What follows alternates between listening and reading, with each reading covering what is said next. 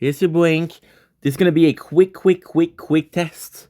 Because today we're changing the time, the daylight saving time. So we are gonna be doing a small test to see when is the mission. Perfect. So we have an hour 5. That is good to know. That is really good to know. So I'll be back in about an hour. Sorry about this, guys. We're back. We're completely fucked. I have 6.6 gig, which is not enough. So what I'm gonna do is I'm gonna play a little bit, then I'm gonna have to pause, and then I'm gonna have to bring it back. We're just making sure that we have all of the 6 dailies, even though we don't really need to do it anymore. I want to make sure that we still have them. So yeah, so that's pretty much it. I've been having problem with the storage the whole time. I might have found a way to really improve our quality of really improve our quality of whatchamacallit. I have to buy a lot of things. To improve the quality of the storage, which is basically transferring to the computer. The computer is at 400 and we're not really using it. However, it's risky as... Okay, so Sword does not work for some reason. Okay, it does work. Am I not just pressing the button correctly? Yes. It's funny, today I was almost in a fucking shock because we changed the time today. We changed the time. So what I'll do is right now, I won't play a lot, right? But I'll be back in about 50 minutes or 30 minutes, depending on how much time it takes. We got the hourglass, which is going to earn, right? Which is great. 30. The new mission is kill 150 bosses. It's 420. Okay, that's good. As of for you, young sire, it's a tough one, but it's fine. By the way, if you guys are wondering where the footage for the Sword is, footage is still being filmed. I'm gonna be uploading everything on the 11th on Tuesday, because we're busy with uploading most of the time. But if the computer things work, I'm gonna be Gucci. I'm gonna be really in a good position. However, the problem with the computer thing is, I've been trying to share a file for the last 30 minutes, and it doesn't help out. So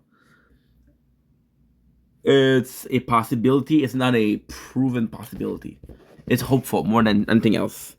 So you can see here we're at 27 out of 50.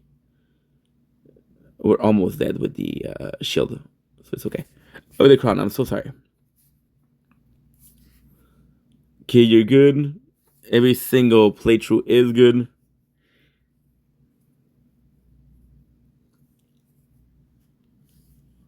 Okay. So what I'm gonna have to do is stop. I'm back in a couple minutes. And hopefully a couple minutes, not an hour. And we're back. However, there is a slight issue. So I'm gonna show you. Before we even start, I wanna do the full thing. I'm not gonna be reading the. Oh shit! Pretty good. That's my best score. Holy, people talked a lot. Darcy screamed, "Yeehaw!"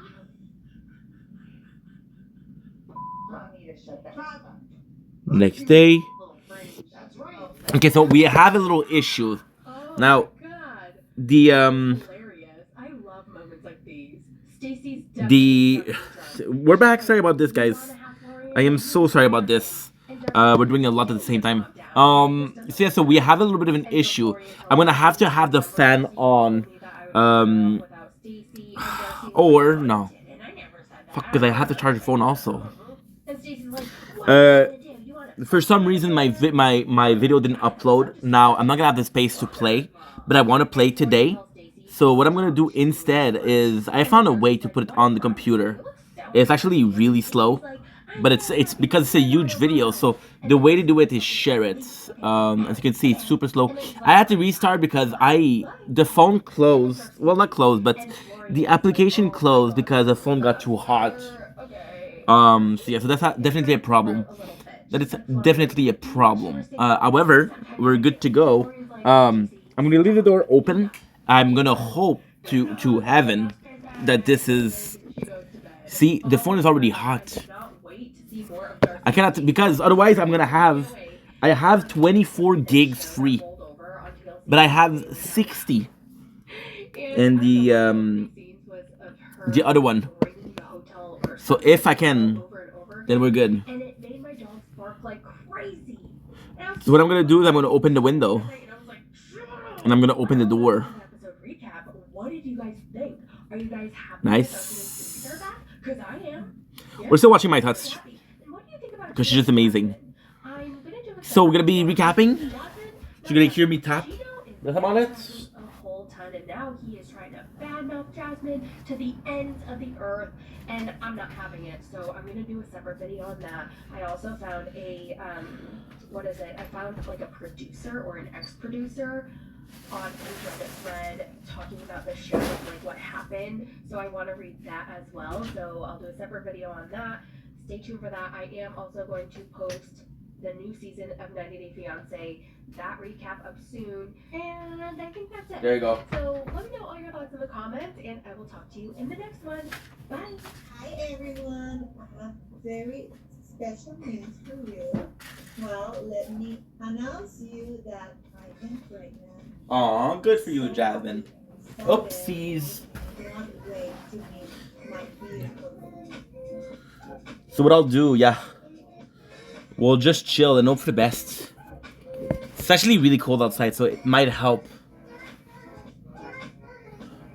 We're gonna be listening to My Thought the whole evening. Well, it's actually pretty late. I tried a whole day to do something and it didn't work. I was trying to upload it. I was trying to transfer it to the phone, to the freaking. To freaking the computer, right? The funny thing is, today was a small night because it's the 9th of March. We went back to the normal time.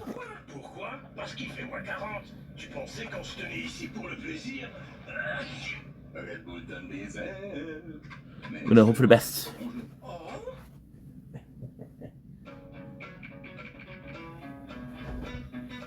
There's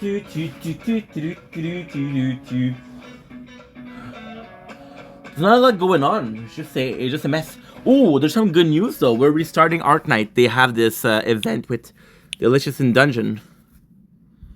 I'm just so excited for it. Hello, everyone. See, it's not that bad. We were at 47. We were at 47 gigs of transfer data. Now the problem with this app is you completely have to delete. Otherwise, it will a 60 gig video will do 120, and I don't have that.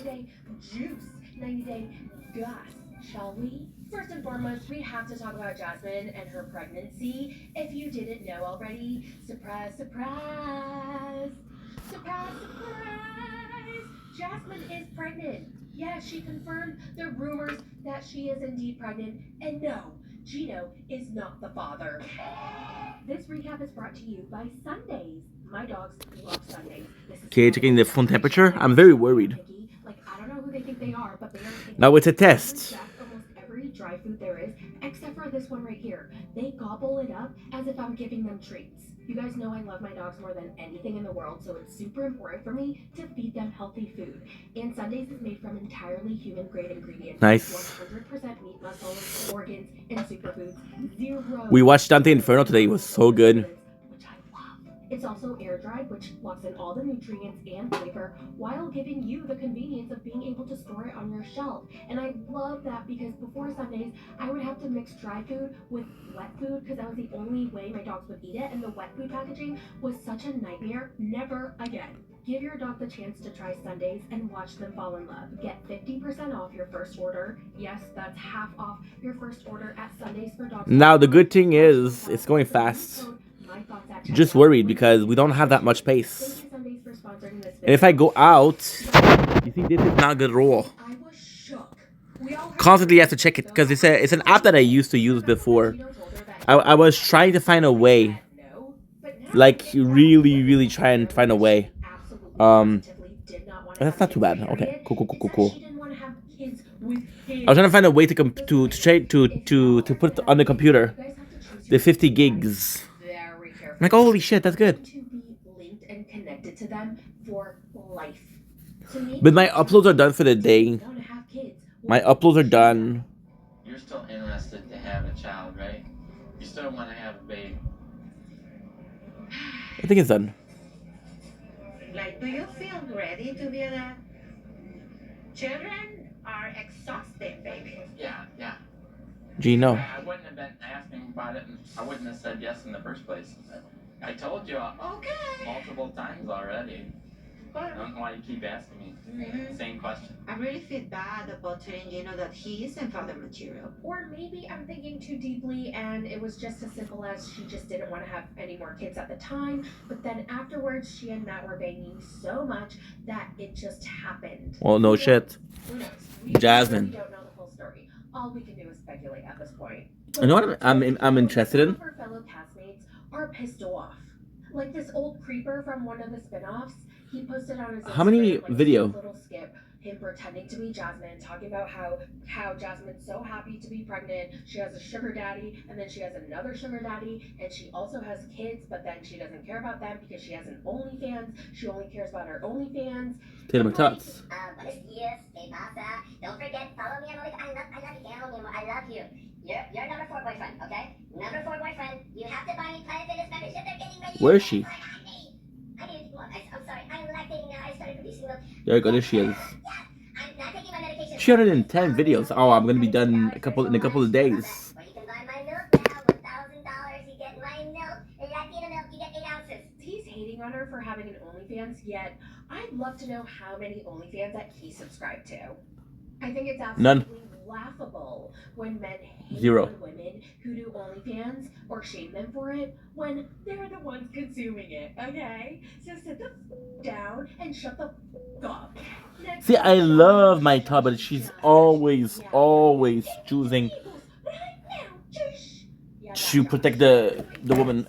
As we all celebrate her pregnancy, let's not forget about how she got here. She cheated on Gino and was with this loser Matt since before the last resort. Then she pressured 40, 84, 85. Good. relationship with this dummy Matt. Now she's having his baby. I feel so bad for Gino. He was collateral damage and was heartbroken. He couldn't be intimate with Jazz because he was treated so badly. Poor No. Gino. I'm sorry for what you had to go through, and I'm sorry we Oh, drink low. you were Orb actually speed. going through sooner. Matt is nothing Yeah, Orb but speed a is huge. and a homewrecker.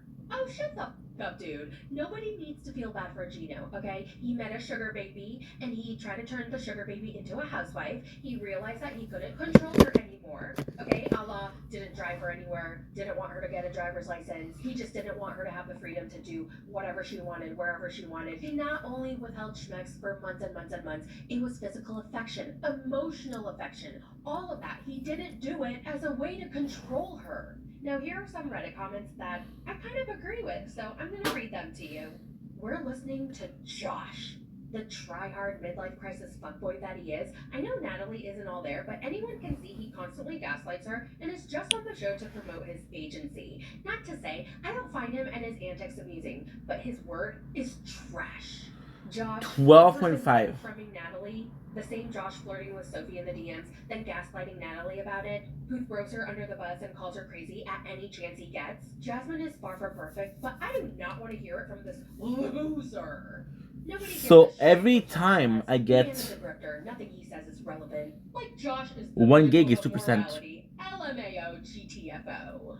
Oh, and Gino is now jumping on the train that Jasmine abandoned her kids. That is really bold of him to say. Okay, let me first read his post. Jasmine should be more worried about her children she abandoned in Panama, that she never took responsibility to take care of them, but instead gave them to families who were willing to take care of them. She should have never come to the USA without her children. She has had her green card for a year now and still hasn't visited them. I feel very sorry for her children and how they feel now. Oh, Gino, no. Did So you know that 4.5? you did not give a single fuck about bringing her kids to America? No, don't, Zom. Since didn't include my children's name on my K1 visa process, it might take 2 years to bring them to America, and I cannot even think about it. Like you omitting my kid's name, just enough for us. I feel bad that I missed one thing. You didn't miss one thing. You missed Yeah, one. that thing, the most important part of the process. Don't sit there and criticize me for all the hard work I'm that I've not done. criticizing you. You promised that once I was here, we were gonna do all the process to bring my kids. You promised. Yep. That's why, please hire a lawyer. And I'm not. But society has me going so crazy, yo. Don't blame me, but my mind's hazy, yo. And I'm sick of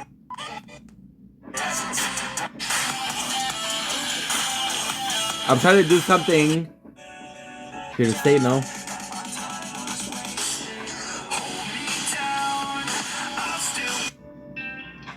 it's all beginning. I'm all but willing to break the ceiling. Oh, Cool chance. Okay, let's do this.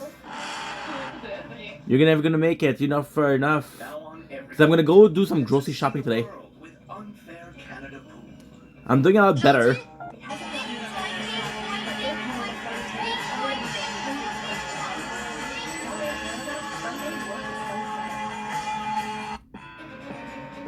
When it comes to have my kids here with me, not even nothing.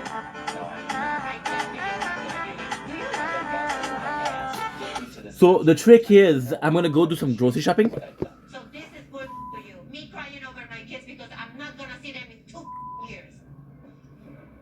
I'm asking you for help. I'm begging And you. I'm telling you, I don't begging have. you.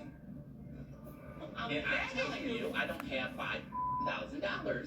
I want my kids. I want to be with them. You're putting all of this on my shoulders and blaming me. I'm blaming You should have been myself. just as I involved know, to bring I'm your blaming kids to the United States. myself. Yes, I'm blaming myself. It's my fault. I should have never gone without them. 6:29. It's my fault. I know that. I know it is my fault. That's why. Damn it, no fucking sunrise. God damn. He was the one who didn't want them to come right away. He was the one who didn't include them in his initial application. When she was begging him, crying and sobbing, Gino, I need to bring my children. Gino, please bring my children. Gino, can we hire a lawyer and change the application? Bring my children, add my children to the application. Please, Gino. You understand me? It's just gonna take a while, okay? The process is gonna take a while. I don't have any money for a lawyer, okay, Jasmine? It's gonna take like 2 years for you to bring over her kids now. Can you just imagine how she feels? I don't feel like she appreciates what I did to this point. But And I did got a you lot do? for her. I got her to this country. The attorney wants to charge me $5,000+ to do our adjustment of status to bring the kids. First of all, I don't have $5,000 to pay for a lawyer. Wait, you don't have that money. Yeah, I've already spent enough on the wedding itself. Oh. She talked about how depressed she was without them, how she can't smile, how she can't enjoy life because her kids are not with her. Gino, please, I want to bring my kids over. I need to bring my kids over. And he was just like, No, stop. Not right now. What did I do? I do want my own kid, Jasmine. I think we should try to get pregnant, Jasmine. Let's work on. No, what did I do? remember that one time he went to her beauty pageant and he hid her passport? I still have 20% left. That's reason why you What haven't don't you understand applied about for that? it. Give me my passport. Why you What have all don't my you legal documents? If I gave you your passport, you'd lose it. Or Give if me you my lose passport. it, if you lose it, you get a new one. You can have your passport. And you know what?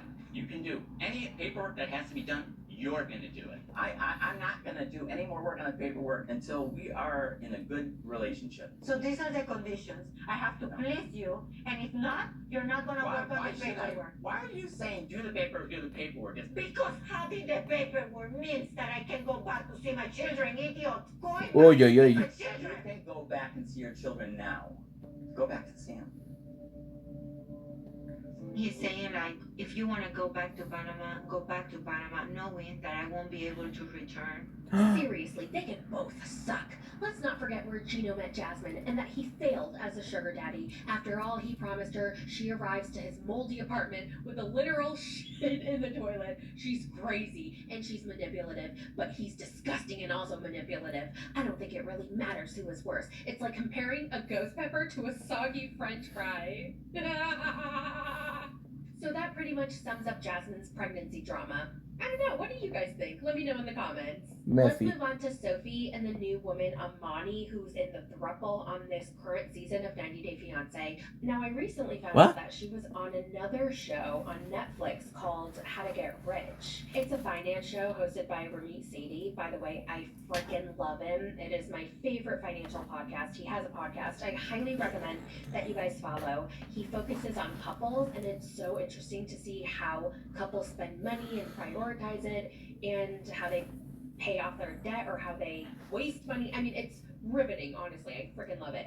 I like that she used the word. She was on the season 1 of How to Get Rich, and they were actually the very first couple. They were on episode 1, and I remember watching that episode. Now, I didn't tie it together when they came on to 90 Day Fiancé, but I vaguely remember that episode and how she was the breadwinner and he was the housewife, and they were kind of That's not feuding. too bad. She didn't respect him because he was so soft-spoken and so passive, and it drove her crazy, and she didn't let him, like, have any liberty with the money, and she didn't trust him with the finances. I can't really remember. I didn't want to rewatch the episode, but basically it's there on Netflix if you want to watch it. The more money she's made, the less valuable I am. That's a very strong statement. That's how I feel, though. Now she is trying to stir up some shit. Now, what I'm trying to do is. Basically, Sophie posted an Instagram post promoting 88, it's good. No, I've never used a waist trainer, so I don't really know what they did. Wow. But she posted this picture, as you can see. My waist trainer helped me snatch my waist, wearing it consistently alongside gym and healthy diet. I lost 654, people are 120 screaming, pounds. dude. And she links tap to shop. Now Amani What the fuck? responded to this publicly by saying, I swear I try to keep my mouth shut, but I can't. Why can't you be transparent to your followers that you got a BBL, which includes Lipo 360? During recovery, you're advised to wear a corset for best results. And yes, the gym and diet are to maintain results. No fucking corset on its own will give people her results. Just be honest. It may not make you the most money, but will create loyalty and respect in your fan base. Facts. Damn! Now here's the thing. I don't disagree with Amani, but how does Amani know that Sophie got a BBL? How does Amani know that Sophie got a Lipo 360? You can't just publicly accuse someone of having multiple procedures that you have no proof of. Like, what if Sophie didn't? I don't know. Where's the proof? Now, at the end of the day, I do agree with Amani. I do agree that no waist trainer can magically snatch your waist and make you look like that. Of course, Sophie did add a caveat saying that it was alongside gym and diet, but the overall message is that it was the waist trainer that did it. So click buy the product. So I understand Amani's sentiment, but I thought it was kind of crazy to just outright accuse somebody of having multiple plastic surgeries when you have no proof of it. Well, Sophie saw this, and she responded, "Lol, looks like one of the new women from the new 90 Day season trying to use my name for clout. Baby, find your own motion. You don't need to bring another woman down for some followers. It's okay. You'll get your time too." Seems like a theme at this point with women on the show talking shit about my body. Women who are secure, don't worry about other women's bodies. Good luck with your new season, although it doesn't seem to be going too well so far if you're already resorting to using other casts for clout. And seeing as you follow me and will see this, I hope you heal. Oh! And the drama continues because Amani responded, "Your name for clout? Sophie. I'm from Austin, and you have a terrible reputation, especially among females. I know all your tea. Don't let me drag your name and tell people the stories. You know exactly. 631. You see? The I'm people are fucked. not stupid. I'm glad you got I'm your glow up. fucked. You needed it. Ugh, see, why'd you have to say? I don't fuck with that. Why did she have to say that? Fuck. Why did she have to make that jab? But the days of doing surgery and selling waist trainers are left back in 2014. Be authentic and real. Being ethical is something you can't put a price tag on. That's probably something you don't comprehend. Ooh, the girlies are fighting. The girlies are fighting. Oh my god. Amani continues. She writes Instagram versus reality of Sophie's ass from a 90-day meme page. And in case some of you are just listening and not actually watching the video, it's a picture of Sophie's ass from the show versus a picture of Sophie's ass on her Instagram. And they look different, and the caption says someone is lying. Who gives Laugh a cry give a emoji, shit? and then Amani reposted this and said, "Y'all are savage," laugh cry emoji. This is why I don't believe Amani when she's all on her high horse. I'm trying to use my voice and stand up unapologetically on my platform to protect people from these fake advertisements. I agree, people need to stop fake advertising. But, bitch, you are not looking out for them, okay? You're just using that so that you can continue to bash Sophie. So then Amani says, "You are literally the same as her. You know joke repeated age jokes 1,000 times that it's almost annoying that you exaggerate the age difference to a point that it's not cool anymore. I hate Natalie, but seeing you keep repeating yourself with the same joke about age made me hate you too. Not cool. You're not even that young or fresh." So you do that too? Oh my god, these people are so ridiculous. So Amani's like, "Yeah, it's not cool that you age shame. All you do is age shame. By the way, you're not even that young." You literally just did what you're criticizing Sophie and Natalie of doing. Oh my god, these people. Oh. Okay, now let's see what Reddit is saying. Amani is pathetic. In my view, your opinion on Sophie should be irrelevant to your take on this. This woman literally just came in and immediately started targeting another cast member and posted the message screenshots that conveniently cropped out her message to Sophie that was instigating Sophie in the first place, which is super manipulative. It's not about exposing fraud or being transparent. It's because Amani wants fame and attention. Suddenly, Amani is an expert of plastic surgery. Today, her focus is on Sophie, but she will switch her attention to other female casts. I agree. I predict that she will be a nightmare to the third wheel and the other female cast during the tell-all. She will be attacking people left, right, and center. Generally, attackers are defensive about their own actions, so I can see her yell at people when they call her out. Advil plus acétaminophène combat la douleur de deux façons en combinant deux analgésiques fiables dans un seul comprimé. L'ibuprofène cible la douleur. L'acétaminophène bloque les signaux de la douleur. Advil plus acétaminophène combat la douleur jusqu'à 8 heures durant. Okay.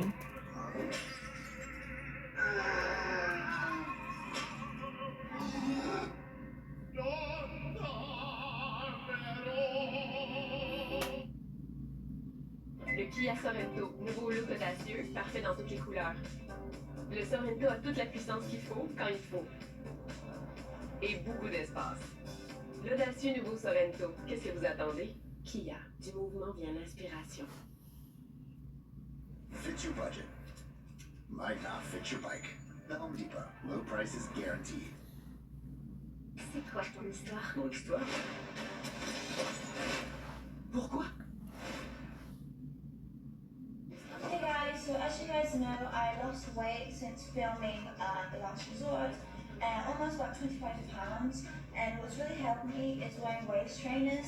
I've spent the past year or so trying different types of waist trainers and seeing what was best for me, and after a year in the process, I finally launched my own.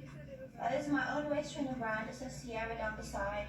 Super cute, comfortable, and yeah, it's affordable, it works, it's worked for me. Now I'm trying to gain muscle and gain a bit of weight, so my waist has still stayed small while my legs are getting bigger and I'm getting stronger, and this has really helped me. Yeah, this is icky. It's icky because she's heavily implying that the waist trainer made her snatched, which we all know that in my opinion, I don't think that's possible. God, they both suck. Everybody sucks. What do you guys think? Are you on Team Amani, or are you on Team Sophie, or are you on Team no one and everybody sucks? Now, last but not least, here's a little bit of The Last Resort tea. Allegedly, a producer who worked on season 2, the current season that we're watching, spilled some tea on Reddit and I'm gonna read it because it's a juicy. Here's some bullet point tea from my time working on The Last Resort. Ari and Biddy had not spoken for 4 months before the filming of The Last Resort began. They were essentially over and were just trying to get through filming, but Biddy was so mean that Ari just gave up. He makes no effort to be in his kid's life. Ari did lock herself in the bathroom at the bar all night and the producers were so over her. They hate her voice and that she won't create more drama. I mean, I feel like we all knew that Ari and Biddy were over. Like, it's so obvious by the way they interact with each other and the way they talk and the things that they talk about. Like, their marriage was well over months ago. Natalie is 100% the person you see on TV. Her eyes are terrifying. Josh and producers talk shit about her. Josh is clearly just playing along for TV. He isn't as rich as he says he is, and they have a toxic thing where she still hooks up with him. Jasmine has been dating that guy from the gym for a while. Gino has a sex addiction and is a real dud. Jasmine is actually hilarious IRL, and I was surprised. Producers love her because she is over the top with her acting. Her butt implants look worse in person. Oh, damn! Julia and Brandon are the one couple on the show that are actually together in love. I saw them cuddling and being a normal couple when no one was around. They're younger. They're pretty sweet. Also, both super nice, and Julia hugged all of the crew. Also, the entire cast was shocked at how buff Brandon is. LOL, he's a short dude, but like really fit.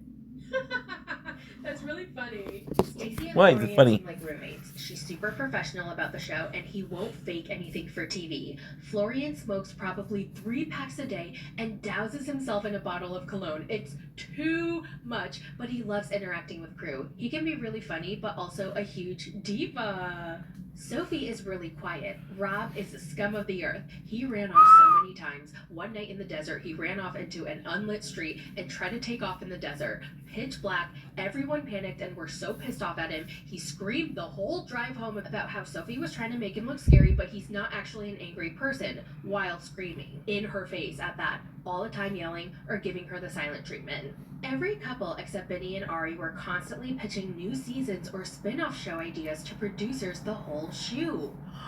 Interesting. I mean, they are trying to get that money. They also acted like they were Hollywood stars. Cringe. Oh my god, also, I feel like I've done that already.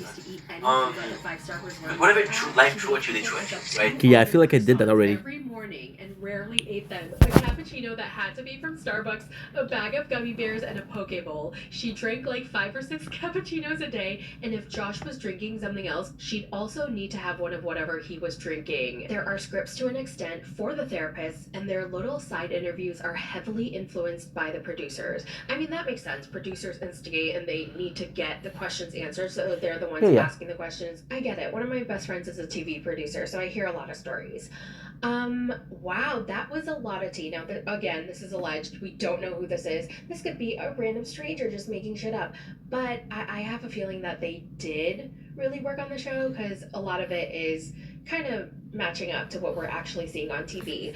Very interesting. Well, that's all I have for today. What did you guys think about all the drama, all the goss, all the juice? Let me know your thoughts in the comments. And if you guys love your dogs, check out sundaysfordogs.com/mythoughts. Link below, and I'll talk to you guys in the next 90-day recap.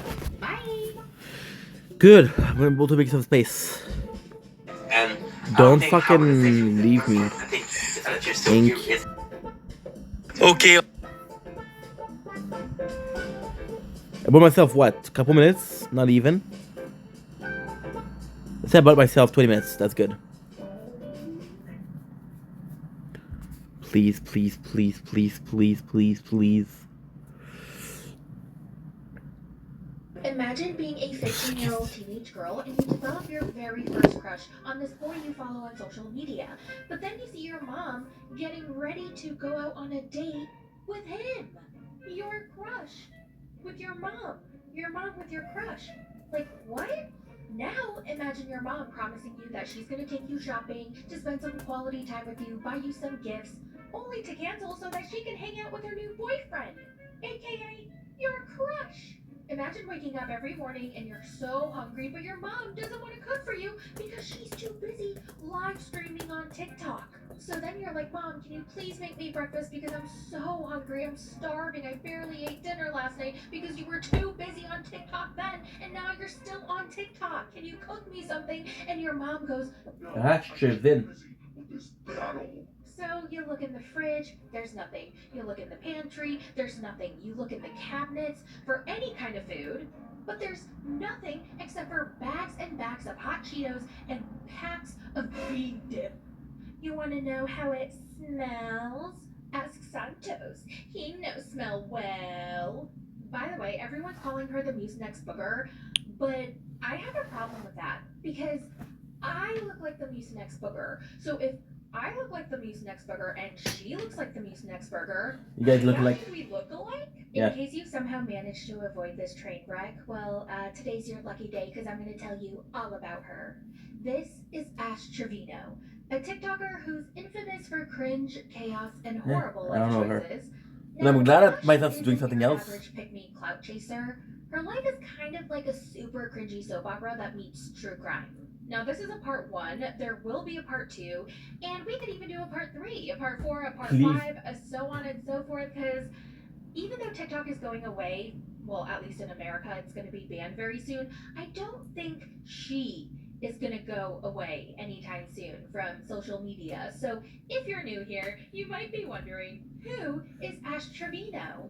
This is 35-year-old Ash from Texas, a mother of 2 teenage daughters who claims to have dated at least 30 inmates. Yeah, you heard right, 30 inmates, and she wears it loud and proud, baby. And when she's not spending her time talking to these people who definitely aren't using her, she's live streaming her breakdowns, her fights, faking pregnancies, and defending convicted criminals, including a literal child murderer. Oh, and she loves to flirt with teenage boys. What? She also parents her kids in what can be best described as a hands-off approach.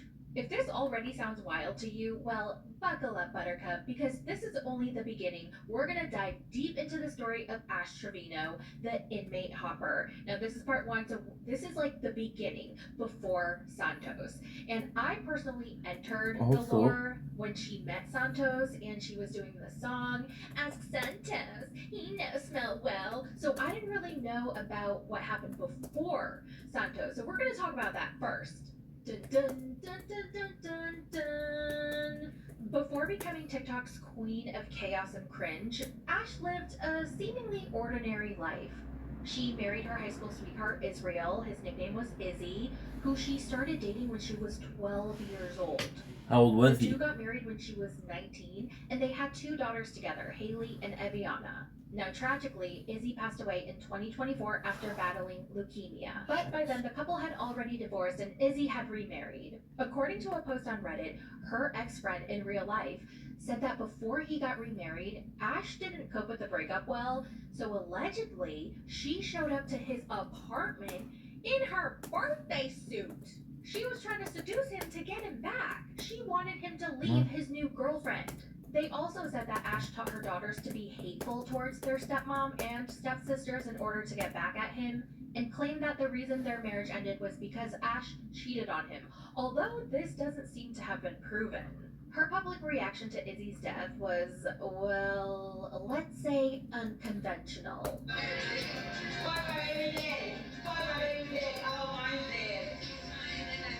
Yeah, you heard that right. She was going, F my baby daddy, F my baby daddy. Oh, wait, mine's dead. But this very brief moment of drunken messiness marked the beginning of her internet fame, or let's be real, it's more infamy. After she did that, people were intrigued. They were like, what the hell is wrong with her? So they dug into her past, and it turns out that her separation from Izzy led her to dive headfirst into the world of dating inmates. Enter her second husband, Isaiah Gonzalez. Allegedly, when Isaiah was a teenager, he was imprisoned for committing aggravated robbery, arson, and murder, and is currently still living out his sentence in Texas. According to the people on Reddit, Ash once said on a live stream that she used to babysit Isaiah when he was only 9 years old and told his mom that she would marry him one day. What? Bear in mind, Ash is 6 years older than Isaiah, which would have made her 15 when she said that. That's so freaking gross. What kind of person is thinking about dating a 9-year-old in the future when they're about to get their driver's license? That's kind of fucked. Anyway, surprise, surprise, that relationship didn't last. And soon after, Ash started dating another prisoner named Jesse. Jesse was locked up for gang affiliation and running from a crime scene and possessing a firearm. This is very love after lockup. She might want to apply for that show. Oh, and for the record, she also claimed in a live stream that her kids never met any of her inmate boyfriends besides this guy named Jesse. But this video from a creator, I'm going to tag her, it shows that this is clearly a lie. After No his shit, release from she's lying. prison, she live streamed his reaction as he walked into a hotel room that she claims to have spent hundreds of dollars decorating, basking in the attention of her followers. 2 weeks later, their relationship exploded. She accused Jesse of cheating and their breakup quickly became public. She told her followers that a lot of, quote, females, side note, she tends to call women that she doesn't like females, and she was saying that they were all up in his inbox. A lot of females were in his inbox, and I just didn't have the trust. She accused Jesse of cheating, lying, and using her for clout. According to Jesse, Ash was the one who wanted him to make a TikTok account in the first place, so he's like, what do you mean I was using you for clout? You're the one who made me make an account. And later on, Ash even admitted that was the biggest regret in her relationship. There's no Ash and Jesse. There's no clout.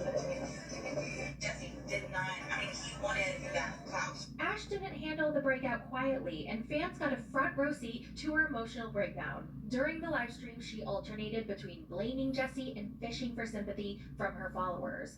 At one point, she went live with Jesse, and as one might expect, it didn't go so well. You need to chill, bro. You need to chill out. You know what I'm saying? Okay, Jesse, whatever. Go ahead and be with your little fans, okay? Go be with your little fans. Go be with your little fans, Jesse. Hey.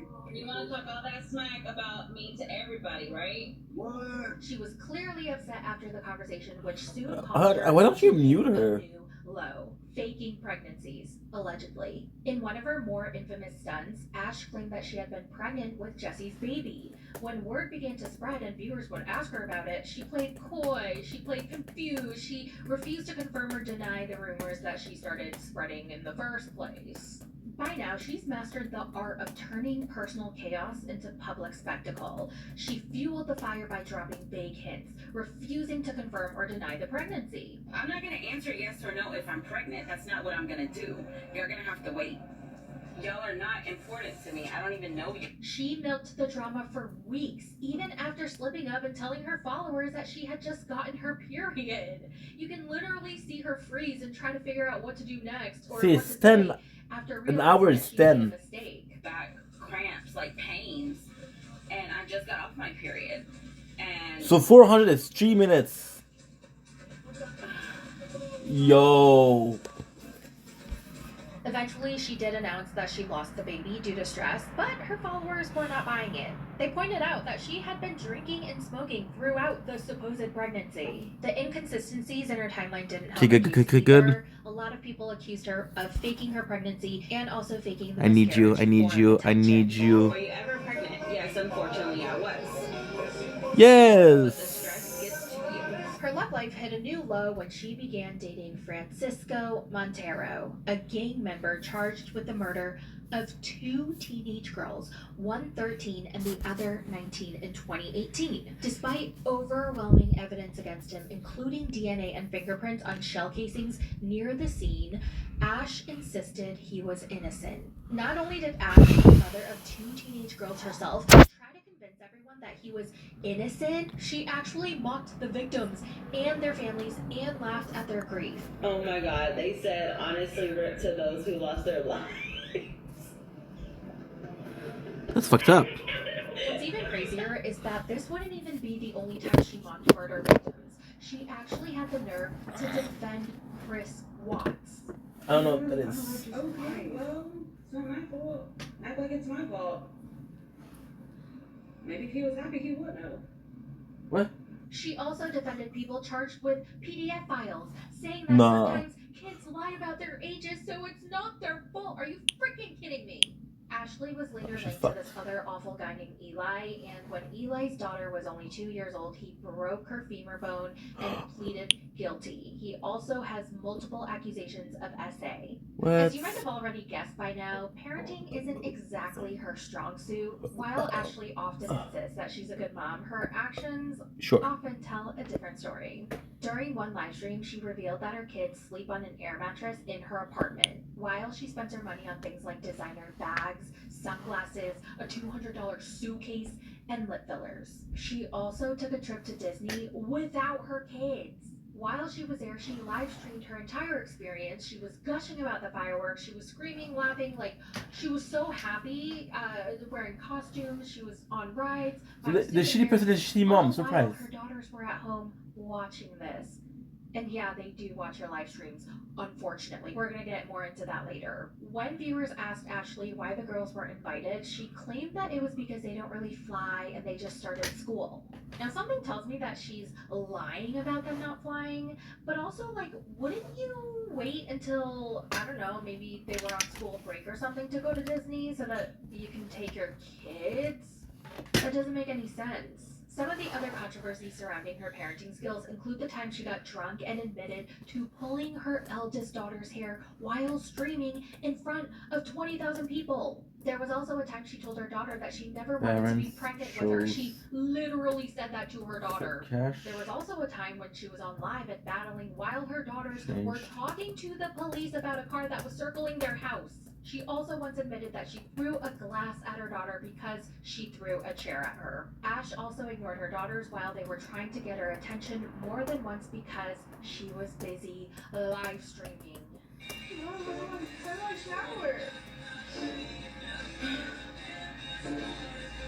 Thank you, Keaton. And that's why I'm not answering their calls right now because I don't need nobody judging me right now. So I'll talk to them whenever I'm not on live. Can you DoorDash for some food, please? How cold is it here? Let me see how cold it is. It's 40 roses. It's 44 degrees, bro. During one particularly shocking incident, she was in the middle of a TikTok battle. By the way, if you don't know what a TikTok battle is, basically is when you get on live stream with another person and you beg the viewers for money. And I guess whoever wins the most money Not true. wins the battle, I think. So during one of these battles, Ashley casually threw out there that her daughter was having a panic attack and she couldn't breathe because of her asthma. Now, one might think that she would rush to her daughter to help her, right? She's having trouble breathing, but instead, she wanted to finish the TikTok live battle. She was like, oh, honey, yeah, mama will be there, okay? Just try to breathe. I know you're struggling, but wait. You guys, come on. Let me win. Donate.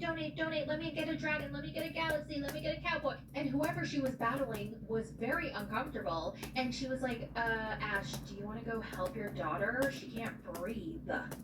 I'm gonna try and do a couple battles with you, but my little one is really sick. You sick? She's so sick. She just threw up all over herself, and I might have to take her off. No, if you don't need it, if you can't play, that's okay. I was on live because I was getting ready. After this, she got a lot of backlash and people started calling her out for neglecting her children. Now, as you might have already guessed, Ash has gotten on a lot of people's nerves, including one TikToker named Tampa Bay. Everybody in my shit talk about me. You ain't got that motherfucking clout. I don't even know who the fuck you are with your ghetto ass. Oh shit. And I'll be that. Fucking ghetto ass, dumb ass bitch. So slow. After they got into it, Tampa told Ash that she was going to come to her house and beat her up.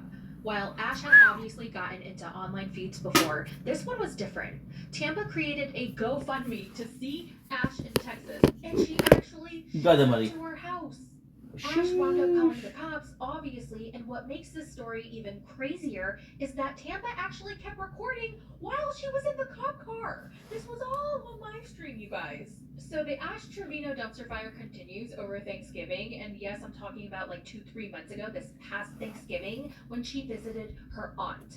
Now, I don't think it's her real aunt. She calls her aunt. She calls her Tia, which is Spanish for aunt. But some people on Reddit and online and on TikTok have said that this is just a woman that she met on TikTok and she just refers to her as her aunt. Regardless, she was there with her daughters. So it was Ash, her daughters, Tia, Tia's daughters, Tia's ex-husband Rob, and then Rob's new girlfriend, Steph. Now, while all the adults were drinking, Ash was, of course, live streaming when she leaked Tia's address. And guess what happened after the leak? Someone showed up to the house. No shit. Is that my Dia? No, it's not my Dia. Who's outside? That was the motion to outside, I think. Now, it was unclear whether it was a fan or if it was someone they knew in real life. Either way, Ash was super excited to meet them. While on live, Ash was talking a lot of crap about her rival TikToker named Mariposa, and Mariposa said that she was going to pull up. But Ash kept taunting her, saying that she was in a rich neighborhood and Mariposa was too, quote, ghetto. Mariposa. I wish you would try and pull up because, baby, the cops will get your ghetto ass real quick. We're in the rich neighborhood. Later, Yeah, Ash sure. was able to convince Yeah, all sure. of the adults to go out to a bar, leaving the kids home alone on Thanksgiving, including one of her daughters who was sick. Ash and the adults drove to a bar, drunk, allegedly, and of course, she live streamed everything, including licking an old guy's face for, I don't know why she did it. My bar. And I'm 6'3" and 230 pounds. Then the crew headed over to a second bar while What crew? again allegedly driving drunk. And when she arrived, she again leaked their location. And this is when all hell broke loose. After watching Ash talk shit about her, Mariposa showed up to the bar to confront her. Now remember, she's still live streaming because she live streams every second of her life. She looked visibly scared and she paused her live stream. Where are you? What's up? You were talking about me? You told me to pull up, right? Right here? What's up? Hey, don't be touching me, bro. Don't be touching me. You are bro? Can I grab you? Don't even know that. You're not. Get up. But someone managed to record the confrontation. Ash Trevino. Oh shit. You're going crazy, dude. It's not because I'm a calm person, so when I see that, I'm like, whoo, baby. I'm glad I'm calm. Ash, true to form, hid in the True bathroom while to form. her friends were left to deal with the fallout. Apparently, during the fight, Mariposa also ripped out a piece of Ash's hair. It's a trophy, bro. After the fiasco, Ash and Tia drove drunk, allegedly, to Whataburger and continued to talk crap about Mariposa as if she wasn't just hiding from this woman in a bathroom moments earlier. Ultimately, Ash is all bark and no bite. But no, that bitch was just fat as fuck, bro. Dude, I don't know what the... Like, and I don't even know what her name was. That bitch was fat as fuck. When they got back to the house, she was still live streaming, of course. She went to the room where her daughter was staying and she noticed that her daughter was still sick. Gee, surprise, surprise. She was sick earlier and she's still sick. So then she pretended to play the concerned mom. Oh my hands are cold. You're hot. You're hot. I know. It's too cold for me. Okay, you wanna go take a shower? Doesn't do anything. It'll make you feel better. You may go take your shower. Later, something happened with Tia's ex-husband Rob, allegedly abusing her in front of everyone in the house.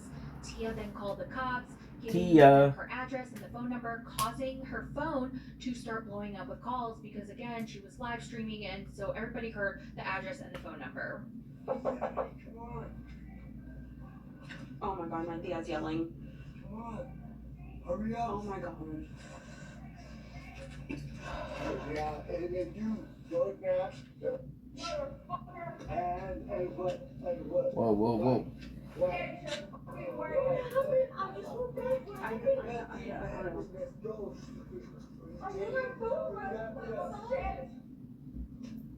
Tia started breaking down. She was in tears, sobbing while Ash just sat there on live, silently staring at her screen and shoveling fries into her mouth. Now we're gonna get into Santos. Like I said before, this is when I entered the lore and learned about Ash Trevino. I didn't know anything prior, and my lovely researcher put everything together. So now let's get into Santos. The most recent drama has come in the form of a 19-year-old TikToker called Santos. And yes, he's a teenager, and yes, this is the same guy that her daughter had a crush on. Now, in case you forgot, Ash is 35 years old. He's closer in age to her daughters than her. Now, Santos is known on TikTok for pretending to date women for clout. Oh yeah, he also has a daughter, but allegedly he was involved in some kind of DV situation and isn't allowed to see her. Again, allegedly, I'm not too sure about this. One night, Ash and Santos decided to have a drinking contest on live. Ash was completely hammered, shamelessly flirting with this 19-year-old. It was so cringy. You're gonna get another one later. And then when you see me in person? So what are you gonna do? What am I gonna do? I'm gonna make all your dreams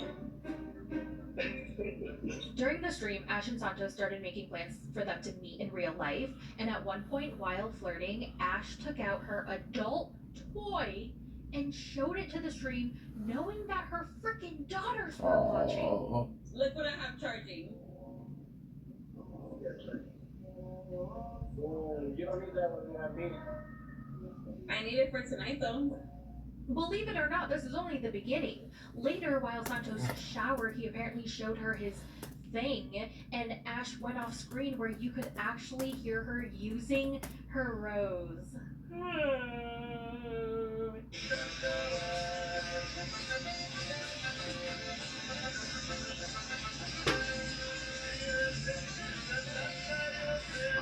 Quickly, the whole night turns really sad when Ash's daughter comes into her room to get her to stop. She's like, "Mom, please stop. Everyone is watching my mother do this on live, and they're bullying me. Please stop." Who's gonna have me like this?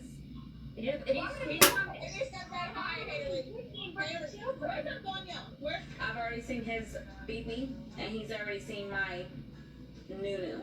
Okay? Yeah. You need to get off later. You're saying stuff that you wouldn't want anyone to know. Okay, well. How messed up are you when your teenager is more mature than you? No, the teenager's more mature than her because he didn't have a choice. Santos is the one who looks genuinely shocked. No shit. Not in there, okay? This whole thing came to a head when Ashley showed her pepperonis. Oh. Y'all go to my Instagram right now. After all of this went down, a lot of viewers became more concerned about the well-being of Ashley's daughter. You think? And rightfully so. During the stream, the cops were actually called to check up on the girls. Sorry, get mad. Ding dong, the cops entered the house and she No shit. seriously offered them a drink. What? To the cops. You thirsty, bruh? What is she on? Tell her, fool. Like, hello, y'all. I had a missed call. Yeah, we're good. If you want to see the kids, they're right there in the living room eating Wingstop. You want to come in? You want a drink? No, you're good. I'm not going to show you. And apparently one of her daughters was so embarrassed that she didn't go to school the next day. Imagine how humiliating it must be for those kids to watch their mom doing this type of stuff online. Especially considering the fact that their dad passed away earlier that year, you really have to wonder how badly this is affecting their mental health. Many concerned people have called and emailed the local police, but the investigation, or lack thereof, seems to have hit a dead end. During one of her live streams, Ash actually said that there were over 20 CPS cases against her, but nothing ever happened. A lot of y'all spread rumors and say that CPS took my kids from me. Baby, CPS has never taken my kids. Yes, I've had like 20 CPS cases. Now, this is where part 1 is going to end, but this is not the end, y'all. Oh my god, there is so much more has happened. I haven't even covered her song, which is like old news by now. Garbage. So much is happening so fast. Every single day something is happening. I go to sleep, I wake up, there's so many things that already happened, and it's so hard to catch up. There will definitely be a part 2 and a part 3, so stay tuned. And if I missed anything in the Ash Trevino lore, let me know in the comments. And also, what are your thoughts? What do you think is going to happen once TikTok gets banned? Is she going to continue? Because I personally think she will. She's just going to hop onto IG Live or another new platform, and people are going to continue watching because she is such a train wreck. I'm surprised that nobody has reached out to her for her own reality TV show. I'm pretty sure a TV network is going to approach her soon because Shit's crazy. Well, thank you guys so much for tuning in. Thank you guys so much for watching. And I'll talk to you guys in the next one. Bye.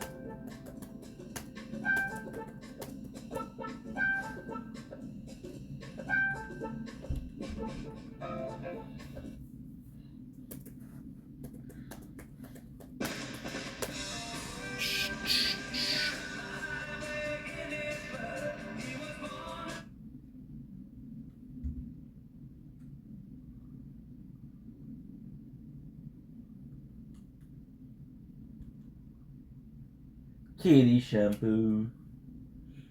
They don't do much of anything, but every kitty that I ever met like to fuck with string.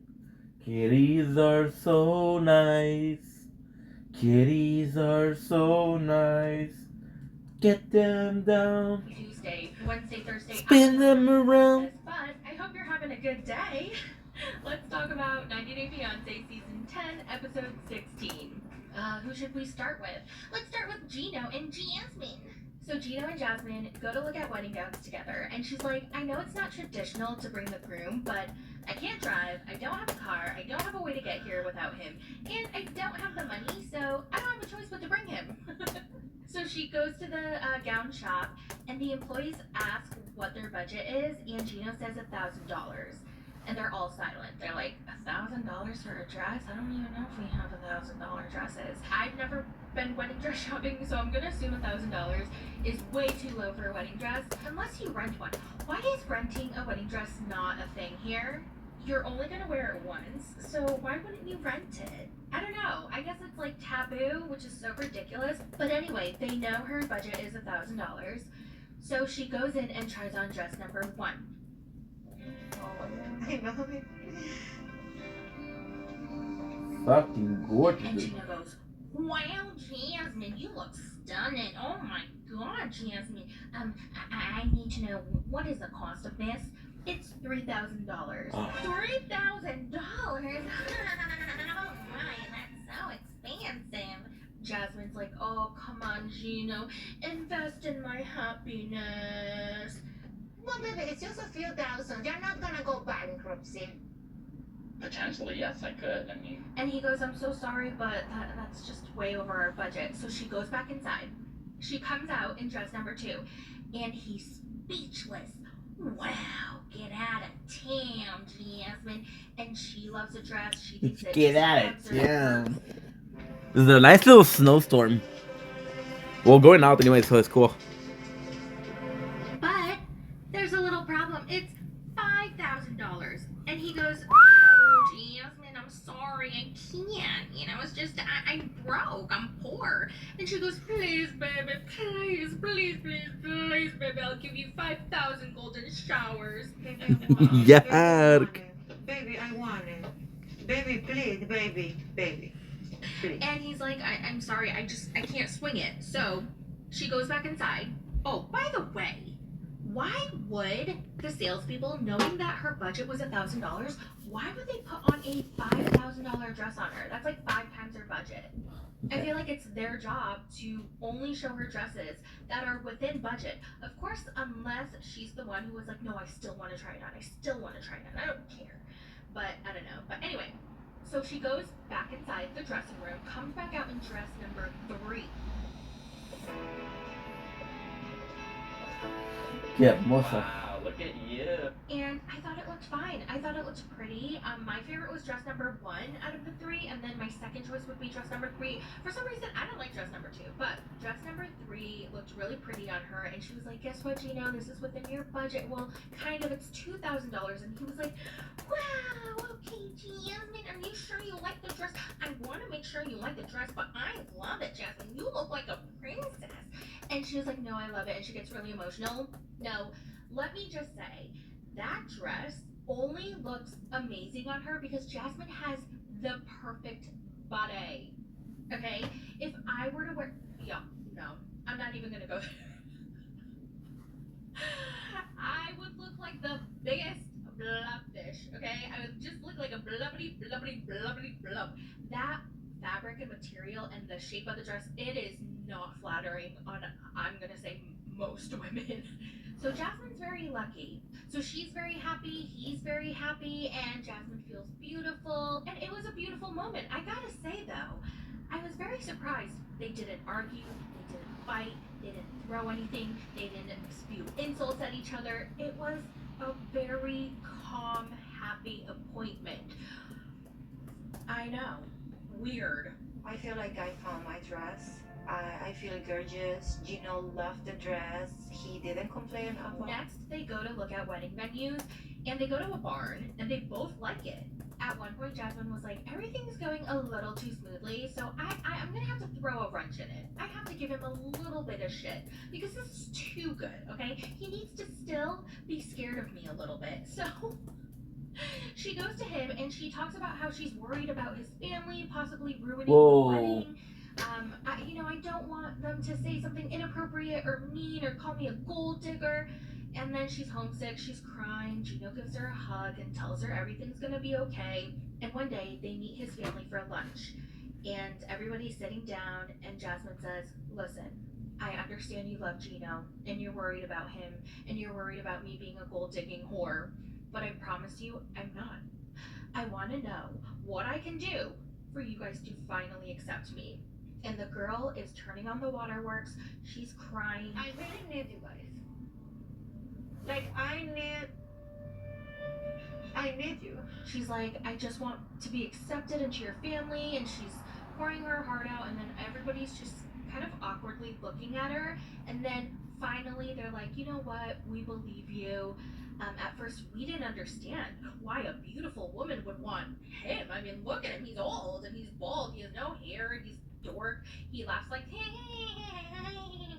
like, it just doesn't make sense. We see you on social media, you have a perfect body, you're gorgeous, you're bodacious, and that's why we assumed that you were a sugar baby using him for his money. And she was like, what do you mean he's ugly? He's so handsome, that's my Gino, blah, blah, blah, blah, blah. Anyway, everything goes well. So I just want to toast to Jasmine and Gino, and just welcoming Jasmine into the family. Yeah. They laugh, they cheers, they have a great time. And I think they finally accepted her into the family. They were like, you're stuck with us now, you're family. And I thought it was quite sweet. But did anybody think that she was kind of turning on the waterworks? I feel like she knew going in there that she really had to connect with them and super convey her feelings. And you know how when you're in a situation and you're talking and you get just a twinge of emotion, you feel a little bit of tingle, like you're gonna cry, maybe, but it could go either way depending on which way you lean. So you lean into it, and then tears literally just come out of your eyes. There you go, you're crying, and then you can continue. I've been in a situation or two where I have leaned in, and I was able to get my point across a lot more. I don't know if anybody knows what I'm talking about. Let me know in the comments. Or maybe I'm crazy. Okay, let's move on to Rob and Sophie. Yay! Yay, I cannot wait to watch them fight again. It was unnecessary, period, for you to even agree with her. It really let me down. Oh, here we go again. So, Rob is bitching again. Sophie apologizes again and again and I again. didn't mean to make you feel like that, and I'm sorry for making you feel alone. I didn't mean to make you feel like that. I'm sorry. And I think at that moment, she just wanted the argument to end. She didn't even have the energy to let it continue. So she was like, okay, I apologize. I'm sorry. No, you're right. I'm sorry. And then after that, Rob has nothing else to say because she just keeps apologizing. Good for her. He's like, okay, all right then. And I guess it bothered him that he couldn't let out all of his anger because she kind of shut him up with her apology. So he keeps throwing passive-aggressive comments. For example, they walk into his apartment and he goes, we're home, the home you hate. He just cannot help himself. So they're outside in his backyard or whatever, and they're continuing their conversation. And he goes, have you heard of the phrase, left out to dry? And I'm like, oh God, no, not again. No, no. Continue. He's not done completing. We're gonna have the next step. Oh my God, she literally apologized 18 times. How many more times do you have to bring this up? She's like, yeah, I've heard of it. And he really needs to drill it into her head. And then she mentions about how she saw his passive-aggressive posts on Facebook, and he goes, those weren't about you. So I saw on Facebook that he was up to for posting a lot of posts which are obviously aimed at me, which I thought was pretty childish. It wasn't aimed at you. You think we're dumb? Come on, please. Just own up to it, okay? Okay, so apparently he reposted these quotes on Facebook, and that is so cringy. It is so immature. It is giving high school. One of them said, when she buys you a meal and she asks that she takes care of you. Rob, what are you doing reposting that? That is so embarrassing. And then another one said something along the lines of, well, I've always been alone, so I'll be fine without you. Rob, I'm so embarrassed for you. Oh my god, delete your whole entire Facebook post history. That is embarrassing. And then he has to turn it around at her, and he goes, well, nobody told you to look at my social media. You what? Oh my god, are you freaking kidding me? And she goes, Rob, you know I look at your social media. Like, oh, that's so stupid. What do you mean don't look at my social media? All of this is obviously about me. So you want to hurt my feelings? I didn't want to hurt your feelings. You don't have to look at my. You don't have to look at my Facebook. Sophie looks at him and says, can you please just say you're sorry? I just want an apology. Like, you hurt my feelings. I'm telling you, you hurt my feelings. Can you just say you're sorry so that we can move on? And he refuses to apologize. He's like, I have a right to my feelings. Sophie basically begs him. She's like, please, Rob, please, can you just acknowledge my feelings and please apologize and I'll get over it. I just want an apology. And she, oh my god, when I felt bad for her because she was speaking normally and then she broke down mid-sentence and she couldn't help but to cry and then she was sobbing, asking for a simple apology, and this dingleberry won't do it. He just won't. My feelings will hurt. My feelings will hurt. Why can't you just say sorry? He won't. Like, he just cannot get those words out of his mouth. I'm sorry. He can't do it. He's starting to realize, oh, she's really upset. Like, she's not going to stop crying. And then he goes, oh, okay, I'm sorry for some social media posts. Bitch, what? Can you? How does this man not know how to apologize? Oh my god.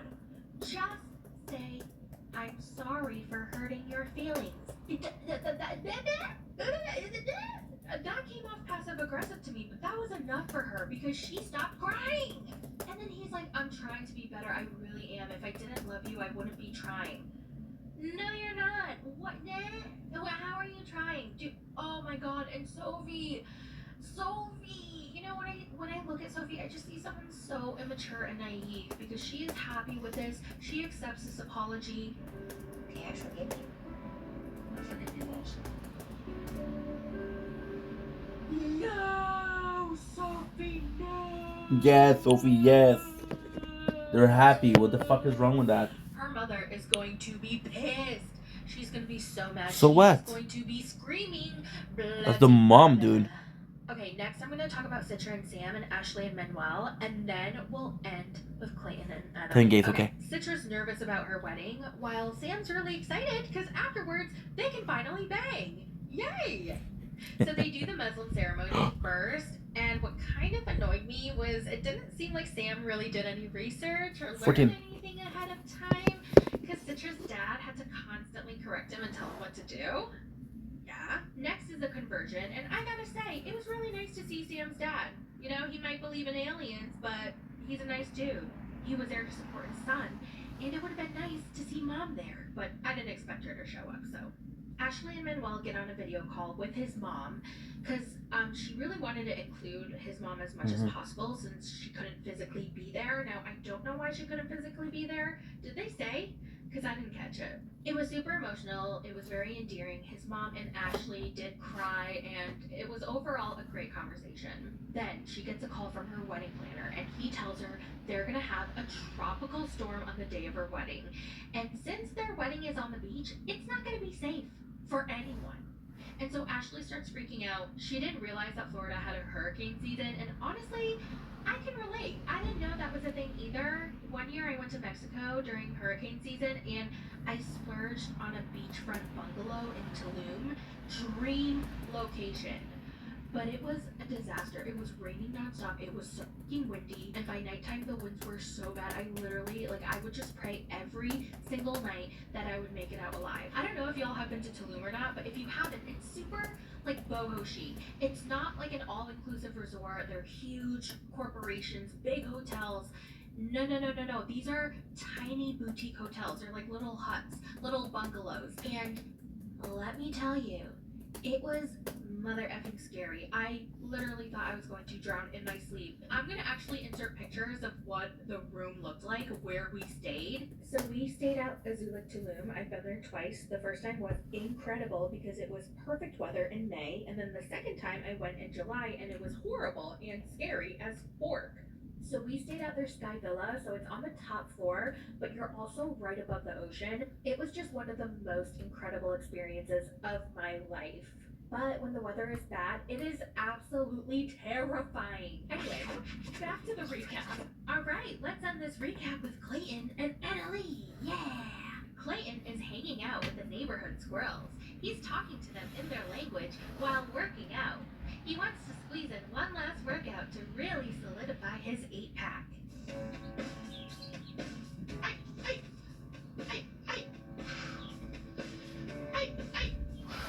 Annalie comes out to find him and tells him that his sister hired a stripper for her bachelorette party, and he's not happy. He's so mad. Oh no, little baby Clayton's mad. She's like, well, your sister's the one who spent the money and planned it. What was I supposed to do? And he goes, you could have said no, but you accepted the stripper. And she's like, what?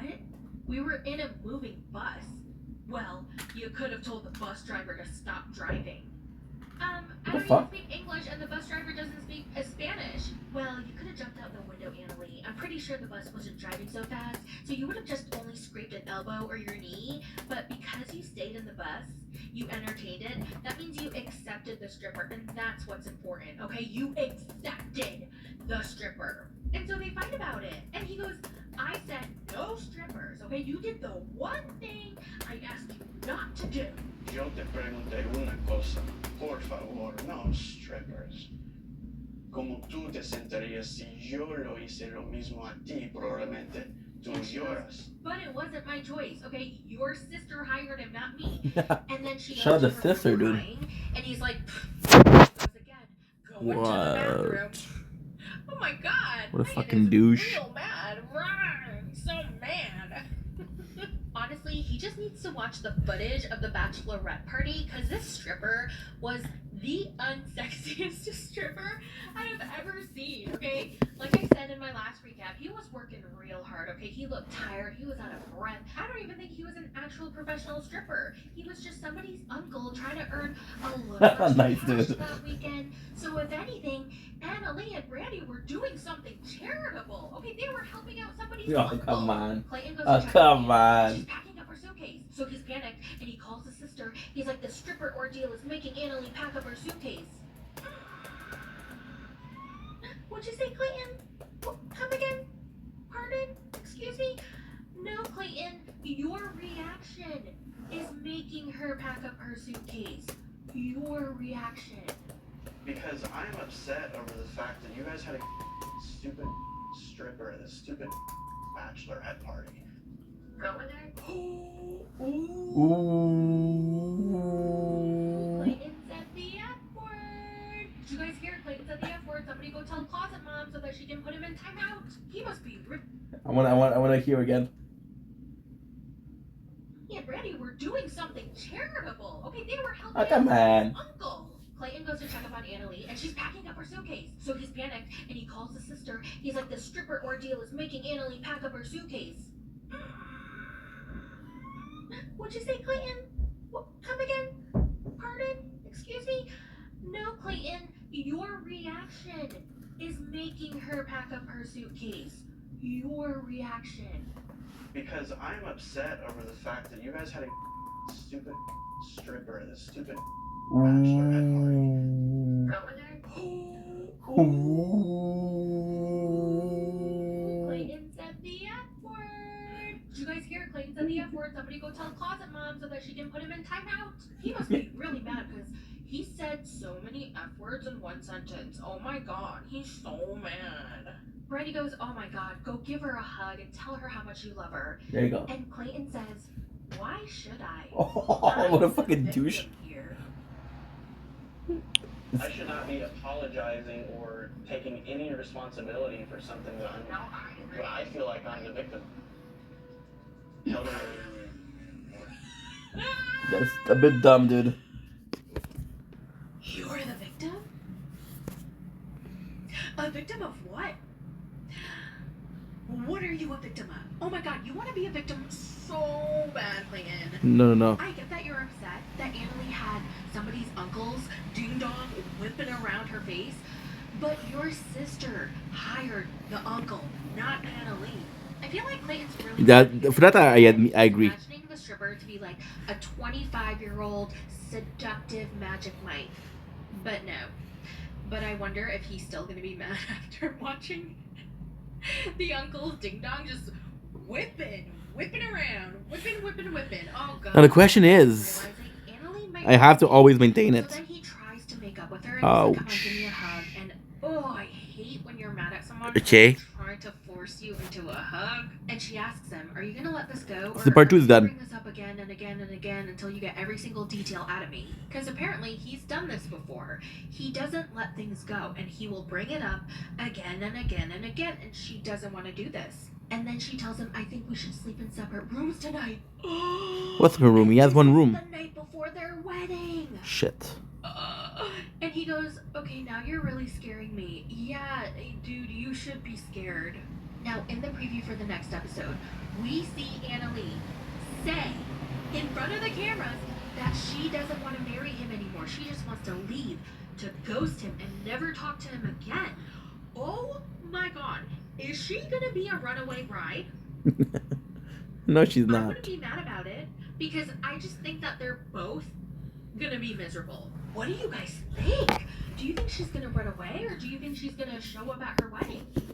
If she runs away, this is gonna be the first time in 90-day history where a bride doesn't show up to the wedding. Oh my god, that would be crazy.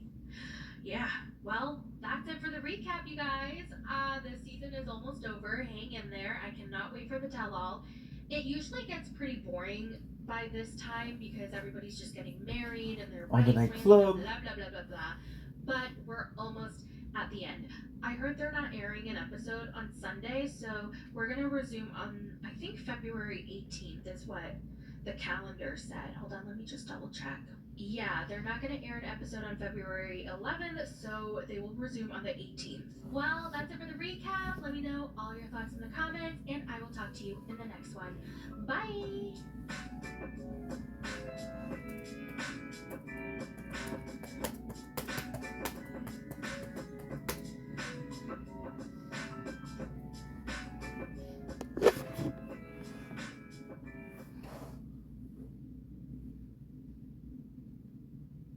Avec la nouvelle version XRT de Hyundai, vous pouvez faire ça. Peut-être ça. Something, brother. Confiance avec les VUS Hyundai, dont 94% sont toujours sur la route après 10 ans. Don't blink. It's your blink. Welcome to the Computer Show. In case you're doing well, so having a wonderful day on this 9th March 2025. They were doing super well. A lot better. I'm feeling a lot better. But what I think is gonna nail the coffin is, as you can see outside, it's actually crazy snow. Right now what we're doing is we're watching My Thoughts, great channel. We're taking notes for Shameless. We're playing 2 times the tower. What I really think is gonna help me is I'm gonna go out. I'm gonna go for a walk. We see some Amazon package. I'm gonna pick them up. Right? And that's pretty much it. So that's really gonna help. Doing a lot better. Today's Sunday. The plan is possibly try to film today. I'm trying to film, but I don't know if I'm gonna be okay because again, I don't want to always go back to the cycle, you know. I don't know, guys. I don't know what to do, but just a good morning. So good morning to you guys too. The best for last, and my second favorite scenes were of Chantel. I know, surprise. Surprise. I did not expect what happened to happen, and I don't know why, but it got me all excited. I don't know what's going on with me. So let's just start with her. We're obsessed with DLC and all the trashy reality TV. It's a recap. It's a recap. It's a recap. So remember the last episode, Chantel was really bummed because Giannis paid no attention to her at the snail dinner. And so I think things are done, but one last time before we go back home. And everyone's like, yeah, you gotta go. What else are we gonna do? So she gets ready for her last date with Giannis. She wears this lavender, lilac, Hervé Leger. I don't know why I don't remember her wearing this dress before, but I believe she wore it when she went to the club the first night she met him. I don't know, but she did wear the lilac Hervé Leger with her Louboutins and a Dolce necklace. Head to toe designer. I was like, damn girl, you got money. Also, that dress looked insane on her. Like, I could only dream. Oh my god, if I wore it, I would look like a beluga whale. She gets in the car, and she has no idea where the date is. She gets dropped off at a soccer field. And there's Abercrombie soccer boy in his soccer uniform with his soccer ball. She gets out of the car, and she's happy to see him. Her. And she's like, why were you acting so distant at the snail dinner? Okay, so in his interview scene, he said he was acting distant at the snail dinner because he knew that she was sleeping and he didn't want to get too attached. So I don't know, maybe he was building up a wall, just trying to be friends. And now he realizes, okay, he has one more chance and he really doesn't want to let her go without telling her how he really feels. So I'm like, okay, I don't know where this is going. This is not what I expected, but let's see what happens. First of all, I just have to point out that I was so distracted by her makeup. Who matches the color of their eyeshadow to the color of their dress? She really should have done her own makeup. She's so naturally beautiful. She doesn't need much either. And that eyeshadow was so heavy, that lavender with the dark purple, that eyeshadow was a no, the foundation was a no, and it was just so frustrating because she's so beautiful that I was like, who keeps messing up her face? Also, did anybody else notice she looked so sleepy? Like her eyes were half closed and she was just like, Giannis. Like she could fall asleep at any moment. I felt bad for the girl. Okay, then Giannis tells her that he has feelings for her. And she's like, okay, I'm confused. I've been making all the moves and advances and like you haven't even tried to touch me or like hug me, kiss me. Like at the snail dinner you were so distant. And he goes, oh my god, of course I like you. If I didn't, I'd be crazy. And he leans in to kiss her. Y'all, I was like, wow! I got the butterflies for her. And I just know the girl was loving every second of it. And then he teaches her how to play soccer, and he looked so hot in that soccer uniform with his muscles and kicking that ball and wow. And then he kisses her again. They make out a whole bunch, and then he whispers, I really like you. Y'all, I got butterflies. That's all I'm gonna say. That's all I'm gonna say. Why the hell am I getting so excited? I need help. Like somebody send help for me. So they play a little game of soccer. And it's getting late, and she's like, oh, I'm so sorry, Giannis, but I gotta go. I have a really early flight tomorrow, and I'm pretty tired. So by the way, what are we? Are we friends? And he goes, No, we're more than that. oh my god, I'm so excited. So they decide they're gonna keep dating. They're gonna keep talking, and she wants him to visit her in Atlanta. Okay, she was like, will you come visit me in the United States?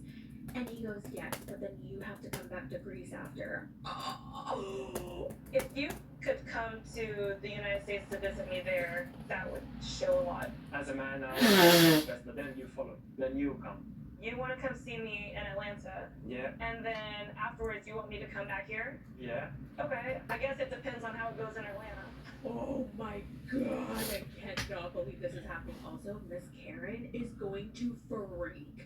She's not going to like this idea. She is going to be like, Chantel, I told you to not bring any man that will harvest the American dollar. Like, I can't wait until she hears this news. This is gonna go one of two ways. he's gonna visit her, and we're gonna see them on the show, or she's gonna get back to Atlanta and things are gonna just fizzle out real fast. I bet she's so freaking happy she saw us one last time. It's the next morning and Chantel and her friends are going back to America. So they put their luggage in the van, they get in the van, and I would say this trip was very successful for her. Regardless of whatever happens with Giannis, whether it lasts, whether it doesn't last. I mean, she found a vacation hobby, she got to have fun and have hot makeout sessions, and she was in a beautiful country. Like, that is my dream vacation. I am going to manifest this for the summer of 2024 for myself. Well, maybe not summer. I hate summer because I sweat so much. I will manifest this for the fall of 2024. So Je vais faire une pause.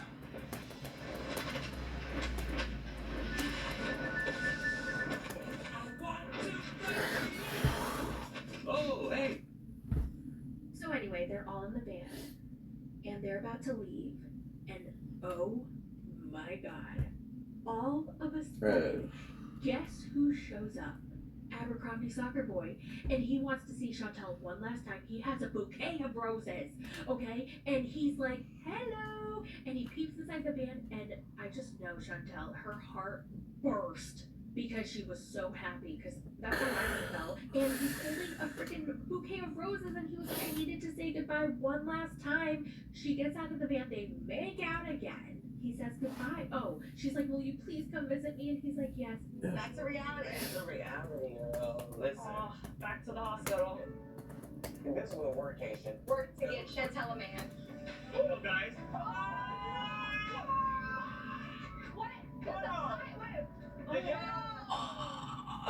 I would have melted if I were her. I would have melted. She's hot though. That gesture alone of him showing up right before she leaves, 10 out of 10. I've been in that situation where I feel so happy but so sad because I'm leaving whoever I'm seeing at the time, and he just shows up one last time. That is like the best feeling.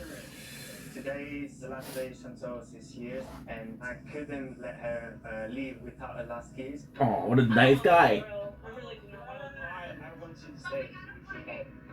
I will miss Chantel because it was an amazing time. Thank you. Which was a amazing time. Last kiss. I go. Yeah, we'll see you soon. See you soon. Damn, this made me want to go back into the dating scene. I don't know, should I? Let me know in the comments how it is. If you guys are in the dating scene, online dating, I heard it is rough out there. I don't know, let me know. I'm kind of inspired by Chantel's story. Maybe I should go on vacation. I want a vacation fling. Oh my god, should we do a travel with Poe series? And then every night, well, okay, every night is too much. Maybe every 3 days I will meet up with a Bumble date and then I will report back. And if I get murdered abroad, okay, you guys can write my obituary and please be nice. Do you guys think that he's gonna visit her? I don't even know if they're gonna get that far. Anyway, I hope so. on to Miss Debbie. Okay, so she's packing up her bags because she's going back to Georgia. Julia comes into the hotel room and she's like, Julian, why did you tell Ruben that I wanted to move here? And he goes, well, that's what you said. And it was pretty funny, actually, when he was imitating her. You're like, oh, I can live in Miami. Oh, this is my people. Oh, this is my art. Oh, yeah, this is where I need to be. I said that to you, not to him. You made me look so desperate, man. And you brought up the O word. Oh, Shama, you know we don't say that anymore. What's his name? Julian. And then he goes, Ma, when were you going to tell him? I wanted to be the one to tell Ruben about Oshama so he doesn't get the wrong idea. So then Julian apologizes for overstepping the boundaries, and they talk it out, and they're all good. Miss Debbie sees Ruben one last time before she leaves because he's going to take her to the airport. So he's driving, but she feels like the vibes are a little bit off after Julian told Ruben about her tainted past. I don't know why she calls it a tainted past, but whatever. So they get to the airport, and she's like, oh, I don't know, like, Ruben, how do you feel? And he's like, no, I think this is a great beginning. I really hope that we continue, getting to know each other, blah, blah, blah. And she's like, oh, Ruben, I'm also enjoying our time together, but I can't live off fairy tales anymore. I need a hero. Okay. Did she really just say that she can't live off a fairy tale, but she needs a hero?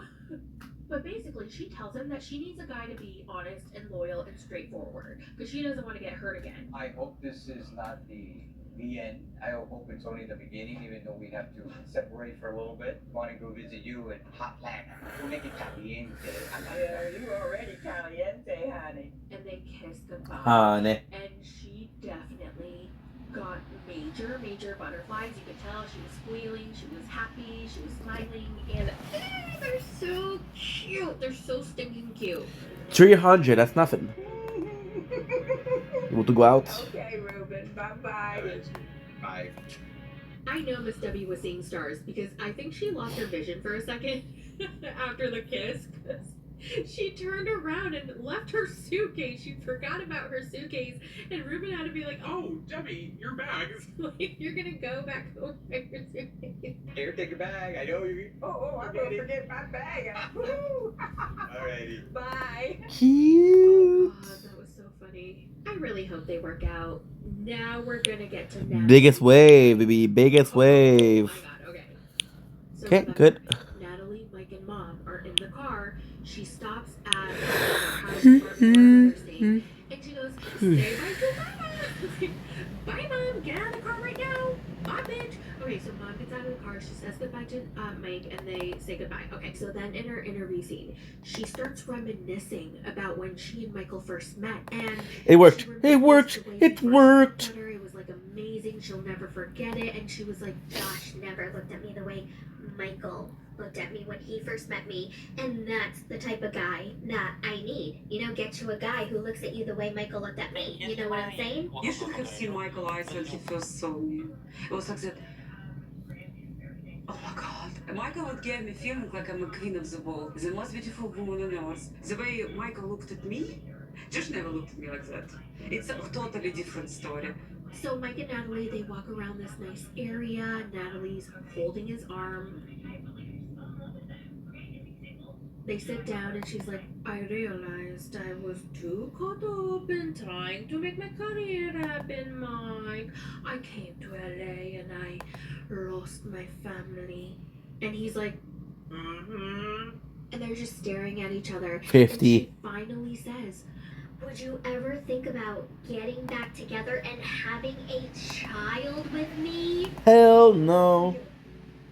Would you consider ever coming back and have a child together? He's looking into her crazy blue eyes and he says, no. Of course not. Why? Because you're crazy. Because I'm ready to move on, Natalie. Oh. And Hey. she's like, what do you mean move on? We're still That's life. married. Have you met someone? And he's like, no, but I want to. And she's like, but I still love you, Michael. I care about you. And Michael goes, you've had relationships with other people. And she goes, who, Josh? I barely call that a relationship. That is definitely not what she was saying like 2 weeks ago. Mike goes, so what am I, your backup plan? And she goes, but you're my husband. I care about us. And he says, there is no us, Natalie, and you made that happen. I was like, holy shit. You're my There is no husband. me and you. You made that choice, Natalie. We're friends. Oh, and he's not done. He says, Natalie, you traded our family, you and me, the family we were supposed to be, for what you wanted for your life, your dreams and your So now I have to make sure that he's there. acting career and all that. And Because I swear to God, if it's not there, I'm gonna go. when he goes, well, you made your choice. I'm gonna go For years, I crazy. wanted you to come here to be with me. I cared for you. I loved you. I So you have to go supported you, here. And you left. I don't know, Natalie. This is what you wanted and you got it. The grass is Sorry, not guys. greener on the other side. You can't backtrack towards me. I'm not your backup plan. Damn, that was crazy. Because in his interview scene, He says, I wanted kids, and I still want kids. But this is what she chose. This is what she wanted. LA, look at this. The land of dreams. And Crown. she's still not happy. Natalie doesn't know what she wants at the end of the day. She just wants to hit the finish line with everything. This is where she wanted to be. There she is. This is her dream. Dreams don't always turn out the way they want. Won't be long, guys. I'm so I sorry. was just thinking, I told you so. Do you guys think Mike was upset? Because his face was so red while he was talking to her about how she left him. Of course she was And he just upset. got more and more agitated when she kept trying to tell him to give her one more chance. And he's like, No. You made your bed. The editing definitely got a little weird and was out of order towards the end of their conversation because the sky was all different colors. That was a dead giveaway. And also I noticed that they put a sound bite of him saying, I'm taking steps to make the divorce final. But I'm not sure when he actually said that. I just don't think he said it during that scene. Natalie's having a very hard time with Mike not taking her back. I guess she just somehow thought he would. 18, okay. And she takes a step away because she's like, So what we'll do is we'll make sure that it's working. and cries. Now, Mike's probably cursing at the producers for talking him into coming to LA. He's like, this is not what I was supposed to Took me an hour. with. She then says to the camera, I'm not letting him divorce me. Families for life. He cannot forgive me. I think he just revenged me. I'm not divorced. He's my family. You don't divorce family. Families for life. I bet Mike's gonna watch the scene and call his lawyer ASAP. For sure. For sure, man.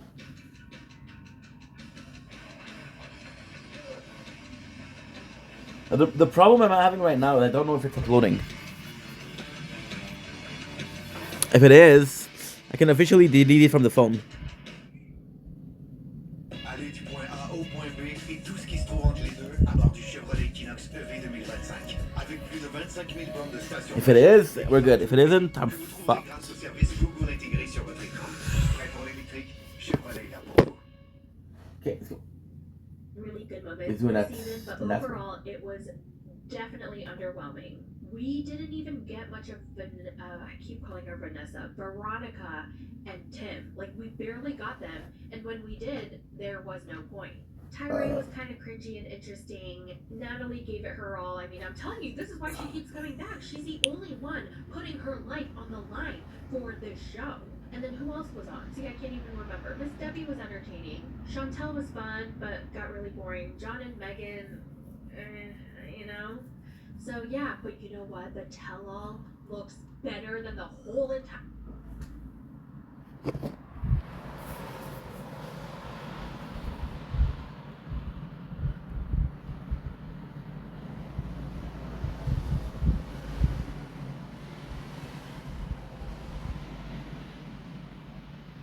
Te réveille.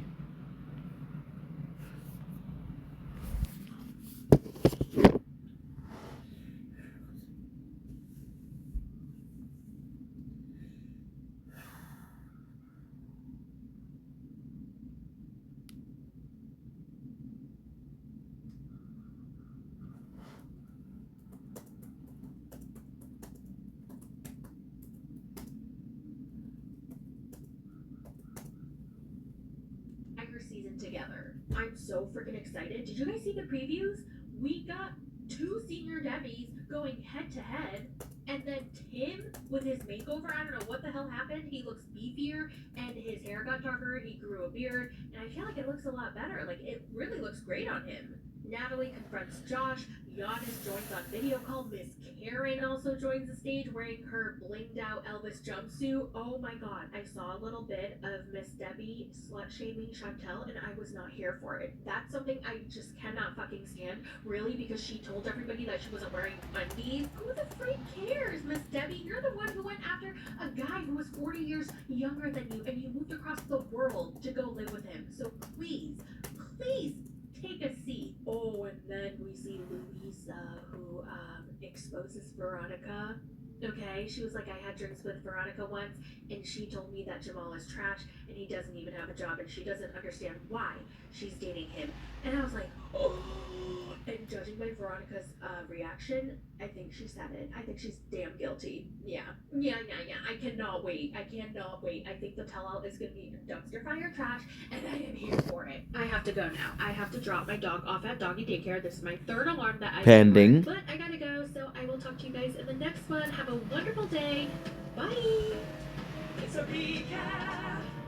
It's a recap. If I can do that, I'm going to be able to free 54 gigs. I'm going to go to get some food. And I'll be right back. Well, right back in 40 minutes. Watching An hour. Joey's always fills me with inspiration. Don't like my savings account. BMO has 2 special ingredients to grow your savings. Great rates and no monthly fees. You're hired. April. Gotta be faster than that. Como é que alguém leva teu marido, leva ele preso e depois diz sumir? Não precisa sorrir. Por que não? Sorriam. I'm still here.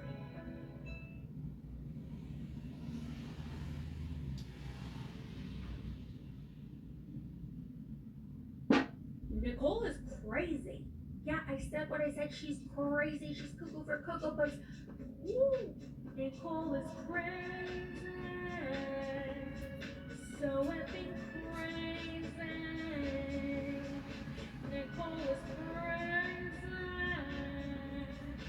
Definitely. Yeah.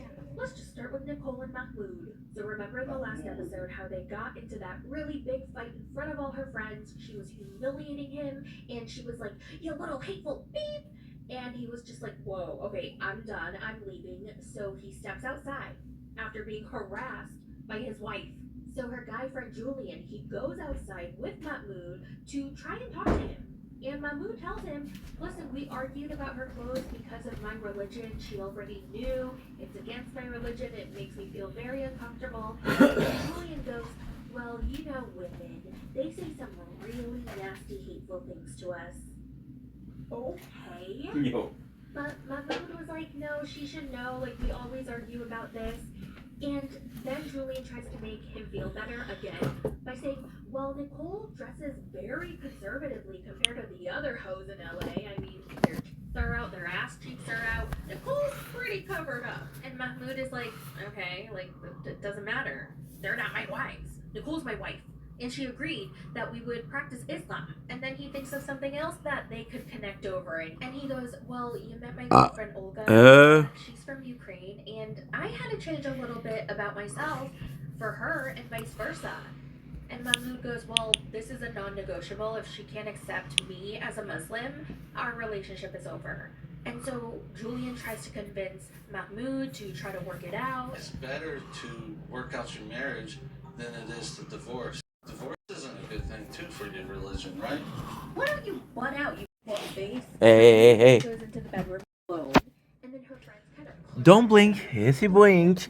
Welcome to the sunrise. Yeah, it is a sunrise right now. It is Sunday, 9th of March. As you can tell, we're doing a lot better. The reason as to why we're doing a lot better is we just came back. Well, that's not true. And he's like, "Oh, you know, I think he's a great person, and I think Fuck. they're a great couple. They're very compatible." Don't blink, yes, you blink. Welcome to the Welcome Touch show. Because doing walks are having a wonderful morning. This is the sunrise. Look at how beautiful it is. There's nothing more beautiful in my mind than this. This is fucking gorgeous because it is the slow snow. I'm in a better mood, much better mood. The reason as to why is I'm going to go out to get some food. That's always a way to feel, at least, at the very least, to feel better. So what I'm gonna do is I'm gonna go take a shower, get some grocery shopping. The reason as to why is I want to go out of the house. Things to be even better because I'm already doing good this morning, but I want to push it. So I'm gonna go out and get some food. It is 8:01 in the morning. So then we're gonna come back and then we'll see how it goes. But I'm happy. I'm really happy. By the way, I'm never gonna have a lot of problem anymore because I found a way to transfer a file from the phone to the computer. It takes an hour. It's a gig per 6 minutes, which is 100 megabyte per 6 seconds, which is pretty good. Anyway, love you guys. Take it easy. Look at this. Beautiful. Cold, but beautiful. and puts it away. And Mahmoud is like, "Oh my god, please, I need to go. And Julian's like, "No, bro, work it out. Oh my god, I think we have a hostage situation. Uploading here. 1%. Let him go. #free Mahmoud." If I were him, I would have lost my damn mind. I would have screamed bloody murder. I would have started grabbing whatever was next to me and throwing it at the wall until these It's people working. got the F out of the way. No. Where are you gonna go? Seriously, no. Seriously, so Dude. No way. This way. Where are I'm you not gonna go? going to stay 1 second, dude. Please don't. You know how when you're so angry and you just need space, you just need some time alone to cool off, and then people around you are preventing you from leaving? Hey, no. Okay, you can take it. Don't even take it. Please, look. I Take just a walk. need to go Alright, that's away fine. from... Yeah, that's fine. Take your stuff. No. Oh, hell no. Nope. Good. No. I honestly, I would have lost my damn mind, and I was like a psycho crazy bitch who needed a 5150. And while all this chaos is happening, Julian somehow gets out of the way. Mahmoud is able to leave from the doorway, and he's trying to exit through the front door. And Julian goes, no. Why don't we just, take a breather on the balcony? What? So he can jump off? But finally, Mahmoud is able to escape.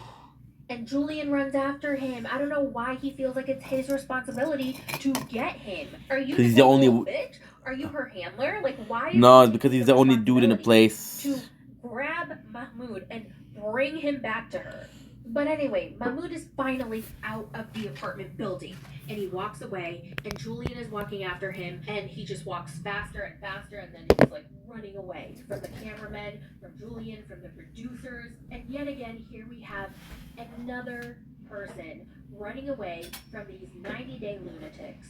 Let's move on to Emily and Kobe. So the two of them chat about the ball game and how she talked to his friends and how his friends told her that they don't really like her. If your friends don't support our marriage, then I don't want them to come to our wedding.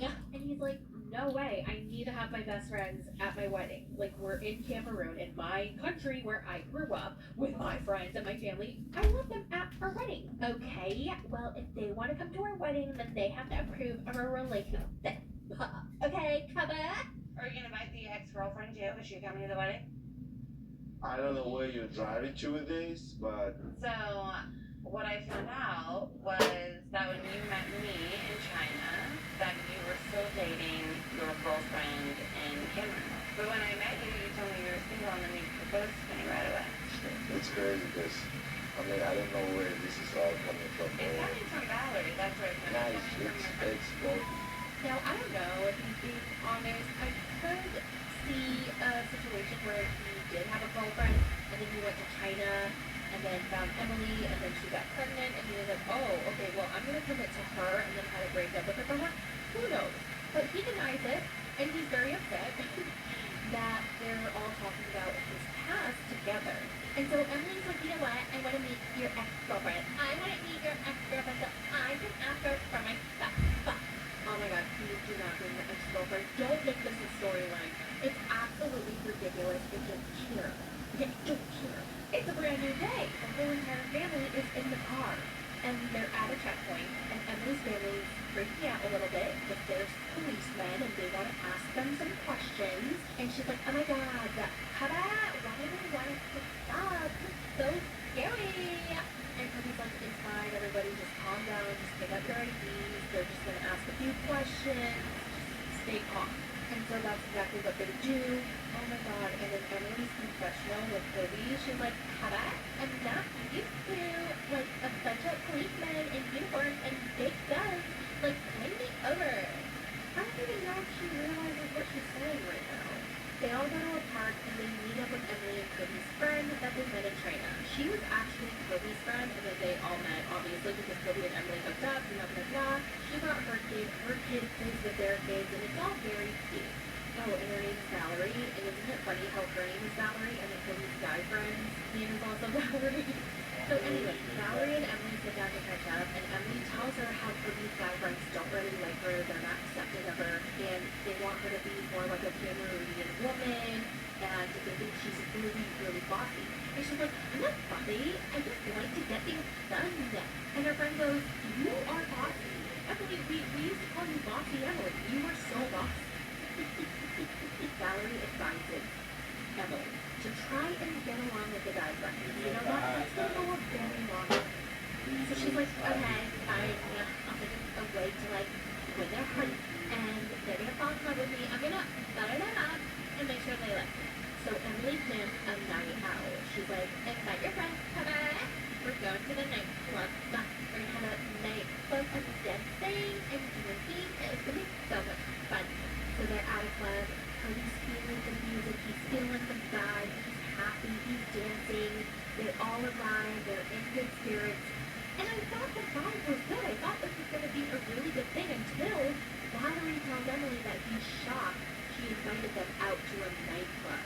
Mostly when a wife and a husband want to invite us, they invite us in the house. So come and get a dinner, come and eat. I'm surprised that you are bringing us to the nightclub. And then the other idiot tells her that they grade their friends' wives by how they host. And the fact that she's hosting them at a nightclub is very concerning. It is very bad. F for failure. We Africans, we play season like this. I for one British bad.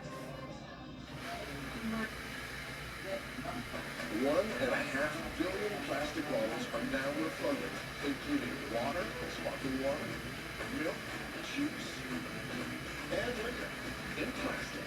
Return yours today.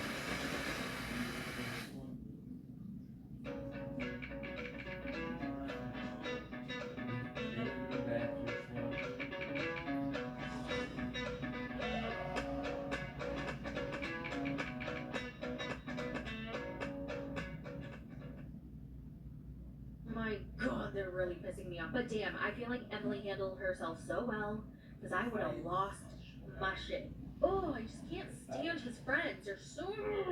They really piss me off. So Emily and Valerie get into kind of an argument, and Emily walks out, and I can't blame her. It was so frustrating. He kept talking over her, interrupting her, wouldn't let her speak. You heard my Listen, you're bossy. I'm Listen, sorry. you're bossy. You're interrupting my Those are the things I've been talking about. interrupting my talking. Okay, I said talking. Honestly, they're lucky it wasn't Angela. Can you imagine if Angela were there? She would have thrown, like, the least she would have done is thrown all the drinks in their faces. Let's talk about Ed and Liz. Now, Liz is driving while she's crying, because Ed canceled the wedding. But who's surprised? Anybody surprised? Apparently, they got into an argument in front of the entire family. Okay, they were at Ed's sister's house. Ed made tacos, and he made Riley's plate, or taco plate, whatever, too spicy. And Riley was like, "Oh, Ed, it's so spicy!" And Ed goes, "Suck it up, kid, stop being a little baby." And Liz was like, "Excuse me, what did you just say?" And then they got into a fight, and it just escalated, and she started screaming and throwing things, and he was just, you know, doing what Ed does, gaslighting her, being so condescending, and such a little asshole, I can only imagine. And this was happening in front of everybody, and it just wouldn't stop. And Ed was so embarrassed that anyone would talk to him like that. So after taco night, they go to bed. Liz wakes up, and Ed is gone. And not only is he gone, she gets a phone call from the wedding officiant. "Liz, I'm so sorry to hear that your wedding didn't work out." And she's like, "Huh? What do you mean? Our wedding? What?" And they're like, "Oh, Ed canceled the wedding." And she's like, "What?" So Ed canceled their wedding without even telling her. Then we see Big Ed chatting with his sister with these big black dark sunglasses on.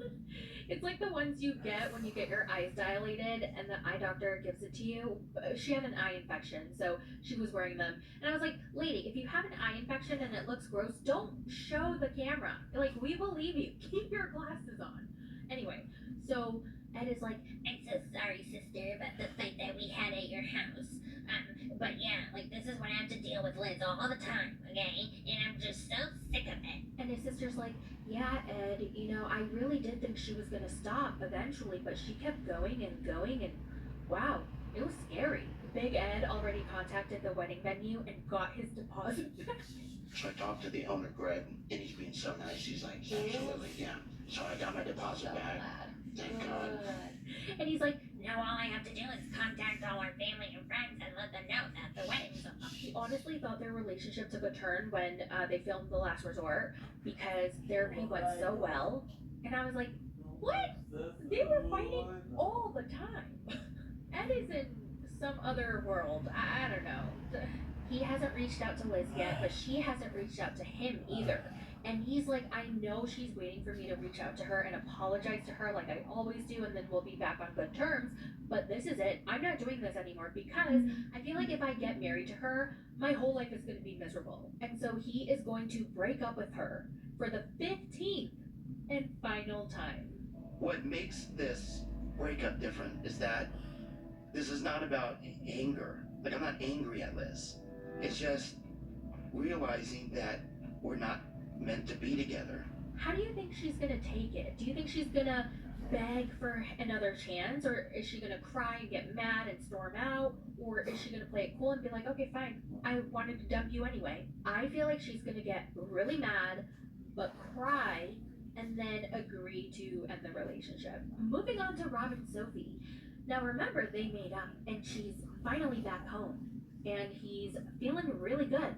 Okay, he prepares her a breakfast that consists of 4 crackers and 4 slices of smoked salmon with a mozzarella cheese ball in the center.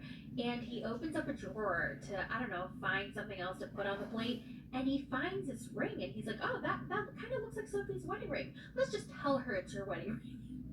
So he sticks the ring in the mozzarella ball and puts it in the center of this sad breakfast plate. And he's so proud of it, and he hands it to her, and he was like, hi sweetie, I just wanted to make you breakfast. And Sophie was like, oh my god, Rob, I've never had a guy make me breakfast. That is so sweet, but you know I don't like cheese. It smells really, really bad. Girl, it's mozzarella cheese. It doesn't even have a flavor or a scent. And he's like, there's your ring. And she's like, oh my god, you found it. Oh, but it looks a little different. I don't think this is a ring. And he's like, yes it is. She's like, no it's not. Yes it is. No it's not. Yes it is. And she's like, okay, yeah, I think it is. Okay. Since they're one big happy family again, Rob really wants Sophie to make an effort to start bonding with his child, Tarantula. He takes the little case with the tarantula in it, and he's like, will you pet it? And she's like, no, ew. Which I totally agree with. Get that spider away from me. Oh my god, is it like is it like a dog? Is it like a dog? No. Does it like to be Definitely pet? not like a dog. It's actually, up close is not as scary as I thought, because it's kind of fluffy. I'm sorry, but no, I'm not having any bugs, flies, or insects, or anything that crawls in my home. And I don't care if they're your pets, alright? If they somehow escape their little cages that they're in, and they come crawling towards me, I am going in my closet and grabbing my Raid and spraying the shit out of it. I'm sorry. Not sorry. Am I sorry? No, I'm really not sorry. You should be sorry. Also, can you imagine watching this scene and someone's in the other room listening to what you're watching, and all he's saying is, come on, I want you to touch it, Sophie. No, Rob, I don't want to touch it. Come on, it's really soft right now. Touch it. No, I don't want to touch it. I'm going to touch it. That'd be pretty cool. It's actually, up close is not as scary as I thought, because it's kind of fluffy. Look, it's moving, Rob. Just I'm going to touch try it. to just get the confidence to go in there and touch it. I'm actually really scared. I'm scared. I'm scared. Just try to be smooth with it. I touched it. I touched it. Oh my god. It was soft. It's very soft, right? Did you expect me to touch it? Nope. Never. Are you impressed with me? Yeah, very. Later that night, she meets up with her friend Kay. And this is where we learn Sophie and Rob have not had schmecks in 6 months. They're newlyweds. And even before that, their schmeck's life was pretty mid. They didn't do it often, and he required her to dress up and roleplay in order for him to get turned on. And she's just not really into that. And I just felt like this was another case of a guy watching way too much porn who needed like certain things to get turned. I don't know. Kay's like, oh, there's something wrong with him down there, which I thought was a little too much. Like, don't talk about his stuff like that. Sophie admits that she has been intimate with women, but she hasn't told Rob. And remember in the last season when she told Rob that she was bi and he had asked her a bunch of follow-up questions, I remember thinking Sophie's answers to his questions are so strange. Because he would be like, have you ever hooked up with a girl? And she was like, Rob, no, I've never dated a girl. And I'm like, what? And this is exactly why she purposely answered his questions like that, because she didn't want to lie, but she also didn't want to tell him at the time because he was just so pissed off all the time, and she just didn't want to get into another fight, which I totally understand. But Rob and I have really been in a great place, and we haven't been this good in a very long time, and I don't want us to just be okay. I want us both to actually be truly happy. And I think in order for that to happen, we need to start actually improving our sex life. So yeah, anyway, that's it. I skipped over Patrick and Thais and Lauren and Alexi. Basically, if you want to know what happened, Patrick and Thais get to Brazil. They meet the dad. He's not happy, I think. I don't know. I just fast forwarded. And Lauren wants a mommy makeover. Her friends and her mom is like, no, you don't need it. But like, honestly, Lauren, you do you. If she wants the mommy makeover, let her get the mommy makeover. And she's doing it for herself. Although the body dysmorphia did concern me a little bit, I feel like you need to address that before you get any plastic surgery. Because if you're getting plastic surgery to desperately make yourself feel better, it may not work. And then you may get yourself into some trouble. I feel like you just have to not rely on this plastic surgery to solve all your problems. I feel like you need to be okay with yourself, and then if you want to feel better, you can get it. I don't know. I don't understand why other people are so like, don't get the plastic surgery. You don't need the mommy makeover. Like, let the girl do what she wants. She just had 3 kids, and she wants to get a mommy makeover to make things tight and right. Well, that's it for the recap of Happily Ever After Season 8, Episode 6. And before I go, I have a quick announcement about my Patreon. Now, I've thought long and hard about this, and I decided to add another tier. Okay, it's an $8 a month tier. So if you're a $5 a month member, you can just upgrade. And I think if you already paid for the month of April, they're going to charge you $3 more, and then charge you $8 going forward. You can always downgrade. Please? Cancel for a month or 2 or This is however still long, snowing. and then join us again when you feel like Guess it. I'm gonna go. You can do whatever you want, but I am going to do like a free open live stream tonight. I know this is very impromptu, last minute decision. I am going to live stream the season 4 premiere of Love in Paradise. Okay, it's season 4, episode 1, 8 o'clock p.m. tonight Eastern, 7 Central, 5 o'clock Pacific time. I will be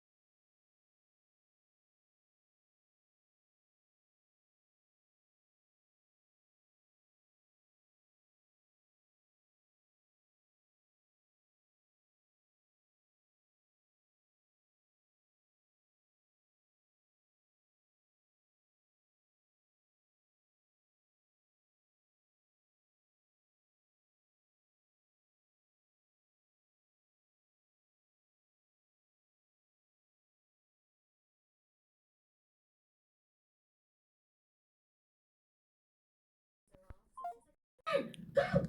Then go! Then yeah, go! Yay! Good for you, Mahmood. So he's walking outside. The producer's like, so where are you going? And he's like, I'm not going back. Don't even try to talk me into going back. Okay? I'm not. And he keeps walking. The camera is following him, and I guess he's gonna try to find a flight back home. I hope he doesn't go back to Nicole. It would just be epic if he just left and dropped her ass and never talked to her again. But we'll see. Next, we have Emily and Kaba. So everyone's still at the club. Remember, Kobe's friend Valerie kept talking over her. She couldn't handle it, so she walked away. And Kobe's friends are like, why is she so angry? Okay, why do you think? I mean, don't you hate when people do that? Like, they do something to upset you, and then they're like, oh my god, why are you so upset? Like, they get upset for you having an appropriate reaction to their actions. Like, hello? Why are you so dramatic? Oh my god, I was just asking a question. Like, okay. Anyway, moving on. Kobe finds Emily, and he tries to calm her down. He's like, I'm sorry about my friends. It's the culture, blah, blah, blah. And Emily's like, I don't want to go over there, Kobe. If your friends are going to act like that, I don't want to go over there, Kobe. And he's like, oh, please, can you just please do this for me? And she's like, oh my god, well then I'm going to have this drink. I'm just going to finish this drink, and then I might think about going over there, Kobe.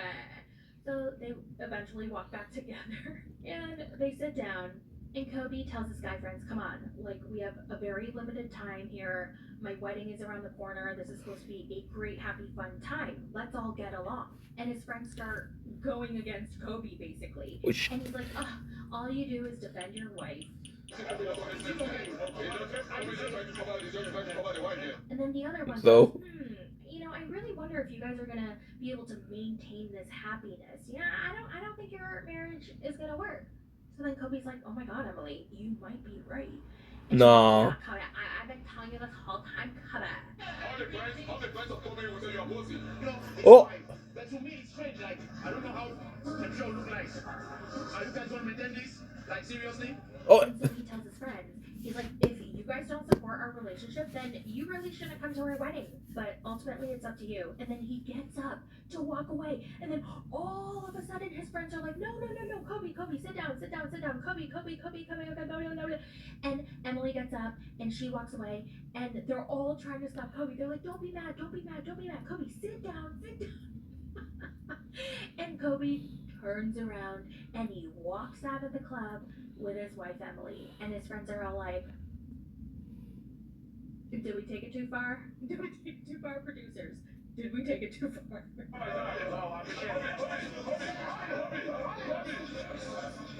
I was like, okay, Kobe, he finally stepped up and had his wife's back. I didn't have any doubt in him, honestly. Like, he's such a stand-up guy. I freaking love Kobe. Yeah, they do.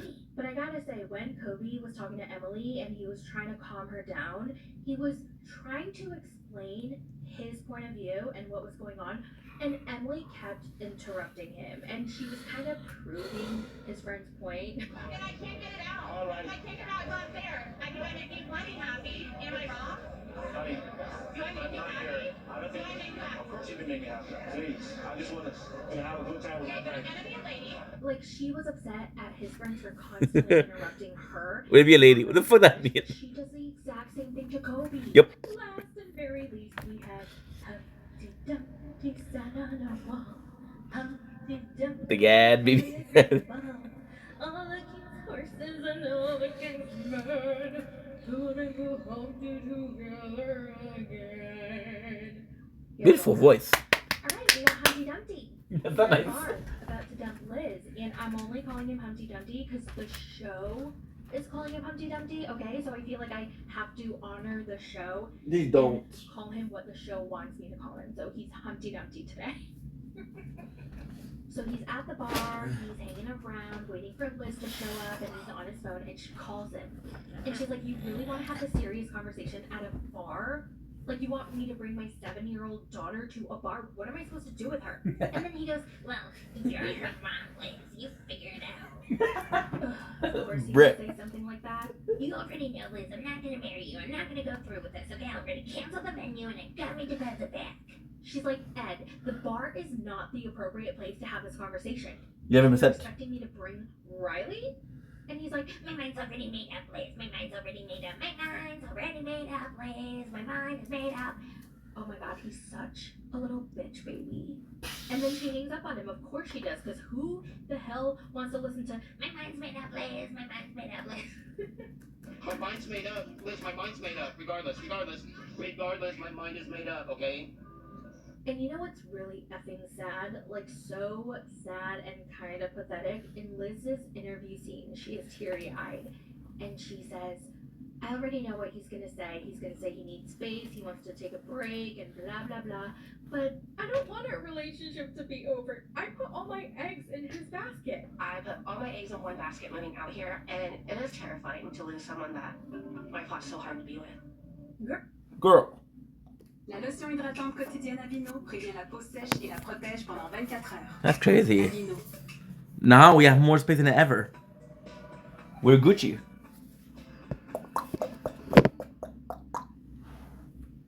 Girl, maybe you should be without a basket for a while. Okay, maybe you should learn how to handle your own eggs on your own before jumping into another basket. But what do I know? I'm just a single potato. In the preview for the next episode, Jasmine and Gino go see gators, and she's so excited, she's so happy. She's like, Fuck is "Gino, gators?" This is the best birthday that I've ever had. But Yeah, I have right. Bad news for you. And I'm like, oh my god, she's gonna tell him that she doesn't want kids right now. I wonder how he's gonna react. By the way, I don't watch Patrick and Thais' segments, but damn, in the preview, I saw a little snippet of her dad, and he's kind of cute. I forgot. I was like, oh. Okay. He's cute. Is he cute, or am I just crazy? In a weird way, he kind of does remind me of Pedro, which then gives me the ick. But before he reminded me of Pedro, I was like, oh, he's kind of cute. Yeah. Anyway, we see Rob and Sophie back, and apparently Rob has a secret phone that he might be hiding from Sophie, because they were in the room talking, and all of a sudden something was vibrating. And it wasn't his phone, it wasn't her phone. So I guess she's gonna go snooping around his apartment to look for the thing that vibrated. And I don't know if she really wants to snoop around, because what if she finds something like she didn't want to find? Something vibrating, it could be anything. It doesn't have to be a phone, you know? But I guess she's gonna snoop around and find out. And last, we see You just have the sex toy ring around. getting into her car, and she's driving around town looking for Mahmoud. And girl, just let him go. Oh my god. Hashtag free Mahmoud. Hashtag free Mahmoud. Mahmoud. Everyone say it with me. Free Mahmoud. Damn, feeling bad for Mahmoud was not on my bingo card for this season. It really wasn't. But how the tables have turned. Well, that's it for the recap. I skipped Lauren and Alexi, Patrick and Thais, and Ashley and Manuel. So you're gonna have to go to another channel to find out what happened with them. And there's so many channels. Let me give a few shout outs right now, speaking of them. So you guys already know my bestie, Boba Belly. I'm sure you guys already know about whatever Linda. I'm sure you guys already know Kibbles. She was the reason why I started my own channel. Here are some other small channels that I really love. Karen's Tuesday Corner. Love her. I recently found There Is No Store. She used to have an Etsy store, which was like epic. I love Reality Dumpster Dive. She always makes me laugh. Nikki Faces Reality. Love her. She has the sweetest voice. I also watch Cody Trashfire. I find his videos entertaining. Zane Daily. James Rush also makes good videos. His commentary is very insightful, but also funny. He's quite sarcastic, and I appreciate that. Reality TV cringe. If you guys think I'm funny, they're 100 times funnier, and they say a lot of things that I'm too scared to say on YouTube. Anyway, I'm gonna go, because I have to do the MILF Manor recap right now for Patreon. Let me know all your thoughts in the comments, and I will talk to you guys in the next one. Bye! Bye. It's a recap. It's a recap. It's a recap.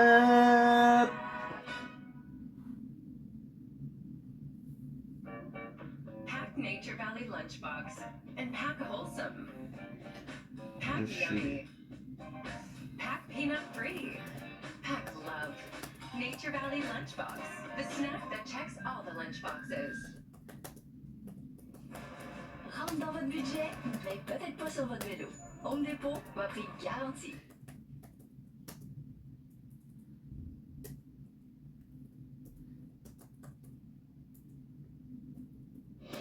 obsessed with TLC and all the trashy reality TV. It's a recap.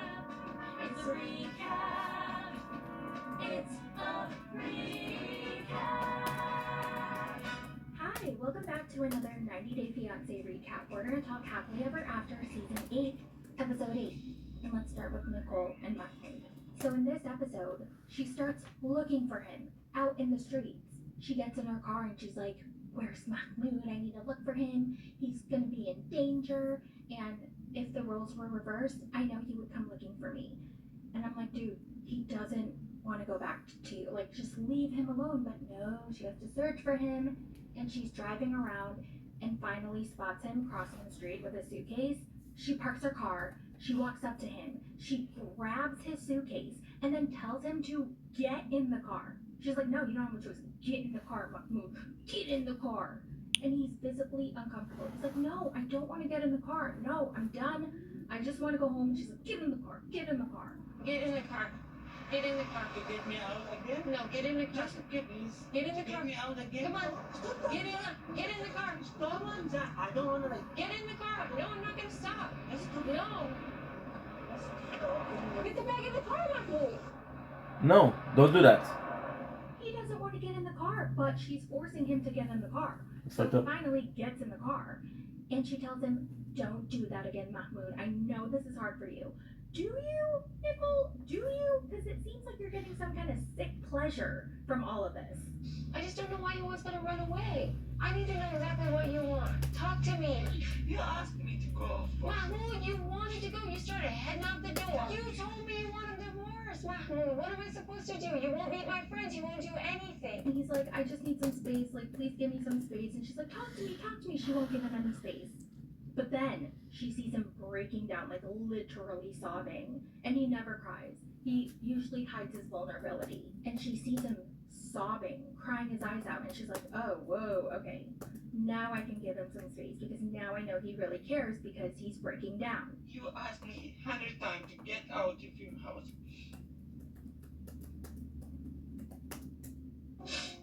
Give me a second, please. Oh, 7. When Mahmoud starts breaking down, I feel like he's being more honest about his feelings.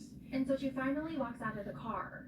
And I just felt like it was so weird that she would not stop harassing him and poking and poking and poking and poking and poking until the end of it was to be alone. I can't remember. But yeah, she kept poking and poking and poking, poking, poking, poking until he broke.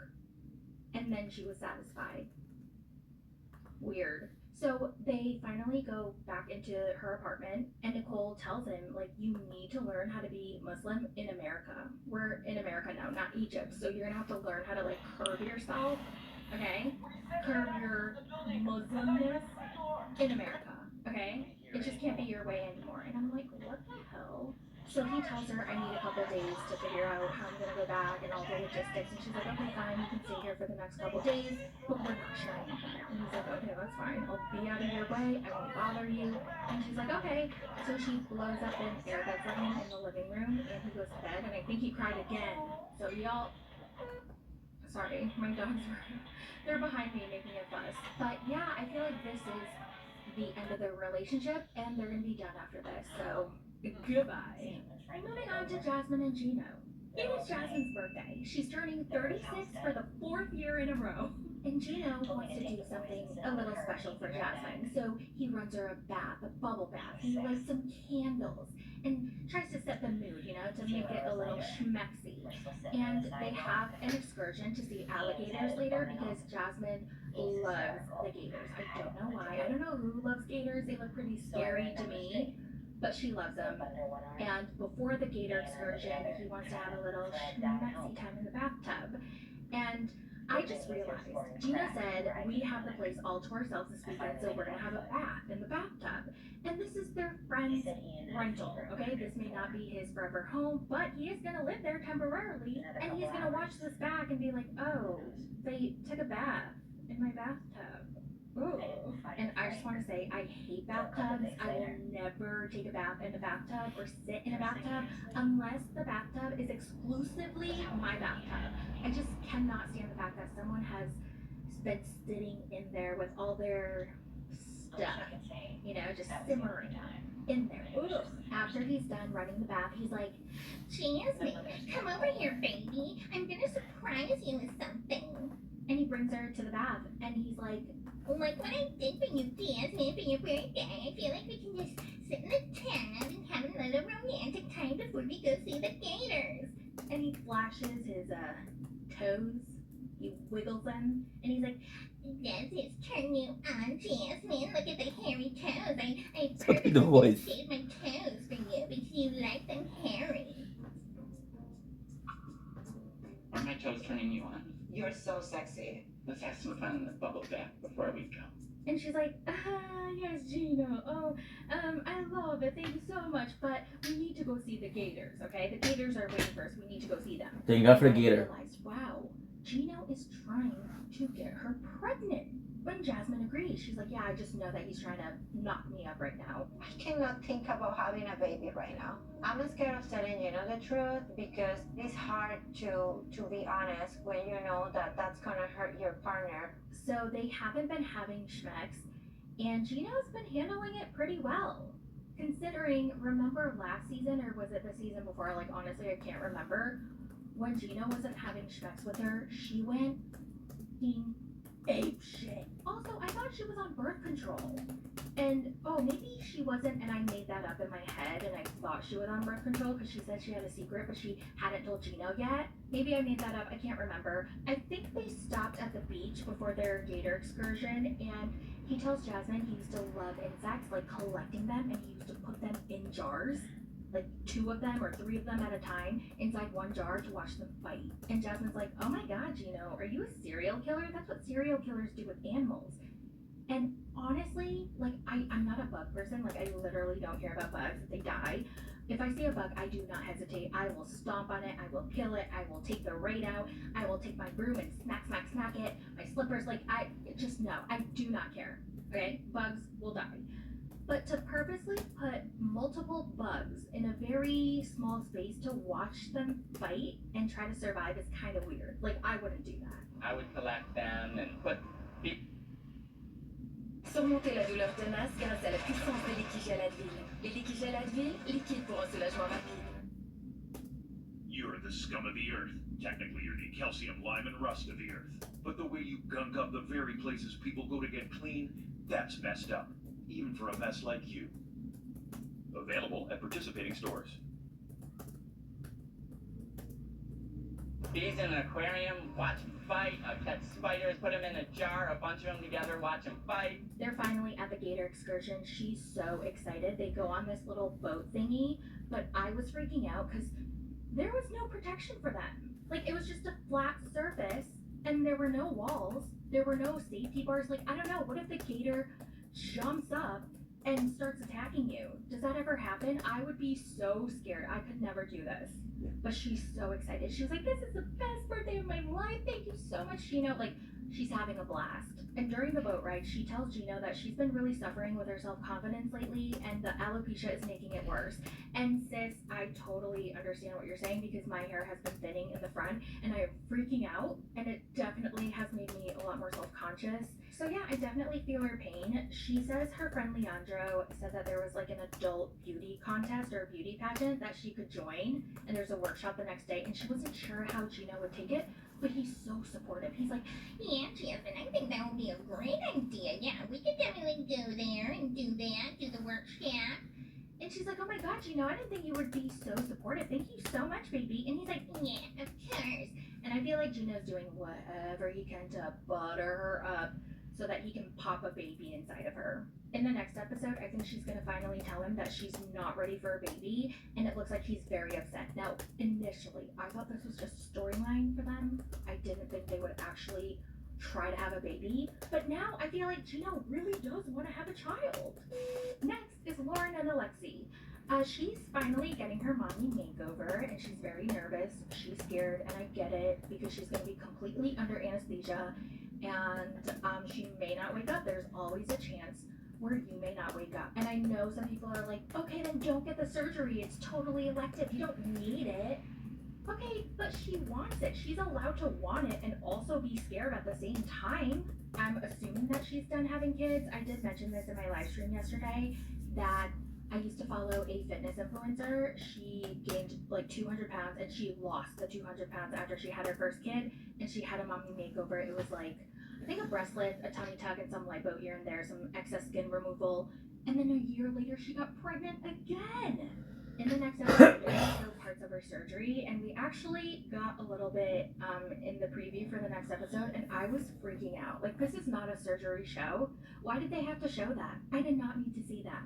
It was so when I am done losing weight, and I feel like I gotta lose, like, I mean, listen, I'm not gonna put a number on it because honestly, the number, I don't have like a goal. I just want to feel better. That really is my goal. I want to feel better. I want to feel healthier, and I want to fix my sleep apnea. So as long as all of that is gone, then I'll be like, okay, I'm good. You know, it's really not about the number or the size. I just want to lose weight until I feel better.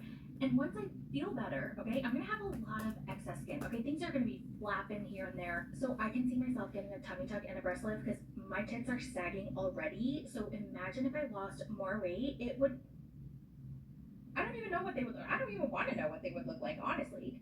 Moving on to Rob and Sophie. They are at a flea market. Rob is in his element. He loves the flea market. He doesn't like malls. He loves flea markets. And listen, I admit I love a good flea market, okay? But it does tend to be repetitive. Like, you just see the same thing over and over. Like, multiple carts and little stations have the same things. But I just thought it was funny. I was like, of course Rob prefers a flea market than a mall. So they look at these crystals. She buys one. It's a purple amethyst. And the guy who's selling it, he's like some life coach or whatever. And he's like, oh my God, you must be clairvoyant. And she's like, yeah, I must be, because I had a dream that this one cheated, and guess what? He cheated. I've definitely been clairvoyant in the past. He doesn't like cheating. I had a dream and then he did. Like, it is definitely like clairvoyancy, I guess. They're back at the apartment. Sophie's cleaning up because Rob has been complaining about how messy Sophie is. And then she calls her mom to tell her mom that she feels like Rob has a second phone, like a secret phone. And the mom's like, oh my God, Sophie, I think he has a whole phone. He must have a whole phone. Sophie, you need to go find the whole phone. And she's like, oh my God, Mom, I don't think he has a headphone. Or would he have a headphone? So she starts looking in the cabinet behind where all the spiders are, and she couldn't find anything. Now, when they played the clip of Rob and Sophie in the bedroom, and then all of a sudden they heard something vibrate, and then through the speakers, it was Rob's voicemail. Check that. It's not good. I don't know whose phone that is. It's not her phone. Where was that coming from? It's not even on Bluetooth. It's on airplane mode. Yeah, also you found it. It's still on airplane mode. He genuinely looked like he had no idea where that was coming from. He didn't look like he was lying or hiding something. He looked genuinely confused. Lastly, we have Patrick and Thais, and I can sum up their parts in like 3 sentences. So Patrick and Thais take their daughter to meet her dad, and her dad is crying, and Patrick's trying to talk to the dad, but he's totally ignoring him. And then they finally sit down, and the dad basically tells him, I feel like you kidnapped my daughter, and you took her away from me, and you just married her, and you didn't even ask me for my permission. In the next episode, Ed breaks up with Liz, and Liz is crying. She's like, I don't want to break up with you, Ed. I don't want to be with anyone else. So pathetic. Hey. I want to be with Ed. I don't want to meet anybody else. You know what's really sad? I am pretty sure that if Ed did not break up with Liz, Liz would still be with him. I just want this breakup to be over, because after this breakup is over, we're never going to see them again. And oh my God, can you imagine if Ed comes back on the single life? Ugh, can we not? Yeah, he did that. Really? No, we're done. We're done with Ed. Well, that's it for the recap for Happily Ever After, Season 8, Episode 8. And now I'm going to go film the recap for MILF Manor Season 2, Episode 2. And you guys, if you are not watching MILF Manor, please go watch it. It is so fun. It is such a good season. It is so much better than Season 1. And honestly, I am living for the datas. I love my datas. So yeah, that'll be up on my Patreon. Go check it out, patreon.com/mythoughts. And I will see you, I think my next video is going to be either Love During Lockup or Love in Paradise or Seeking Sister Wife. It'll be one of those. Okay, whatever I get on works. Alright, you guys, I love you guys so much. Bye!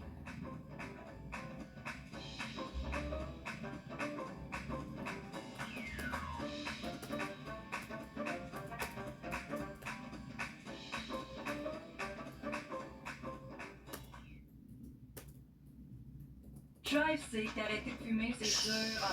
On reçoit des conseils comme « T'as juste à arrêter, va courir, fais un 10 km, cours un marathon ». Allez-y plutôt petit à petit avec Drive, ça peut donner d'énormes résultats. Commencez à arrêter avec Drive. Avec la nouvelle version XRT de Hyundai, vous pouvez faire ça, That's incredible. ou peut-être ça. Affrontez l'hiver en toute confiance avec les VUS Hyundai, dont 94% sont toujours sur la route après 10 ans.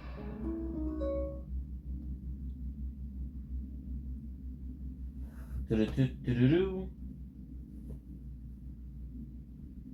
And I did not know this, but I guess if you get did she just get a tummy tuck? Oh, and a breast lift. So when you get those things done, you cannot wipe your own ass. So Lexi said, I'm gonna have to wipe her own ass during her healing period. So if I get those two things done, I need to find someone to wipe my ass. Okay, does anybody want to volunteer to wipe my ass? Alright, let me know in the comments. In the preview for the next episode, we see Rob and Sophie going shopping for some spicy outfits. Ashley finds out that Manuel's been sending money to his baby mama. And then Liz fight again as she's packing her things, and her mom is there to defend her, and she's like, well, maybe you should have been a man. And Humpty Dumpty says, well, maybe you should have raised your daughter better. Sorry, I just can't with that. He's so Okay, freaking good. immature. Nicole and Mahmoud are going to be back in the next episode, and apparently she came back drunk at 2 o'clock in the morning. Mahmoud is like, okay, that's it. I'm done. I want a divorce. And then we Good see for you, Jasmine Mahmoud. accusing Gino of not submitting her paperwork. Oh my god, that would be crazy if he didn't. And then, shockingly, we get a snippet of I'm an American, the land of the free. Angela and Michael. Michael. A Nigerian scammer by American women. All this stuff. Get that phone! This is my phone. No, it's mine! Yo. And I'm almost positive that this is going to be the last we'll ever see of Angela and Michael. Michael? Angela removed No Beyonce way. from her Instagram bio, and she's had that on her profile forever. And she's also been talking a lot of crap about TLC, so that's a good sign for us. Yay! Love that. Okay, now I want to talk about Sophie's mom, Claire. Some of you may have heard that she was arrested for allegedly threatening to unalive Sophie. So Sophie called the police because she felt like her life was in danger, and Claire was arrested. Now here's a screenshot of Claire texting Sophie, and it is very, very nasty. It is horrible. I can't believe that a mother would say these things to her child. It's insane. And I think it was before this, I'm not really sure of the timeline, but her mom also posted a video of Rob yelling at Sophie in the car, and Sophie was secretly recording him, and I'm assuming she secretly recorded him because she needed evidence or something like that. I can take this or I can break it. Keep playing with me. Keep playing with me. It's not yours, Sophie. You haven't paid a dime towards that phone. How is it yours? I didn't pay for it. I needed it because I was feel safe with you. I don't feel safe with you either. Okay, why did you ask me to come get me then? You said you were coming home. I mean, eventually I was thinking if you act like you can about this relationship, you come home. But the more you go about our relationship, the worse it's gonna be when you finally come home. You gonna have to eat some shit.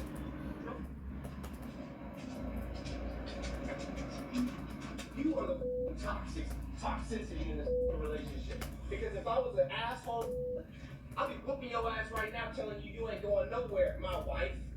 But no, I'm letting you go. When I saw that video of him yelling at her and Sophie was sobbing, like hyperventilating, she couldn't breathe, she was sobbing, and he just keeps yelling at her. And then reading those text messages from Sophie's mom, I mean, my heart is absolutely broken for her. She clearly has an abusive mother, and now she has an abusive husband. So it makes sense as to why she kept staying with Rob over and over again, even though he's been shitty over and over and over again. And she would be so happy and grateful for like the tiniest effort, I say that loosely, quote, effort that Rob would make whenever she was upset. It's so sad. Yeah. It's just heartbreaking. And I don't know if they're still together or not. I really hope that they're not. But, oh God, I really, really hope that she gets as far away as possible from Claire and Rob.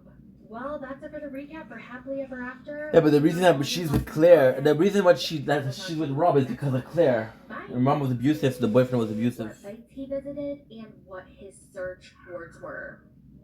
Wow, I think my dog is... Y'all, I'm so sorry about that. My sister just came home from going out. Okay, so, you know, some people think things, but hi, please. Oh no, don't put your bag on my bed. That's your outside clothes. That's your outside bag. Please get it off my bed. I'm gonna take a nap here. Okay. What? Can I? Potato?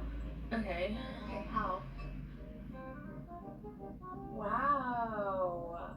Wow. Hello. So, yes, so I'm my thoughts. Actually, your thought for a pretty penny. Okay, get off my screen. Okay. Oh, by the way, the mochi donut is so freaking good. Oh, you guys had it? Yeah, it's better than the place that we go to. Really? Yeah, and as soon as I separated the mochi donuts, I knew it was gonna be better because there's like a bouncy texture that the place that we went to doesn't have it. Yeah, they didn't master that yet. Yeah, can you please text him? Like, thank you so much. We appreciate it so much. But go have a mochi donut. Are you like sweetened out? I had a bunch of ice cream. Oh, the mochi donut was so good. I'm gonna give some. Yeah. Oh, he sent me a picture of all the flavors. Oh. So if you need to know, I don't know which one you had, but I had the regular one. Oh, it was like the glazed donut. Yeah. The glazed donut? Yeah. It was really good. Thank you so much. The sister. It's snowing hard, okay?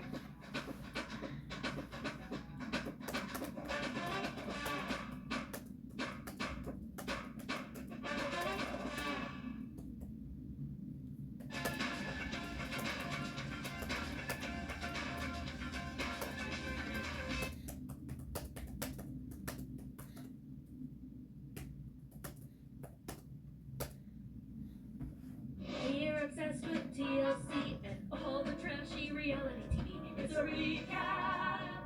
It's a recap. It's a recap. Hi, welcome back to another 90 Day Fiancé recap. Let's Talk Happily Ever After Season 8, Episode 10. I was able to catch up on this week's episode and I have some thoughts. I do. So let's begin. Who should we start with? Let's start with Rob and Sophie. Their scenes were so difficult for me to watch. So remember in the last episode, they went to therapy, and Sophie told Rob, if you're just nice to me, if you make me feel good, then I'll do things that you want, such as dressing up for you. So they go to a spicy store. Rob ends up picking a schoolgirl outfit, which I can't lie, it makes me a little bit uncomfortable knowing that there are grown-ass men turned on by women wearing schoolgirl outfits. And I know some of you guys are going to be like, well, it's just a costume. Well, if that's what you have to tell yourself, then okay. Sophie looks at the skirt and she's like, if my booty is out, I'm not coming out of the dressing room. And if you look at the length of the skirt, it's pretty much the same length as the top. So I already know before she even tries on the dress or the skirt that it's going to be too short. Rob reassures Sophie that this is going to be great for their schmeck's life, blah, blah, blah.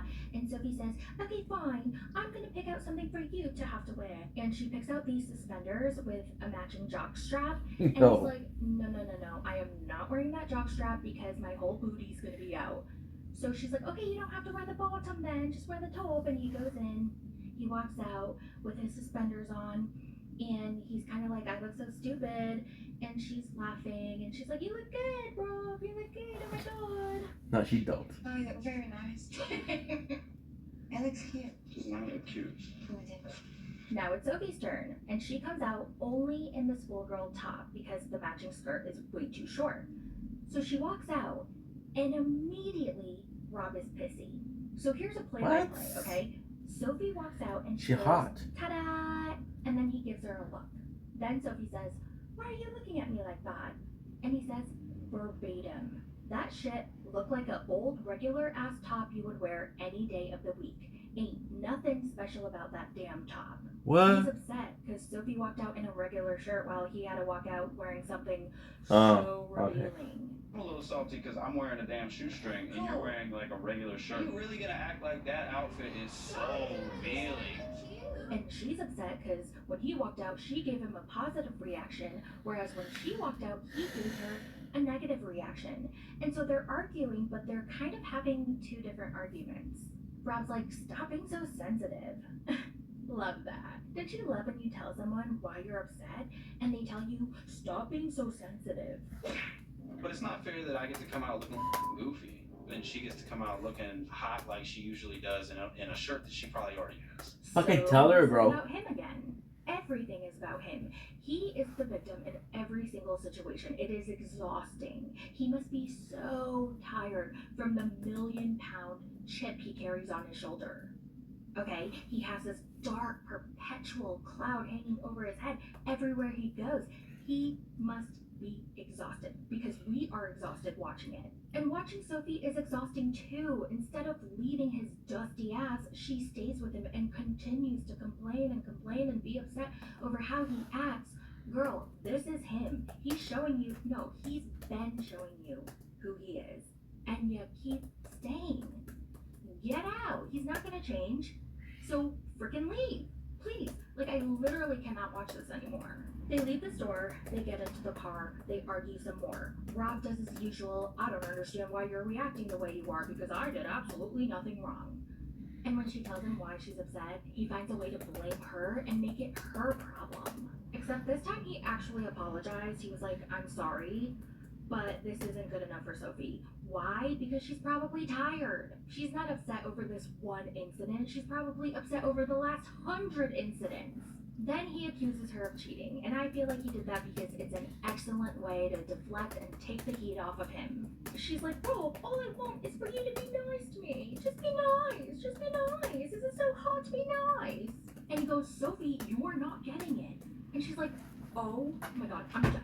I'm not listening anymore. La, la, la, la. Let's go. Perfect. And I think she just completely shut down. Y'all, Sophie is tired.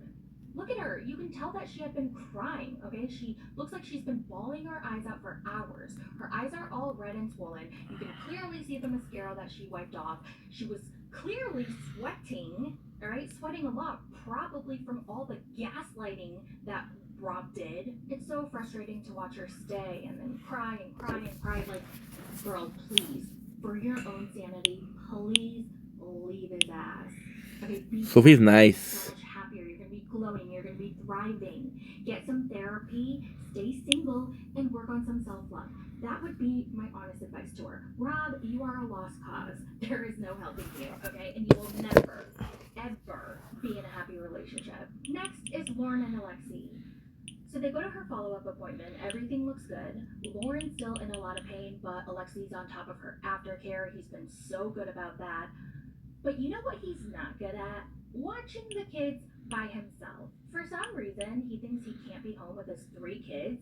He's like, how am I supposed to take care of 3 rambunctious kids while I have to work and do the dishes and cook and do laundry? I don't know. Your wife did it every single day, so figure it out.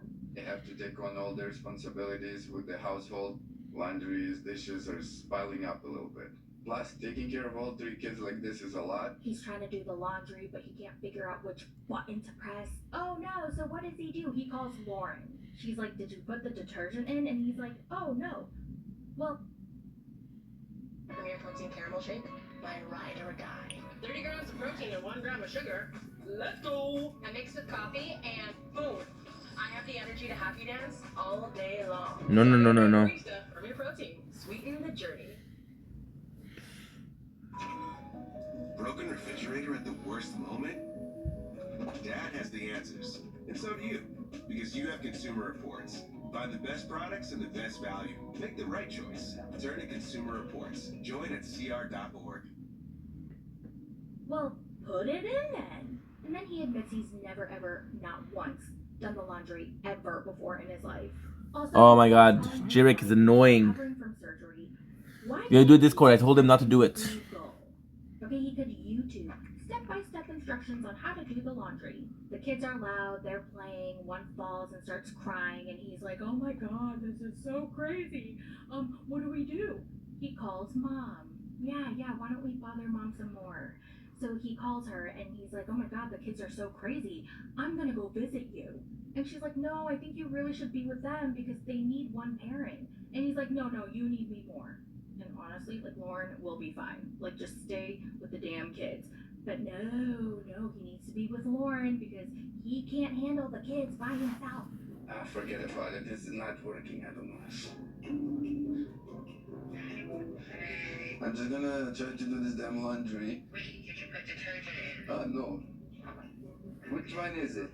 And then which one I put it in here? By the way, I'm not hating on Alexi. I think he's a fine person. Like, I think they're a great couple together. They have a lovely family and everything's good. But I just got so irritated at the weaponized incompetence and it just really freaking bothered me. So, yeah. Moving on to Nicole and Mahmoud.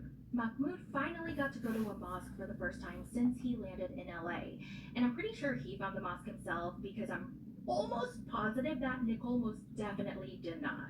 And she thinks since Mahmoud finally got to go to a mosque and pray that he'd be in a better mood and therefore their relationship would be in a much better place.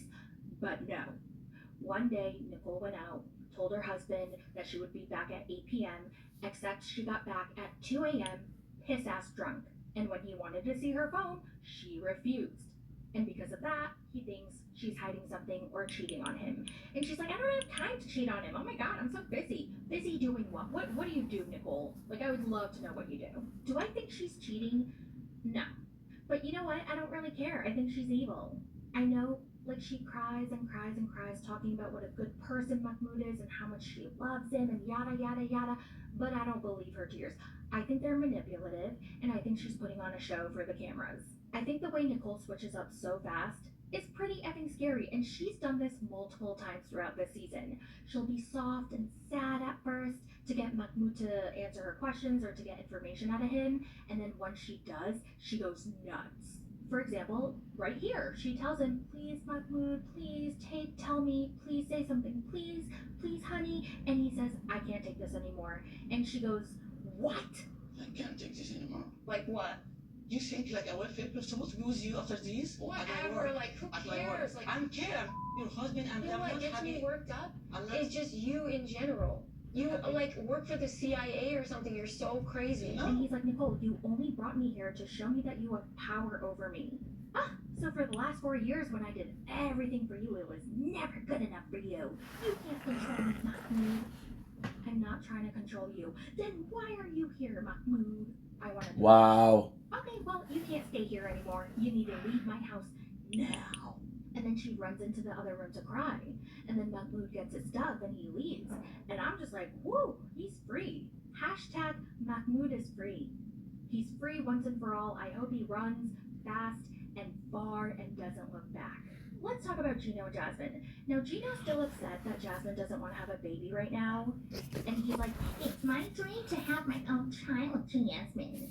And I'm just like, really? Like, I'm so confused by this because Gino's not working anymore.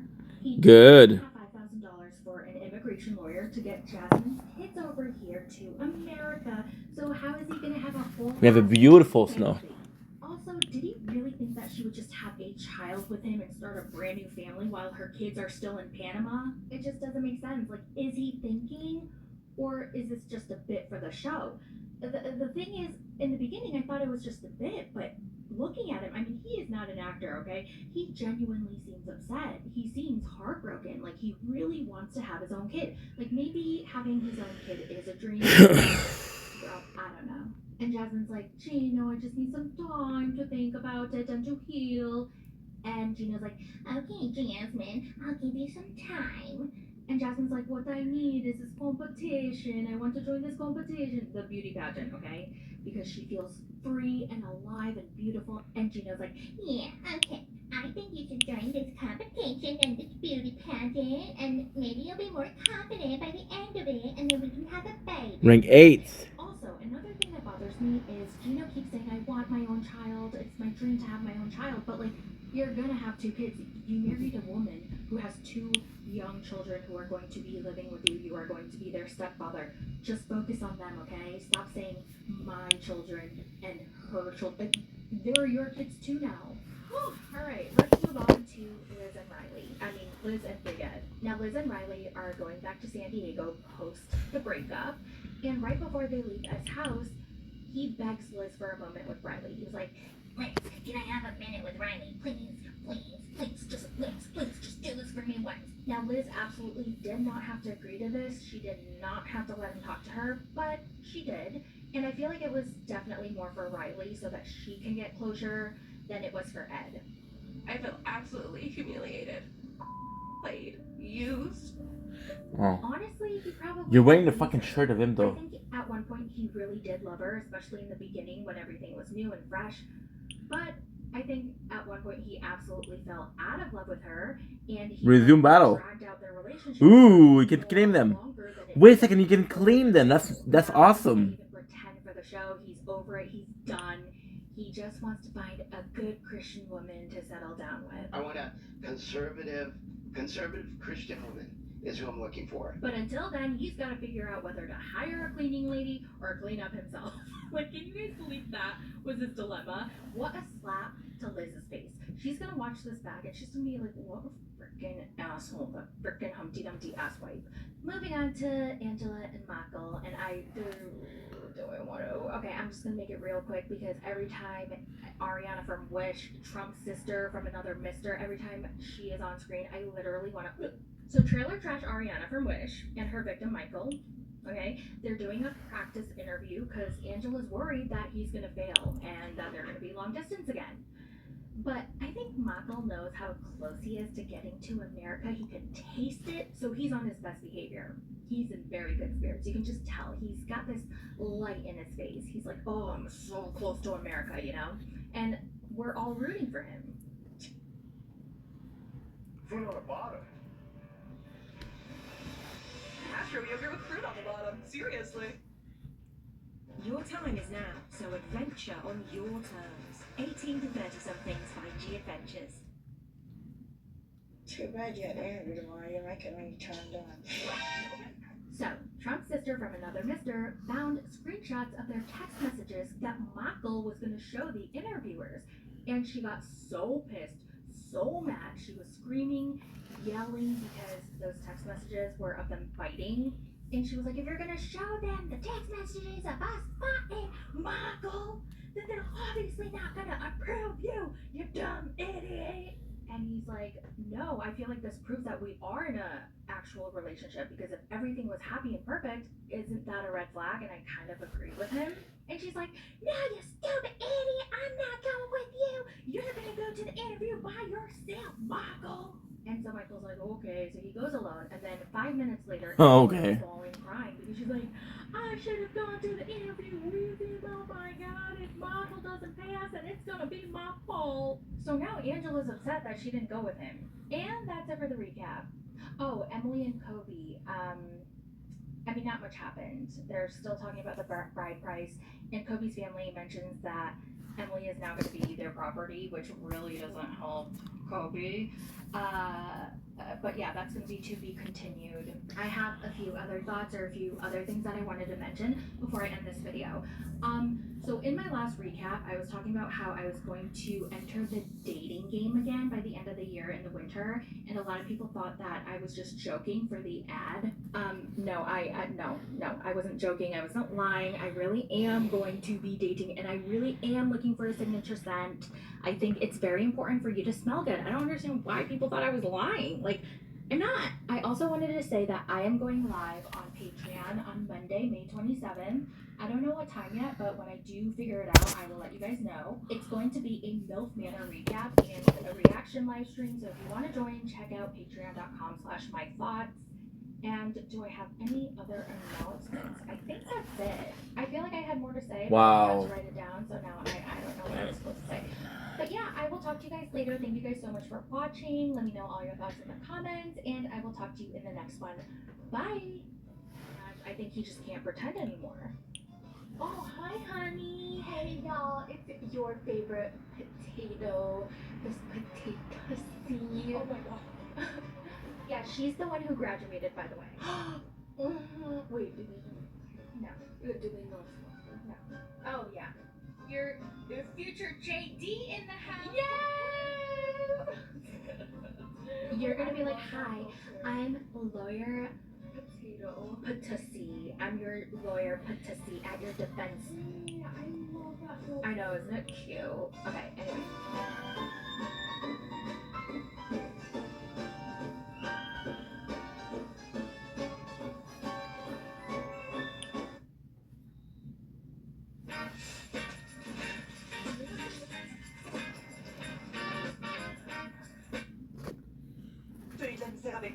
It just sucks because J-Ray asked me, oh, this was the Discord. I told him no, but then he's insisting. C'est bien plus simple que d'apprendre à se stationner. Ça va être beau dans le salon.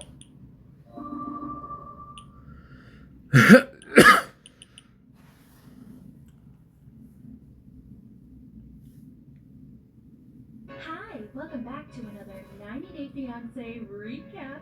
Let's talk happily ever after season 8, episode 11. Starting with Gino and Jasmine. So Gino and Jasmine are at the gym, and Jasmine is trying to get in shape for the beauty pageant. I don't understand why she feels the need to get in shape when she's already in tip-top fantastic shape. I mean, do you see her abs? Do you see her arms?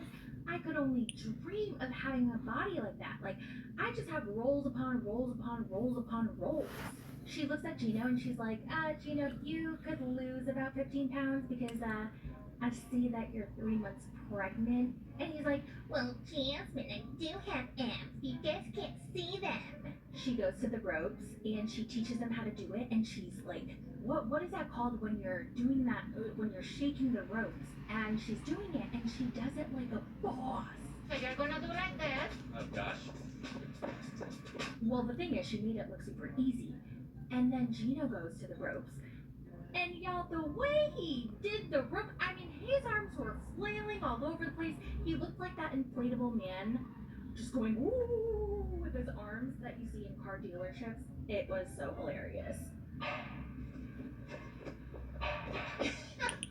He's like, okay, Jasmine, I did my best and I'm done. Yeah, good job, Gino.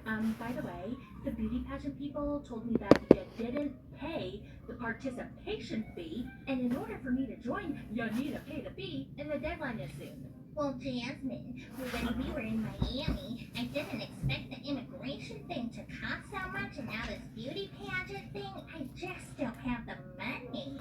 Well, go back to work then, Gino. Go back to work. Well, I left my job, you know, because you were coming to America, and I wanted to be there for you, Jasmine. Don't use that as an excuse. All you do is lay down on your fat ass and play your fantasy football. That's not true, Jasmine. I do a lot of important stuff, and I read a lot of stuff that's very important. Jasmine tells him that he better pay for the pageant because it's the only thing that she has to look forward to these days, because every single day she has nothing to do. She wakes up, she cooks, she cleans, then repeat. Gino doesn't want to hear it anymore. He's like, well, Jasmine, I just want to go home right now. I'm overworking out. And she's like, but Gino, I still have 45 minutes of cardio left. So this is like the only thing I look forward to all day, my gym time. And you're going to cut it short? I still have to do cardio. Let's just stay for another 45 minutes. No, Jasmine, I want to go home now. I have a lot of stuff to do at home. I have this and after me to come, and I just have a lot of work to do at home, Jasmine. Let's go now. There's stupid way out. No, I'm done. I have stuff at home I have to do. But you told me that you were gonna be okay with my workout. I'm begging you. 45 minutes. No, I'll take you later tonight. You always say that and you fall asleep. I'll take you later tonight. Oh. So she begrudgingly leaves the gym, and she hates that she has to rely on him for everything. He also doesn't give her any money, okay? She can't even buy tampons or groceries or a snack without him buying it for her. Apparently, he likes to control every single aspect of the finances. He doesn't let her do anything in terms of money. Now, normally, I would scream red flag, But she did take a few $1,000s of his money, saying that she wanted to buy a wedding dress, but instead bought ass implants. So I kind of get the distrust in that sense, but it is still a red flag. Like, you can't give her $20 a week so she can just buy whatever she wants for $20, but $100, like something. Anything is better than nothing. So they're in the car and they're on their way home, but Gino's hungry, so he makes a quick stop to the smoothie shop and wants to get a strawberry banana smoothie. And Jasmine goes, so you don't have time for me to do cardio for 45 minutes, but you have time to get a smoothie? Jeez, Jasmine, why are you such a bitch today? Are you on your period? You freaking idiot! Why would you say that, Gino? No. Okay, I'm not on my period, and I wish you get your period through your ass so you know what it feels like.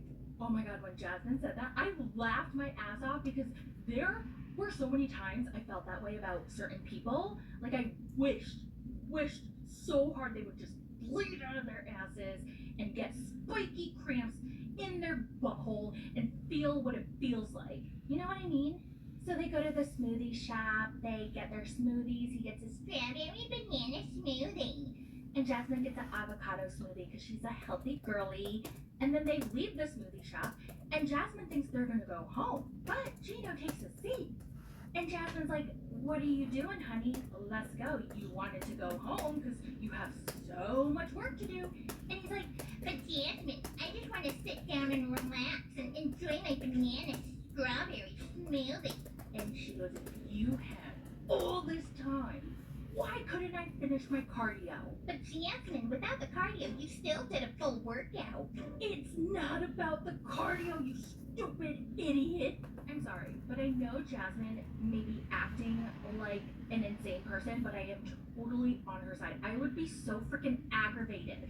Like, you're not gonna do the thing that I wanna do, okay? This is the only thing I wanna do all day. You can't wait for me. And then you suddenly have the time to do the thing that you wanna do? No. So of course she's pissed. I'm totally on her side.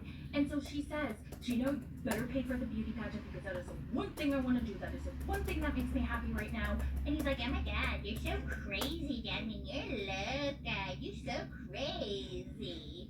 And then Jasmine goes, you're enjoying this, aren't you? You love the fact that I have to 100% rely on you, and I can't do anything without you. And he goes, after everything I did for you, you don't appreciate anything. You never appreciate anything. You need to appreciate me more.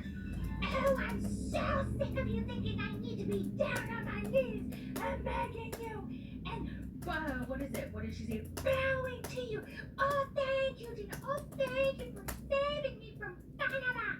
Oh my god, Jasmine, you're crazy, Jasmine. You can't control me, Gino. No one, well, except for my dog Coco, can control me or tell me what to do.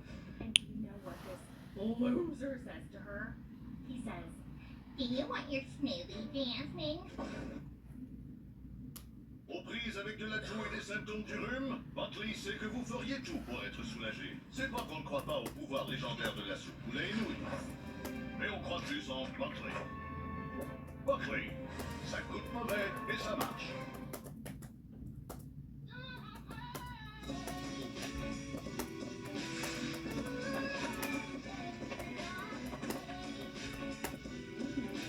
Craquer. Cracker Barrel, le fromage qui rehausse vos repas.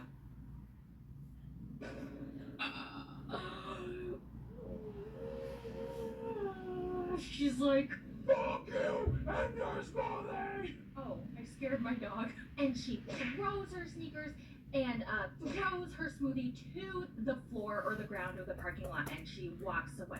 So the preview for the next episode, we see Jasmine and Gino spend time with Gino's family, and they argue in front of them about their schmeck's life. And she says in her interview that she wants to say what Gino's issue is, but she can't because it would be humiliating for him.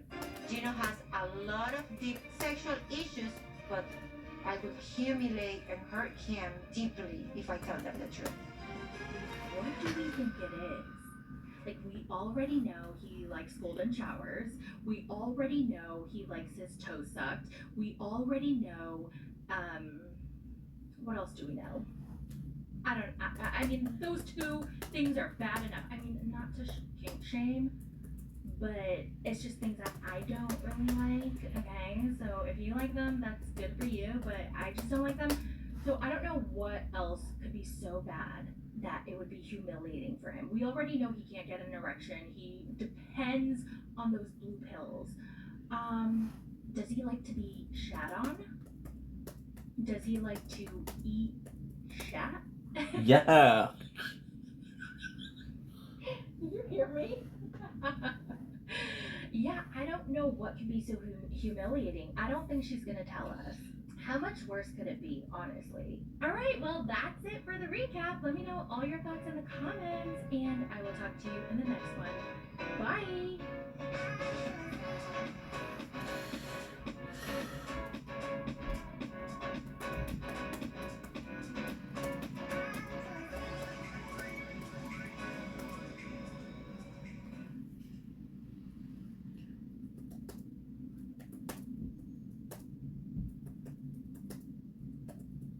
Hi, welcome back to another 90 Day Fiancé recap. It is Sunday, June 2nd, 11:50 p.m. My parents are sleeping right next door. I have to keep the volume low, which is why I'm basically whispering. But I wanted to talk about this episode because Gino and Jasmine, like, I shouldn't be that surprised by their whatever happened, but I am. But I'm not, but I am. Because I think we all assumed we knew what their problem was, but then they said it in this episode, and it was pretty shocking. Can you guys believe the title of this episode? It's called Pornocchio. Pornocchio. Oh my goodness. I was like, oh, they went there. Oh, that was wild. So let me start with Jasmine and Gino. So they're both in the car, and Jasmine looks pretty upset. Like, she looks really sad. It doesn't look like an act. And I'm trying to remember what happened to the smoothie. Yeah, she threw the smoothie at it. Okay, so in this episode, Gino can see Jasmine is very clearly upset. So he tells her, Jasmine, can you please not act like this around my family? And Shit. Jasmine goes, okay, so are you ready to apologize? For what? For calling me crazy and insane. Okay, I wish I could yell, but I can't. And then he's like, I think you should be apologizing to me, Jasmine. You're the one who were yelling and screaming at me. You threw your smoothie at my brand new shoes. I just got this a week ago. That's unacceptable. I threw the smoothie on the floor and your shoe just happened to be there. See, this is what I'm talking about. You get so angry. You need to control that anger. I don't want to be angry. You think I want to be angry? You make me angry, Gino. And then she tries to explain why she's frustrated and why she's angry, but Gino keeps talking over her, and he's not listening. He's not letting her talk. So her voice just gradually gets louder and louder, and she finally says, this is why I yell, because you don't listen. And Gino goes, yeah, it's not true. I don't order you around. I did so much work to get you to America. You need to be more appreciative. And Jasmine goes, oh my God, if I hear that word appreciate one more freaking time, Gino, I'm gonna rip you a new one. Gino has this sense of entitlement. It's like he's the American hero that traveled to a third world country and saved me from my misery. You, Gino, you're not. I actually agree with her. He really is kind of acting like that. She's saying my apologies. She needs to appreciate him. She needs to appreciate him. But what about him? Does he appreciate what she does for him? Like, she cooks for him every day. She cleans his dirty house every day. And does he thank her? Is he appreciative? No, because like Jasmine said, he just expects that. So Gino's like, well, just try to be happy. I don't want my family seeing us like this. And she's like, Lord you, Gino. I'm not gonna act happy if I'm not happy. Oh, wow. You guys rock. You carry up that. I'm not carrying. I need you to help me. Can you help me? I'm not. Wow, that's pretty sad. You guys, when I first heard the rumors, that they broke up, I didn't believe it for a second because I thought they were ride or die. And you know, they kind of like know how to play into the show. They know how to act in front of the cameras and just like throw a little drama here and there to get the storyline going. They're just kind of like pros at this point, so it's really hard to believe what's true and what's for the cameras. But after this episode, I was like, oh my god, I could totally see them breaking up. Like, I know they always had issues, but for some reason, when they have those crazy loud outbursts, like psychotic fights, I just didn't take it so seriously. I don't know why. I just felt like, oh, that's Jasmine being Jasmine. But this time, she's like so much more calm. And she seems way more rational. And I can tell she's really fed up. She's like really upset. So now I feel like, holy shit, she's serious. Anyway, they get to the park where Gino's whole entire family is, and there's a very awful band playing some music, singing a song. I guess it's their family tradition to have live music at their reunion, so whatever.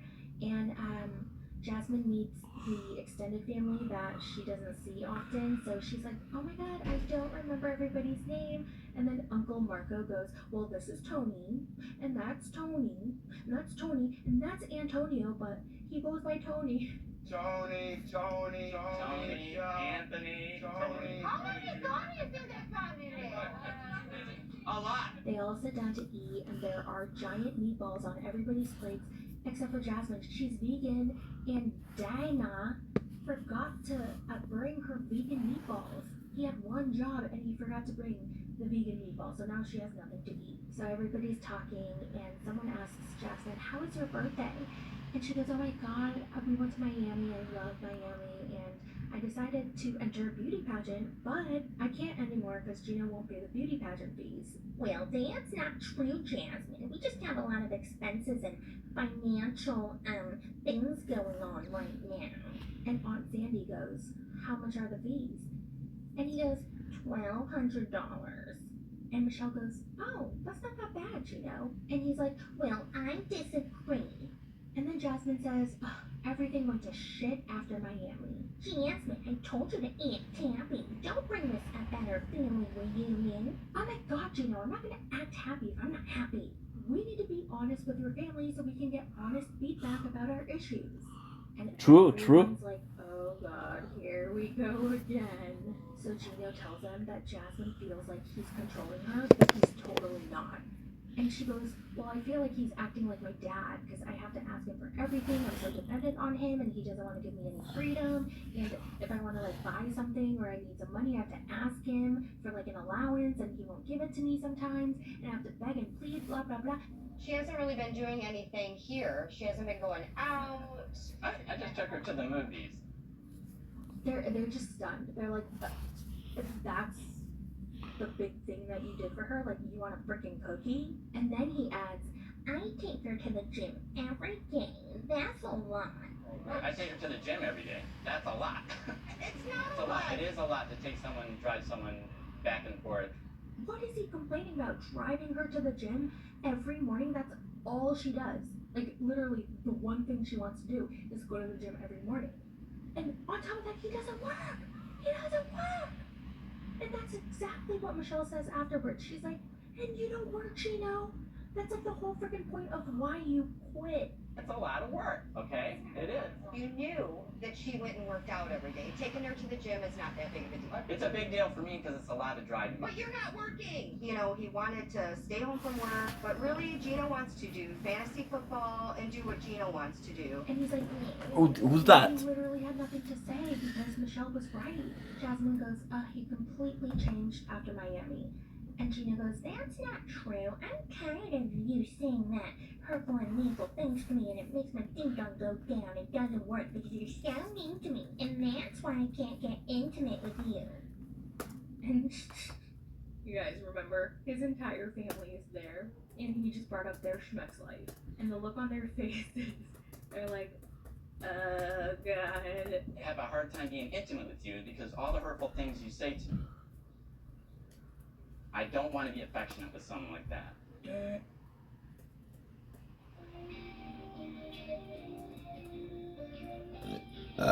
My apologies.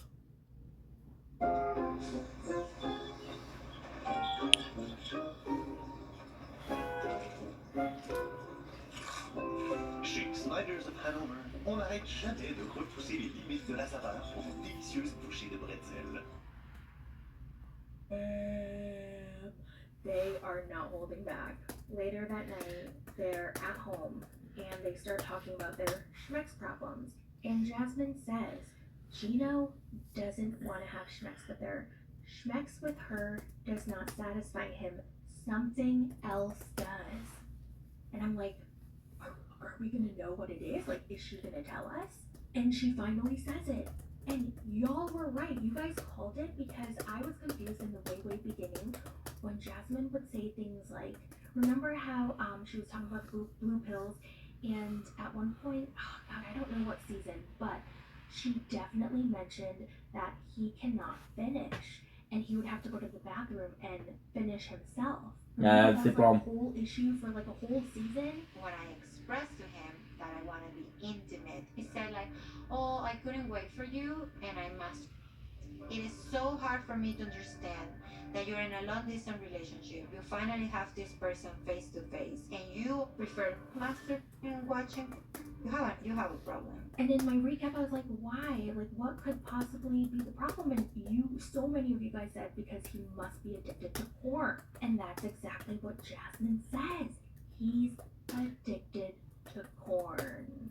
He denies it though. He's like, Oh my god, you're not Jasmine. Oh my god, I don't have a porn addiction. No. I don't know what you're talking about. oh my god, and you can tell that this is a real fight because Gino gets heated. He's upset. He wants Jasmine to stop talking about it.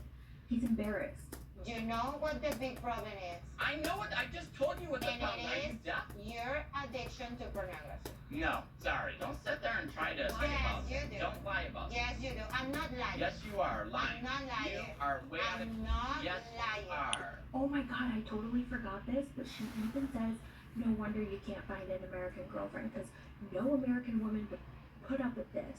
And I was like, oh, I mean, that's true, but oh, damn. Yeah, and you could tell Gino was actually legitimately, genuinely upset. He was like No really way. mad. So yeah, I You think think? they really are gonna break up. That's it for the recap. Thank you so much for watching. If you want more recaps, I am reacting to MILF Manor season 2, episode 6 this week, and also I am covering 90 Day Fiance UK season 3 over on Patreon. I am so sleepy. Baby's gonna go, and I will talk to you guys later. Bye.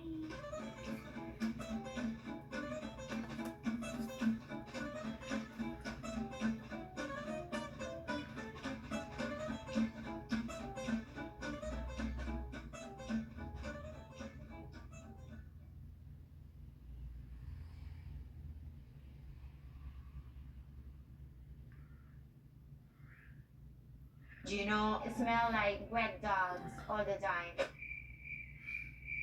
Well, you came to the right place. Why don't you take a look and I'll be up front with you. Why am I not surprised Gino smells musty? Of course he does.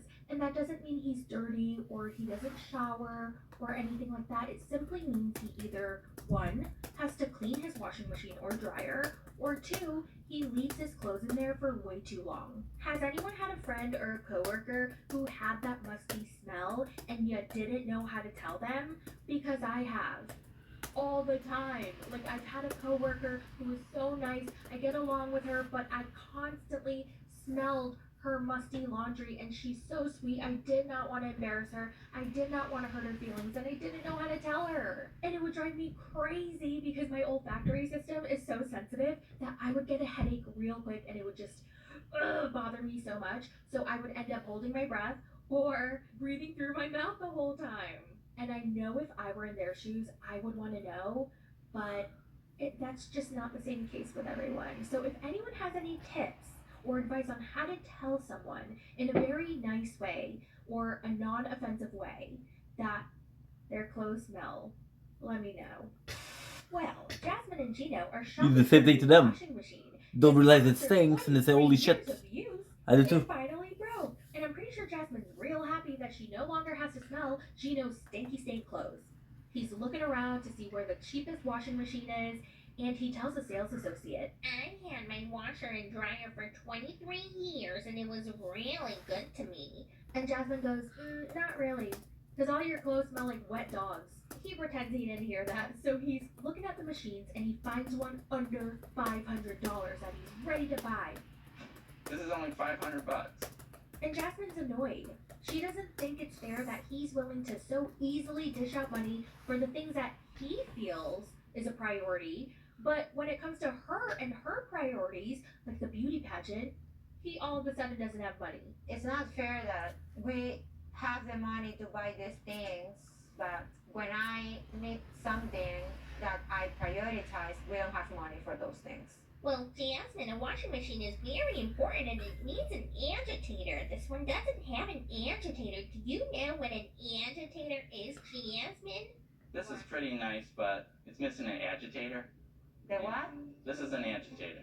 And it helps, take the clothes and swirl it around and clean them and mix them. He doesn't need one with an agitator. Newer models don't even have those anymore. What he really needs is those laundry detergent sheets. Have you guys seen those? The ones that look like a dryer sheet, but it's actually super concentrated with laundry detergent. They're called Earthbreeze Eco Sheets, and it gets all the stains and bad smells out. And let's be real, Chino definitely needs that. We smell like wet dogs all the time. And does he even recycle? Like, I believe that Jasmine does, but I don't know about Chino.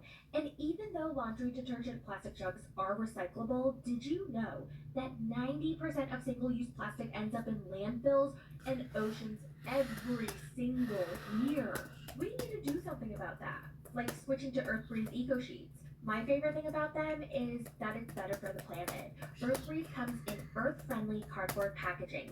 Side note, cardboard is much more sustainable and eco-friendly than single-use plastic, which can take hundreds of years to decompose. According to scientists, our oceans will have more plastic in it than fish by the year 2050. Also, can we talk about how compact and convenient these are? I've always hated how much space those gigantic plastic jugs took up.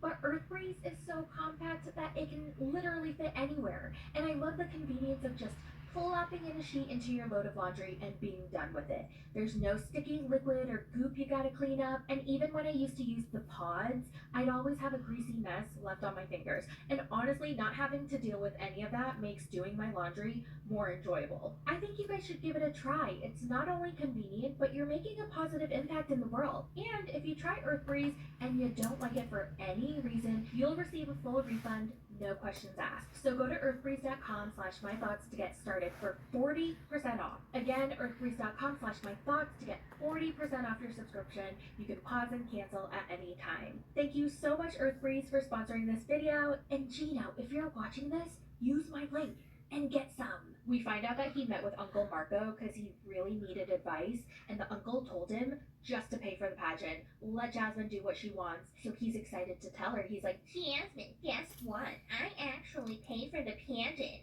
I mean, I didn't have the money, but I paid it with my credit card. But it's all set, and you can go do the pageant now. And Jasmine looks shocked. She was like, really? I booked the pageant and I paid the $1,200 fee for the pageant. You did. But since I did that for you, I want you to do some things for me. And she's like, okay, what? But I also have some expectations too for you.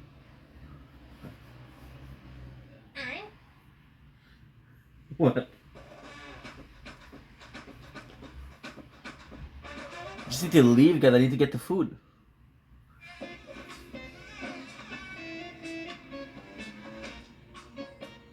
I need Chill to die. I want you to stop being so mean to me and stop taking fines. And you have to let me watch all the porn I want. And you have to give me golden showers. All the golden showers that I want. Oh my god, Gino. Can you only do something for me if I do something back for you? Well, Jasmine, I want to make sure I get all the credit I deserve. I worked really hard to get you into this country. Oh my god, Gino, if I hear about this effing country one more time. You know what a real man is, Gino? He's a provider, okay? He's a provider. Do you want to be a provider or a little bitch? This activates Gino, and he goes, well, do you want to know what a real woman is? Like a real attractive woman is someone who's gentle, quiet, not argumentative, or a big bitch. And I loved her response. She was like, okay, then what are you doing with me? And he goes, I don't know. That's a really good question, Jasmine. Maybe I should think about it. Okay, go ahead. Think about it. Happy marriage, happy life, American dream. Listen, as much as I don't like Gino, it is true. He did support her for many, many years while she was in Panama and she was getting ready to come to the United States. He did pay her rent, even though he didn't want to, and he didn't pay for the apartment that she wanted to live in. But still, regardless, he did help her financially. But to constantly use that over and over and over and over again, it's exhausting. Also, I hate that we didn't get any type of resolution for that porn addiction conversation that they had in the last episode. Like, how did that end? Did they address it more? Is he going to seek help? What's going to happen? Like, I want to know these things. Next is Angela and Michael. And let me tell you, I was shook. Okay, first of all, it was really funny when Angela was spiraling. Oh my god. I hate her. I don't like her. I think she's a horrible person. But watching her spiral was funny. Like when she's marching down the street and she's complaining about all the birds and the animals in her way, and she's just like kicking them out of the way. She's like, move out my way, bitches! And she's like, boom, boom, boom, boom, boom. And I'm like, what the f did the birds do? I was actually kind of hoping that one of the birds would take a fat shit on her. That would have been the icing on the cake. But no, they didn't. So Angela wants to get to the bottom of Michael's lies. First it was the interview location change, and now he's talking about being in some visa group chat to exchange stories about the process and to give each other moral support. And she's like, his stories aren't adding up. You've been shady, man. And look, now you're sitting there doing all this by yourself. Like it's your visa only. It's our team. So she says, give me your phone, Michael. And so he's like, you know, he has to give it to her. What is he going to do? Not give it to her? Yeah, and then fuck you. have his ass beat? You're lying, and I'll catch you in lies after lies. It's sickening. Matter of fact, let me see your phone. Angie. Let me see your phone. Don't do it, Michael. So he reluctantly gives it to her. Ah. She's swiping around. She's looking for anything shady. And then she finds a chat history that shows Michael making several money contributions to somebody. Michael, what is this? And what are you sending money? Are you sending money to Leslie? What is this with all these checks? What is this? Angie, it is called a contribution. And he's like, Angie, no, it's for a rainy day, okay? There's a money collector that we use in Nigeria. He keeps all the money safe. And it's something that we do here in our culture, and you just don't understand it. I don't trust you, Michael. Whoa. You know, I'm going to hire someone to figure all this out, and don't you worry, I'm going to get to the bottom of this. She keeps swiping, swipe, swipe, swipe, swipe, swipe, swipe. What's this group chat? Paradise Man? Who's Paradise Man? You're the group administrator, Michael. Paradise Man? Angie, don't worry, calm down. It's just a group of men who are on the same journey together of the K1 process. We give each other moral support. It's like a support group. You're the group administrator of the Paradise Men? What are you doing, Michael? Advising a bunch of men to scam us, American, the freedom of the country of the women? What? And then she throws her finger at him and gets all over his face, his body, his clothes, and she's screaming, she's yelling, she's doing all the Calm down. Let me Nigeria our way to here to be made a fool of again. And she takes his phone with her and storms off. And as she's storming off to the cab, Michael's behind her, running after her. And she's like, doo, doo, doo, doo, doo. And she's yelling at the little birds or the animals that are in front of her still. And she's like, get the shit out of my way, bitch. And she's like, boom, boom, boom, boom.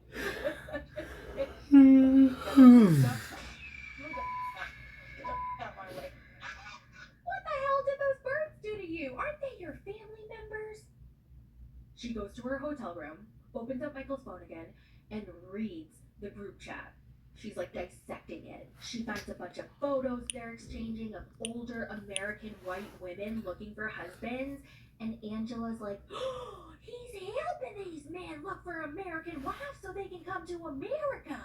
Oh my God, he's frauded. He's the ringleader. She's reading. Oh my God, I think he's charging these men for his services. That's why he's a administrator. Oh my God. She keeps scrolling, and then she comes across a screenshot of a Google search that says, what is life insurance and how to use it? What is the life insurance and how do you use it? Life insurance? Oh my God, is this bitch planning on killing me? She was so scared. She was so dead ass. It was so funny. I did not expect things to go this way, and it actually looks really bad. I'm not gonna lie. It looks really bad on Michael, but honestly, does anybody care at this point? Like, everybody's rooting for Michael. Oh, and she also found a voice note where Michael is saying that he uploaded Angela's 2022 tax returns, and she's like, oh my God, these people got my information. Oh my God, I'm in danger. Oh my God. I also uploaded the tax return 2022. They know my personal business! Now for the rest of the couples, nothing really happened. I can sum it up in 1 to 2 sentences. So Kobe and Emily, nothing.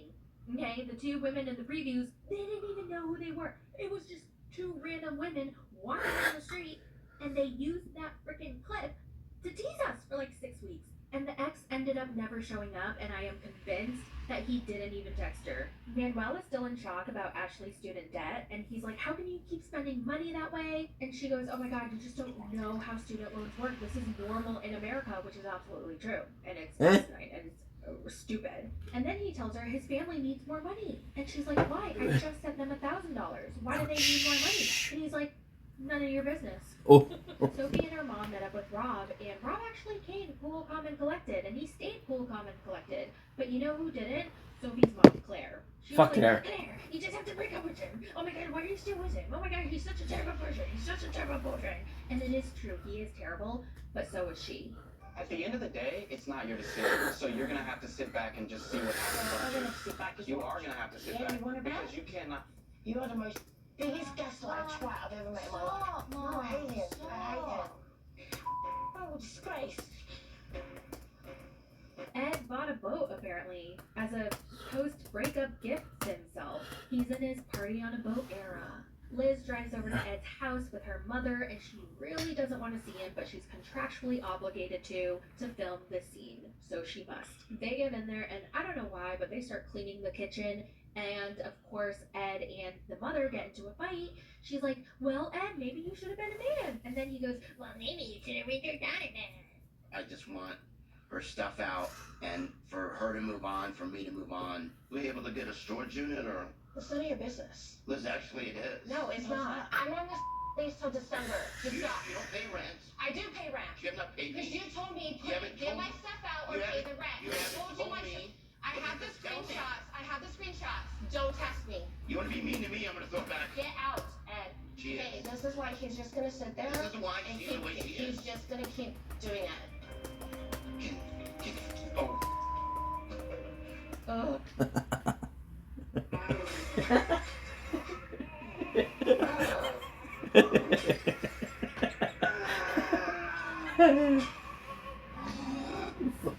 He makes a mess.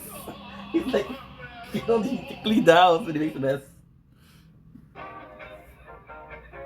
La gamme électrique de Chevrolet offre une autonomie impressionnante. Que vous traversiez la ville ou tout le pays, vous pouvez toujours compter sur Chevrolet. Menez la charge avec la gamme entièrement électrique de Chevrolet. Ugh, I'm so over seeing him on my TV screen. Can you imagine if he comes on the single life and we have to watch his journey finding a good Christian woman? I go crazy every single day. Life's a little hazy. Jasmine's always mine. Gina's feeling blue. Two hearts in a cry. They don't have Angela's mine.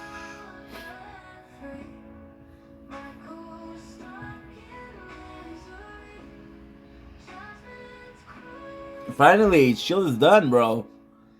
So now we can focus on the. We can go shop. Michael left alone. 2 hours after I was done, but it's okay.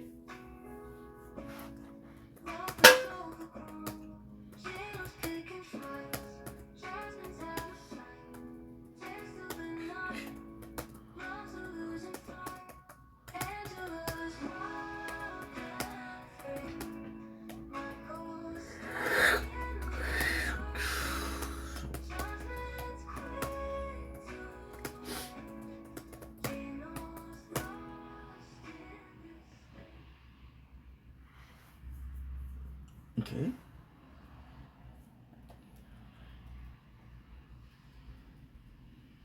Welcome back to another 90 Day Fiancé recap. This is Happily Ever After Season 8, Episode 14. We are near the end, y'all. We're near the end. We're almost done with Jasmine and Gino and Angela and Michael and Rob and Sophie. Like, I can't wait. I'm so ready for this. So let's get into it. Sophie and Mommy Claire are at a diner because they're hungry and they want to eat something. And they look at the menu, and Claire goes, "Great. What is Greece? I've never heard of Greece. Do you know what Greece is, Sophie? What's into Greece?" And the waitress is like, "Oh, it's just basically eggs and sugar."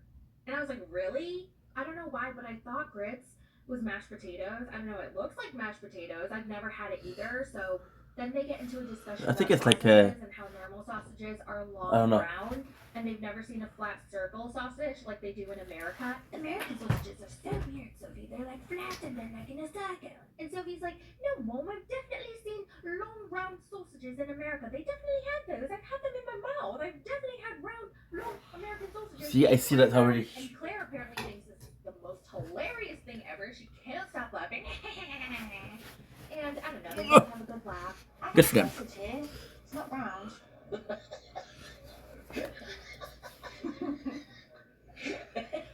I don't know, I look at Claire and I'm like, you're acting like a teenager. It feels like Sophie is your older sister and you're her much younger sister, that she has to take care of you and that she has to like help raise you. You know?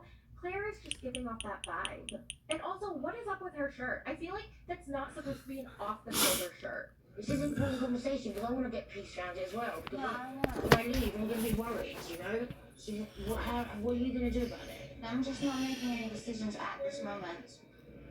Maybe it's because we know the full context of the story and their real relationship and the behind the scenes and everything like that. Everything just makes more sense. For example, when Claire was like, "Sophie, we should get a house together. Maybe we should live together, Sophie." And Sophie immediately goes, "No, Mom, no, I don't want to. I think I'm going to stay with Kay." And it makes sense because Sophie does not want to stay with her mom, but she's trying to say it in a polite way so her mom doesn't pop off. In front of the cameras, Claire is kind of saying it as if, "Oh, you can stay with me. I will provide for you. I will provide a safe space for you until you get your things together and you're ready to move out." When in reality, it's Claire who needs a place to stay. Sophie has been taking care of her mother this whole entire time.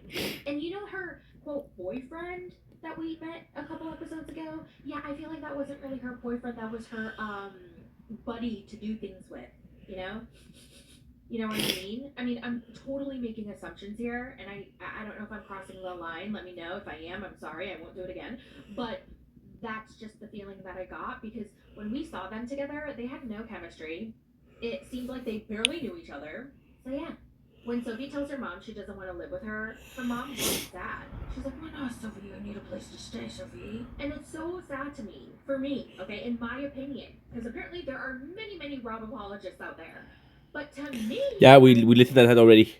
it makes me sad to see Sophie very reluctant to leave Rob, because if she does, then she's stuck with her mother. And once again, she can't say any of this in front of the cameras, because this is all a facade. Their relationship, the mother being stable, the mother providing for her daughter, paying for their living from Mexico. Remember, we heard that in the last season, how Claire was paying for Rob and Sophie's apartment or something like that, and Rob was super shocked. He was like, "What? I didn't know that. Are you sure?" No, she didn't. And at first I was like, "Oh, Rob, you liar." But no, Rob was telling the truth. He had no idea because Claire wasn't. It was Sophie, but Sophie was probably hiding that. But anyway, my point is, this is a facade. Claire clearly wants to portray herself in a good way, obviously. She's in front of the cameras. This is a national TV show. Everybody, international, whatever. Everybody's watching this, right? And Sophie's going to oblige because she is a people pleaser. She wants to please her mother. She wants to be accepted and loved by her mother and her boyfriend. And it's just so sad. Claire tries to convince Sophie to break up with Rob. And she's like, no, I don't know what to do yet. I don't want to make any rash decisions right now. But you know what? I do need a break. So let's go to his apartment. I'm going to pack my stuff and we're going to tell him. And Claire goes, yes, Sophie. Yes, you want to get into his apartment. You know, because Claire's motive is she wants to stay with Sophie. She needs Sophie to bankroll her. So they get to Rob and Sophie's apartment. And he has a little surprise for her. He's like, here, I got you this. And it's a little Squishmallow that has another Squishmallow. I don't know if it came with it or it came out of it. I don't know. Sophie is so happy. She is so touched by this romantic gesture, so kind, so thoughtful of Rob to get her Squishmallow. She's always wanted it for years and years. She said, Rob, I want a Squishmallow. I want the Squishmallow. And he finally got it for her. But it's special because it has this thing, so if you flip it, it's happy. But then if you flip it this side, it's angry. That was very nice of him to get me this. I'm almost like, I don't even want to do what I came here to do. And that made me sad for her again, that she's so touched by him getting her a stuffed animal. And so Claire clocks this, and she's like, oh my gosh, she's never going to break up with him. Oh God, here we go. She's gonna stay because she loves the squidgy. You know, he's like making a bit better. Oh my Squidgy. God, I can't listen to this. But Sophie surprises her, and she tells him, listen, I feel like we both need space. I'm going to still stay with a friend. And we just need to think things through and see where we're going to go. Claire's happy. She's smiling. And Rob is shook. He's like, I got you a Squishmallow and you're still denying? What do you want from me, woman? And what I want is get food. Let's fucking go. Choo, choo, choo.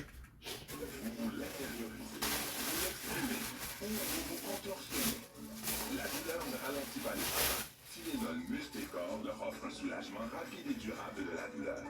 Tylenol appuie fièrement la force des papas. This is some bull. I got Sophie again. This is some Just like bullshit. shot in the heart. Claire is absolutely responsible for this. Wow. What is the point of this marriage? They've been married for like a year, but they lived together for a month. And then the 11 months, they lived apart. And they've been fighting. Like, oh my god, just get divorced already. Oh my god, by the way, you guys love the song that I put at the end of one of my... I can't remember which recap it was. Oh, I think it was my last HEA recap because it was about Jasmine, Gino, Angela, and Michael. So, I made another song by AI. Okay, I did not make it myself. AI did it for me. And it's about Rob and Sophie, and I like it so much better. So stay tuned till the end so you can listen to the song, okay? Alright, moving on to Angela and Michael. So remember Angela's freaking out after she found the Paradise Men group chat. And she calls her immigration lawyer after finding out. Hi, I'm Angela from 90 Day Fiancé, and I'm married to a Nigerian, and I got some questions for you. And she tells the lady everything. I think he must be scamming me. I think he's running a scam ring, trying to get to America. The lawyer couldn't give any less fucks. She's like, okay, interesting. This looks like a goddamn scam to me. Interesting. Yeah. Basically, the lawyer tells Angela that once he enters on the immigrant visa, she's going to be financially responsible for him, meaning she must maintain his income at above 125% above the federal poverty guideline. And if she doesn't, then he can request government assistance. And then if he gets it, then... Oh, wait. No. Hold on. Back up. Sorry. This is why I should read my notes. Don't blink. Here's your blink. Welcome to the show. Visiting Webster, having a wonderful day. I know I don't make this enough, but it's all about acceptance, self-body acceptance. We got some new pants. I'm gonna try them on. No, I got a dirty mirror. I do not give a single shit. It's a weird video, but again, self-acceptance is something I have issues with. So I'm gonna put you here now. Technically speaking, I'm not wearing boxers. So I'm going to leave you here. We're listening to my thoughts. I know the behind my back. I went through your personal favorite, 90 Day Fiance commentator of your boy. Or am I gonna tell you? So what we're looking at exactly is the first. What do we think?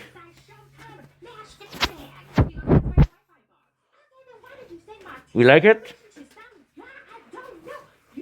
Now we do have overweight, but I got some surprise for you guys. I got some new content for you guys, and it's gonna be phenomenal for the overweight. So yeah, fuck with those pants.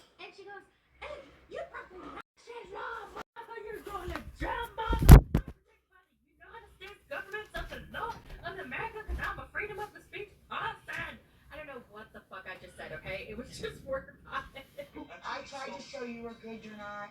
You're not. And you know what? My government's protecting me. This is why we can't get the visa. And before you me and my family out of my goddamn hard-earned money for 57 years, I'll show you before I tell you. Michael is silent. He's kind of like weighing his options, I think, in his mind, and he grabs his phone away from her, and he says, "That's my phone," and then all hell breaks loose. Now, I did think it was fucked up that Angela grabbed his phone and took it away, and she was like, "This is my phone, I paid for it." Like, bitch, no it isn't. You might have paid for it, but you gave it to him. It was a gift to him. So it's his. I don't care if you pay for it every single month. It's his stuff. It's his conversations. It's his photos. It's everything is his. I'm not crying tonight. Get that phone! Get that phone! Get that phone! I just hate how she's so entitled. She feels like if she pays for something, it's hers, and she's entitled to take it away anytime she wants, and she can do whatever the hell she wants with it. Oh, she's so horrible. She's an awful person. And I can't wait until we never have to see her again. Moving on to Jasmine and me now.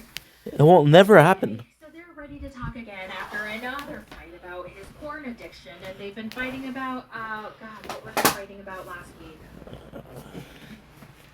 Oh, they were fighting about washing machines, and then she called him not a provider. Ouch. A bitchy woman, and yada yada yada. Okay, got it. I remember now. So Jasmine reveals that they're still not intimate, and they're newlyweds, and they've been long distance for years, and they've always had sex problems, you know. So I don't know what it is. And she tells him, "Gino, you told me that you find me unattractive."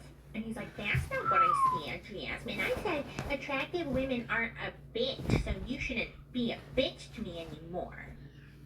Gino, BFFR. Okay? E for that fucking means the real. same thing. That's like tomato. Jasmine tells him that really hurt my feelings, Gino. And he goes, "Well, sorry, I retaliated. I was just responding to you saying that I wasn't a provider. Like, I supported you so much and got you here to America, and I even paid for your beauty pageant, and I thought you were going to say thank you." And she goes, "Oh, so it hurt your feelings? Okay, yeah, I acknowledge that. And I apologize, I really do." And to me, she sounded sincere. I really did think she was trying to mend things and move on. Was she? And she tells him, "Listen, Gino, I'm going to try my best to not start arguments, and I'm going to watch my mouth." Watch my mouth. Did I say wash or watch? I don't know. I'm going to watch my mouth. Watch. Wait, that sounded like wash again. Okay. I'm going to watch my mouth and make sure I don't say things hurtful to you. But Gino, I really want you to start working on intimacy. I want you to start initiating and taking control. And he goes, "Well, I don't really know about that. I guess I'll try when I feel comfortable and when I'm ready. Because, you know, I have a lot of stuff on my watch later list for the corns that I haven't gotten to. I really need to go back to that first." And then Jasmine goes, "But Gino, I want you to find me attractive even if I am bitchy." And he goes, "Physically? Yeah, I'm very physically attracted to you. You don't have to worry about that, Jasmine. Yeah, I find you physically attractive." And she goes, "What do you like about me, Gino, physically?" And he goes, "I like your really big, perky breasticles. They're very nice." I like your big, perky breasts. That's what's up. Very good shape. Good. Like in my eyes, you're the most beautiful man on earth. That's for sure. What the fuck? They are so meant to be together. They're so freaking wacky and weird together. Like, just have each other, okay? Jasmine then gives Gino permission to shove his big, musty toe into her mouth to shut her up the next time she's being mean. Yeah, they're a match made in heaven. Who the hell is gonna say that to Gino? Like, what other woman would say that? No one. I mean, no one. It's like a pacifier in my mind. Don't blink, Wayne. Welcome to the show. President wants to having a wonderful day on this time, March 25th. As you can see, you can't really see right now, but we're doing a lot better. However, I want to go out. I want to go out for a walk. I think some fresh air is going to really help me out. We're doing a lot better, but still a lot of 100%. But since I'm going out, I'm going to leave you with... Let's just make it quick. Liz is done packing her stuff. She hands over the keys to Ed, and he's like, "So Liz, when are the movers coming to get your stuff out of here?" Tomorrow, Ed. It's gonna suck. Okay, well, I'm sorry I blew up at your mom. She was like coming This is the nicest snow. Ed, This it is doesn't calorie matter, snow. okay? That's not how you So talk it's to very, women. very soft. All right, It's not Ed, you humid. need to learn how to talk to It's women. very flaky. Okay then. Well, your Very mom light. wasn't being a woman then. She Just was make being the a best real now. big. Stop, Ed. Just We're gonna go stop, get some okay? You don't talk to women that way. some food. Because again, I have to have a motivation to leave the house. And what is the better motivation than food? Oh my god, Ed. Oh yeah, He's such good a food. fucking bitch. Let's get some. Freaking Get go. that last job, Ed. Okay, well, I really hope you learn from this situation, okay? What do you mean learn? I hope you learn, Ed. I'm worried, like, I'm really worried about the relationship. I'm worried about your next relationship. I want you to be happy. My next And if you relationship, don't change, you're never going to be if happy. I don't change. Correct. If you're not a man and you're a child. Okay, bye. Have a nice life. I literally just wanted to say bye. And you didn't. No, I did come out and get everything. You, oh my god. You're so triggered. You, Ed.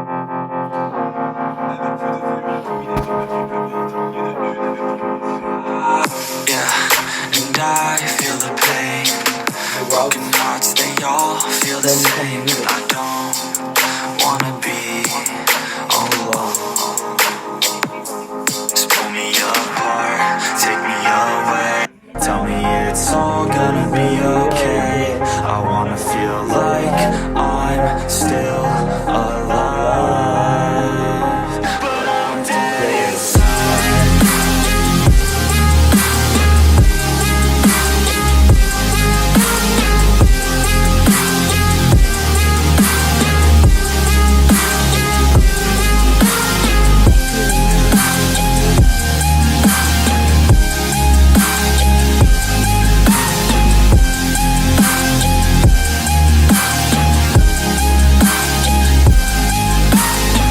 And all I know is I keep on waiting. My mind's running and my heart beats racing. I'm not the same since your heart gave out on me, on me. Wish you would stay, but I know you gotta go. I hate change and I hate being alone. Never the same, the beginning always loved it more. Yeah, just pull me apart, take me away. Tell me it's all gonna be okay. I wanna feel like I'm still alive, but I'm dead inside.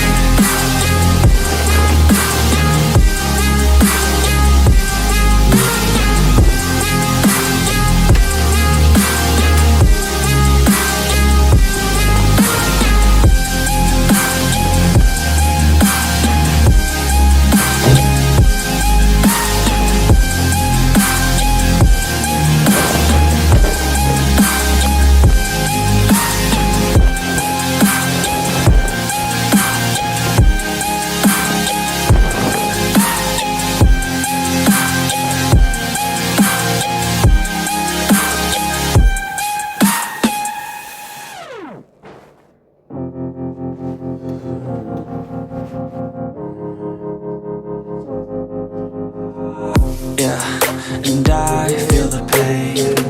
Broken hearts, they all feel the same. And I don't wanna be all alone. Just pull me apart, take me away. Tell me it's all gonna be okay. I wanna feel like I'm still alive, but I'm dead inside.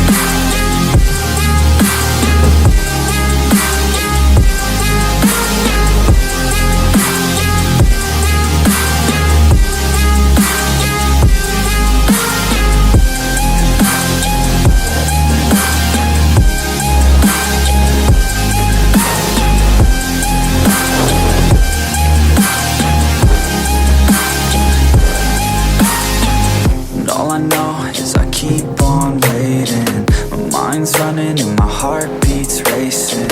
I'm not the same since your heart gave out on me. On me.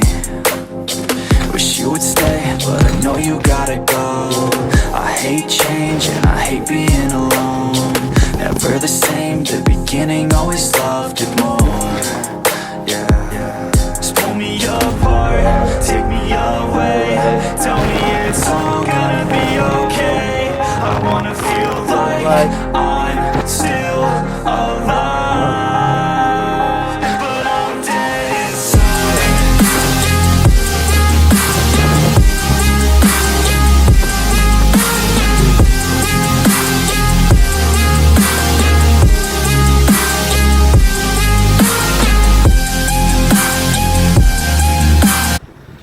Don't blink, it's your boy Ink. Welcome to the show. Doing well in this 9th March 2025. I don't know if you guys can see the snow. It's beautiful, beautiful, beautiful. Not doing well, doing better. Right, doing better. Not 100% yet, but definitely doing better. So now, I thought a little bit of fresh air was gonna help me out. Gonna be having a conversation. Gonna walk with some junk food. Just for the concert. Might not be the best for the concert, but in life is even cool, right? There's a lot more worse things you can do to feel better. So we're gonna go. It's cold AF outside. It's a beautiful snow, but it's really cold, so I'm gonna put you in the pocket at the Jiminy Crickets. And yeah, we're just gonna talk for fun. We're recording the tower. We're talking to music, so there's a lot of words things to do. Enjoy.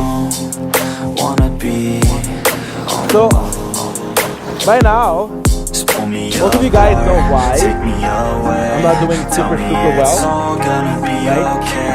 Are you filming the right time? Yes. So if you don't know, that's actually my fault, right? And we were resentful of things that happened like long ago. But that's really what you guys comment. Oh, by the way, small note. You guys have been writing,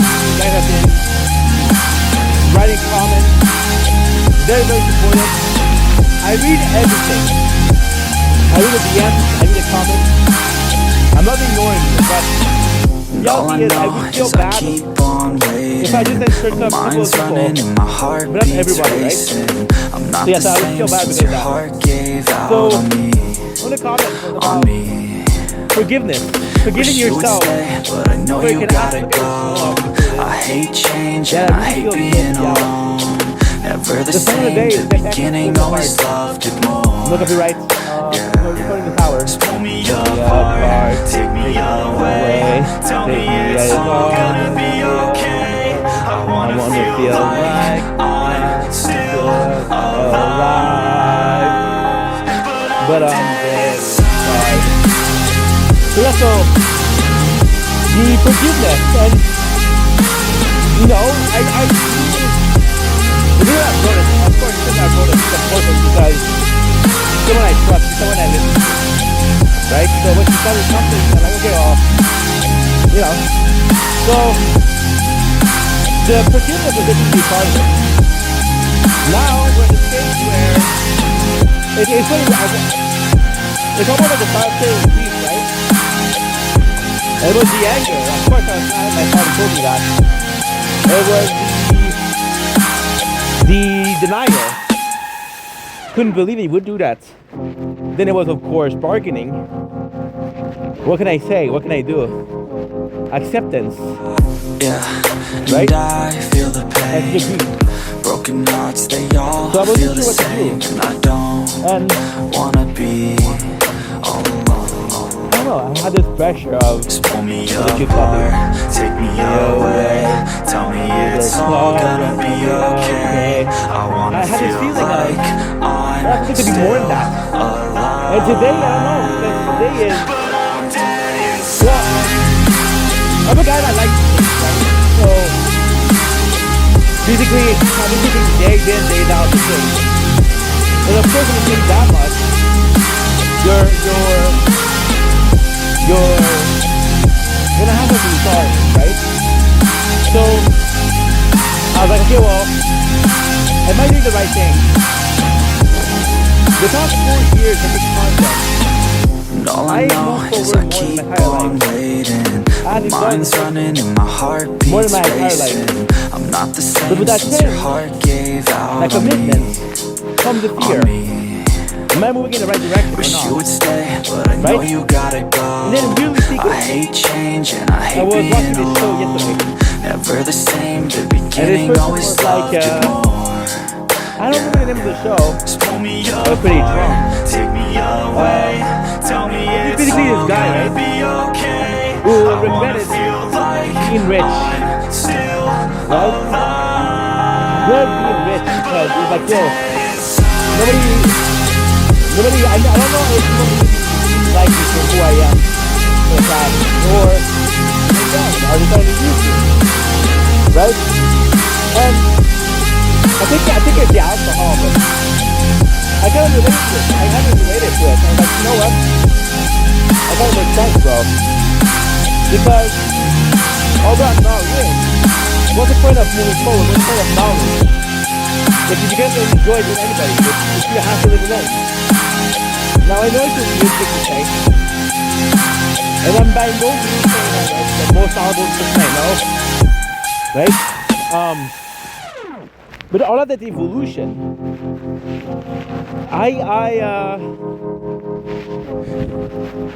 I didn't take the step.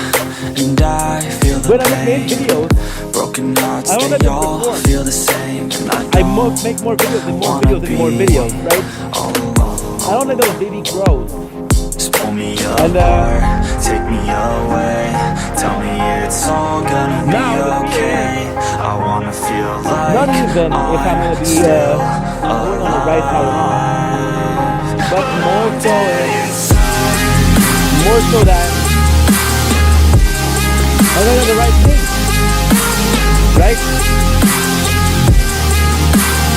I was watching Vikings, and I remember Chris Harris. I was in the Greek college student show. Greek Harris. And he let the fly to escape prison. And if he maintained the height, he was okay. And all I know But then he is went I too close to keep the sun. on waiting. And the wax My melted. mind's running and my heart Because the wax beats melted racing. from the ocean I'm and not the died. same since your heart gave out on See how too me. close to the sun, On me. then it happened. Wish you would stay, but I know you gotta Now- go. I hate change and I hate Doesn't being matter alone. Never the much. same, the beginning always loved it more. Yeah. I improve it, it's done for me the purpose. apart, take me away. You know what I Tell mean? me it's all gonna And be it sucks, okay. like, I wanna feel I don't know what like the stupid is. I'm still alive. Like, I saw how much I miss you guys by the number of texts and comments that I got for people really caring about me, asking me something good, you know? And I'm very grateful for that. But at the same time, I'm like, fuck. I'm letting people down. Now, both these guys are amazing and understanding, but I don't think it's a granted. I'm thinking I love it great. So I'm gonna go home. You know? And lately I've been really craving a job. Like a stable job, a 9 to 5. Because I don't know. I love making content. Yeah. That's of course And I that's a feel job, the right? pain. But then at the Broken same time I'm hearts, like, they all feel the same. And I don't you're wanna possibly be at a level alone. where you're Just pull me you have to apart, not to care of take me yourself, but away. what Tell if me you're at the it's level all of gonna be okay. being reliant I on wanna yourself? feel like I'm still If I look at my life, I need help. Am I surviving? Absolutely. But it doesn't mean that I'm living the way I'm meant to be. What if the way I was meant to be was You follow somebody's order, you know? Maybe that's a destiny, maybe that's the path of life. And maybe, just maybe, And all I know is I keep on waiting. My mind's running and my heart beats racing. I'm not the same since your heart gave out on me. It's like reading a book for the exam, right? On me. Look at the sun, beautiful. Wish you would stay, but I know you gotta go. I hate change and I hate being alone. Never the same, the beginning always loved it more. Then for the exam, and you study it. Pull me apart, you get it great. take me You got a good away. grade. Tell me Right? it's all gonna be okay. Then you realize that I wanna feel like as the exam you're having a session that's similar to you can't answer that question. But the way things you remember the exam having a session, then you realize that I didn't really understand the material. I didn't understand it. I just did my best to learn that it's possible. Maybe I could use it. I could use it as much as possible. Then I could use it. It was useful. See, and even go for yourself. You're wondering if something is useful or not useful. What if something that I learned a week ago that I didn't have to comprehend because I didn't think it was it had this value, right? Yeah, and What if that was I it? feel the pain. Then I'm doing it for Hearts, nothing. they all feel the same, and I don't wanna be Then let there be no knowledge. Helpful, Just pull me apart, take me Even good to away. know. Tell me it's all gonna be okay. I wanna feel like Then you have to I'm still For example, I thought about my role models. Then maybe I have beautiful models. You know? Not in the way that I'll never see my father, but in the way where I'm living my life where I don't know, something crazy.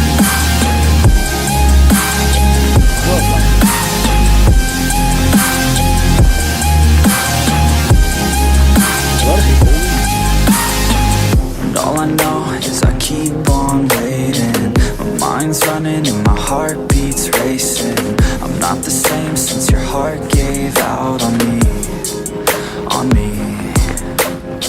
Wish you would stay, but I know you gotta go. I hate change and I hate being alone. Never the same, the beginning always loved it more. Yeah. Just pull me apart, take me away. Tell me it's all gonna be okay. I wanna feel like I'm still alive. But I'm dead inside. I got treated twice by my mom. When I see my mom, I'll feel better.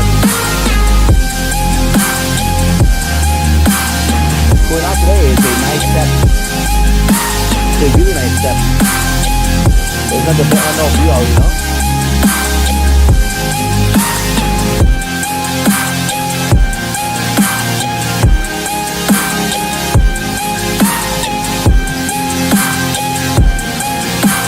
I think it's the best example also because ooh, that's brand new. That is fucking brand new. Brand new. Yeah, and I feel the pain. Broken hearts, they all feel the same. And I don't Ooh, that's also new. wanna be What in the fuck? all alone. There's so many of them. Just pull me apart, take me away. Tell me it's all gonna be okay. I wanna feel like I'm still alive. But I'm dead inside.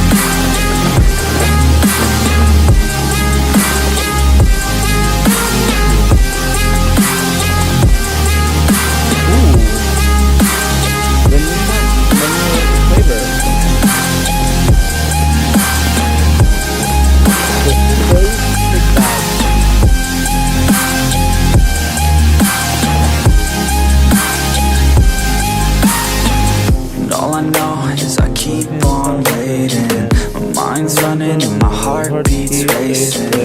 not the same since your heart gave out on me. On me. Wish you would stay, but I know you gotta go. I hate change and I hate being alone. Never the same, the beginning always loved it more. Yeah. Just pull me apart, take me away.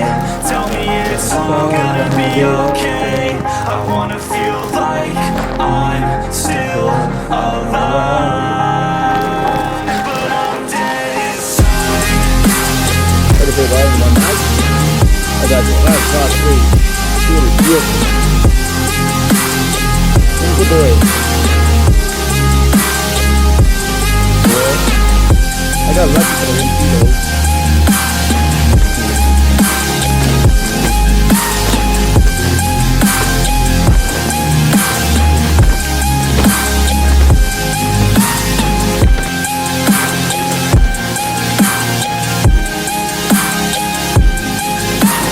Gotta go with my GMM.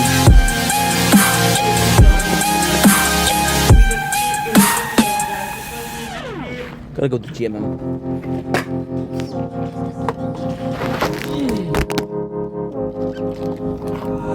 Yeah, and I feel the pain. Broken hearts, they all feel the same. And I don't wanna be all alone. Just pull me apart, take me away. Tell me it's all gonna be okay. I wanna feel like I'm still alive, but I'm dead inside.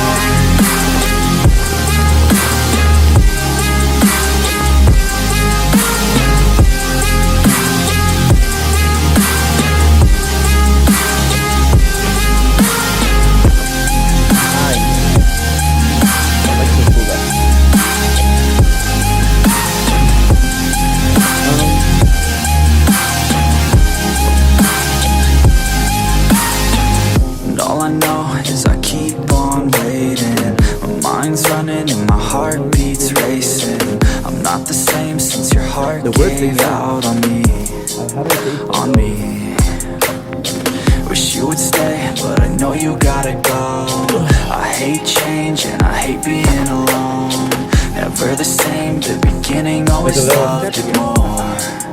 Yeah. Just pull me apart, take me away. Tell me it's all gonna be okay. I wanna feel like I'm still alive. I just didn't taste them. But I'm dead inside.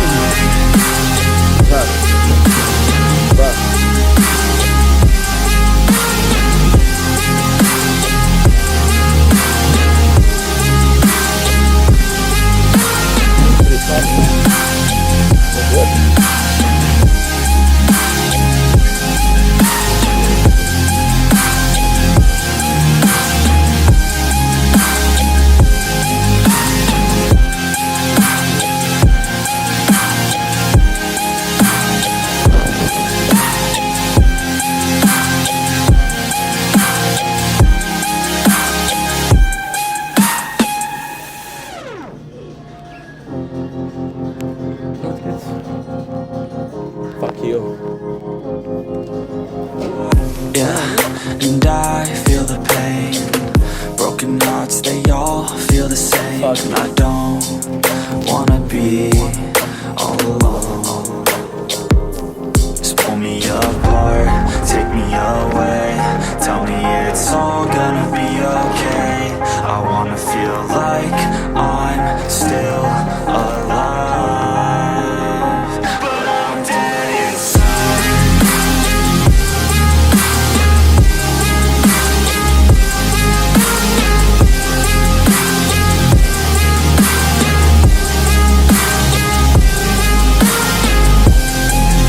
You have to look and see what we got.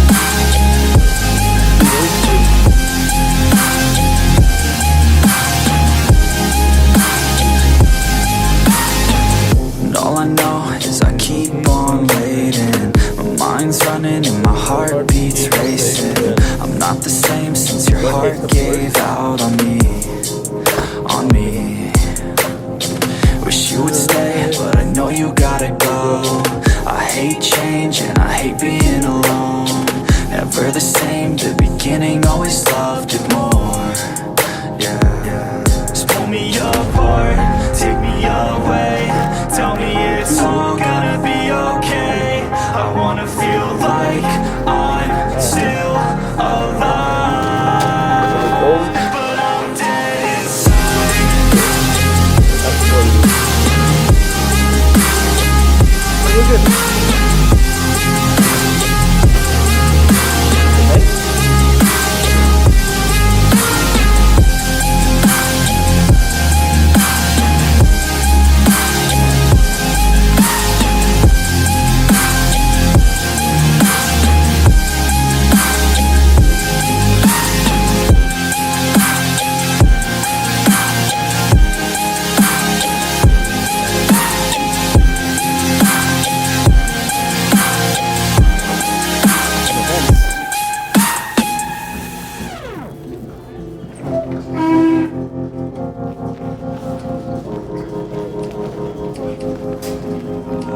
Yeah, and I feel the pain. Broken hearts, they all feel the same. And I don't wanna be all alone. Just pull me apart, take me away. Tell me it's all gonna be okay.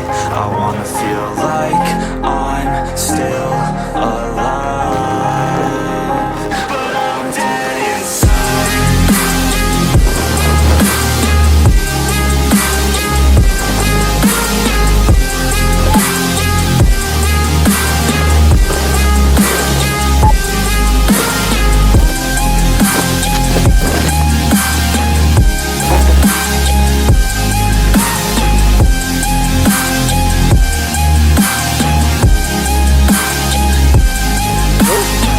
And all I know is I keep on waiting. My mind's running and my heart beats racing.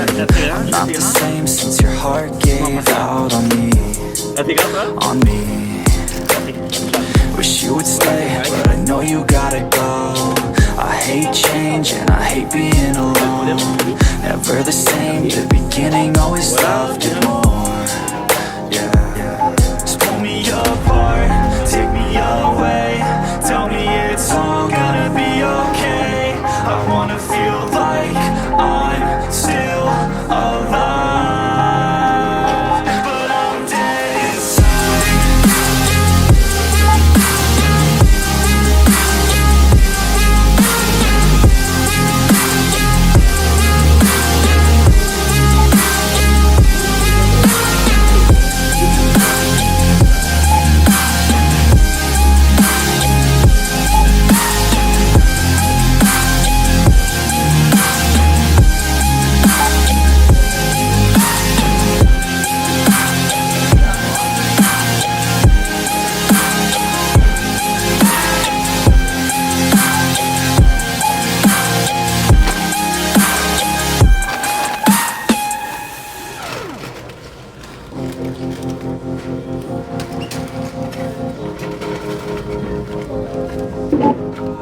Yeah, and I feel the pain.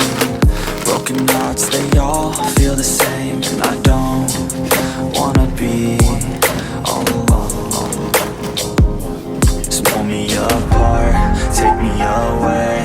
Tell me it's all gonna be okay. I wanna feel like I'm still alive, but I'm dead inside.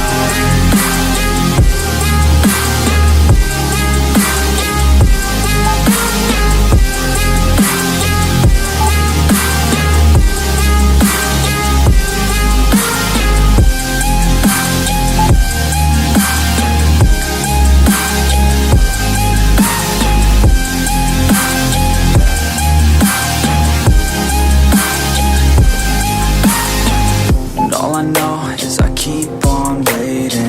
My mind's running and my heart beats racing. I'm not the same since your heart gave out on me. On me. Wish you would stay, but I know you gotta go. I hate change and I hate being alone. Never the same, the beginning, always loved it more.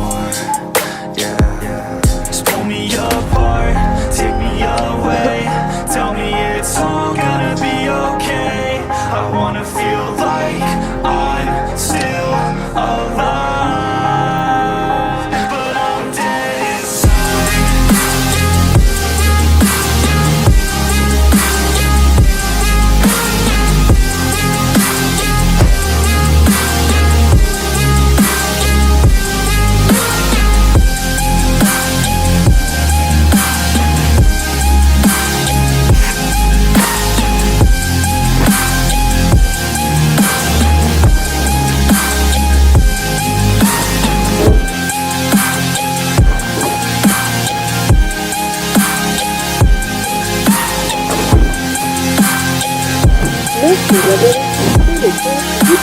je suis d'accord. Je suis vraiment désolé, encore une fois. Mais alors, merci beaucoup, c'est gentil.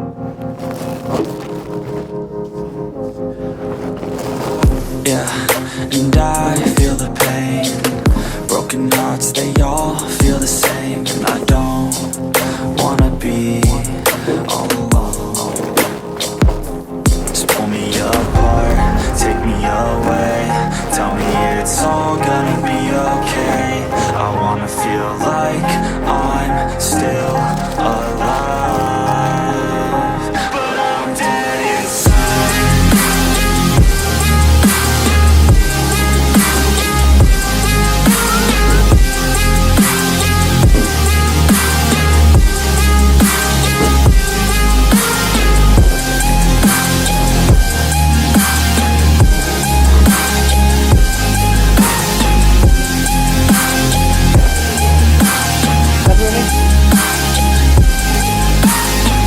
And all I know is I keep on waiting. My mind's running and my heart beats racing. I'm not the same since your heart gave out on me, on me. Wish you would stay, but I know you gotta go. I hate change and I hate being alone. Never the same, the beginning, always loved it more. Yeah, just pull me apart, take me away. Tell me it's all gonna be okay. I wanna feel like I'm still alive. My father. But I'm dead And then the worst thing is, he called me. And it feels good to me to listen to his voice, you know? I don't hate him. I don't think I ever will. But, he was listening to me to things, you know? Like, for example, what I was saying.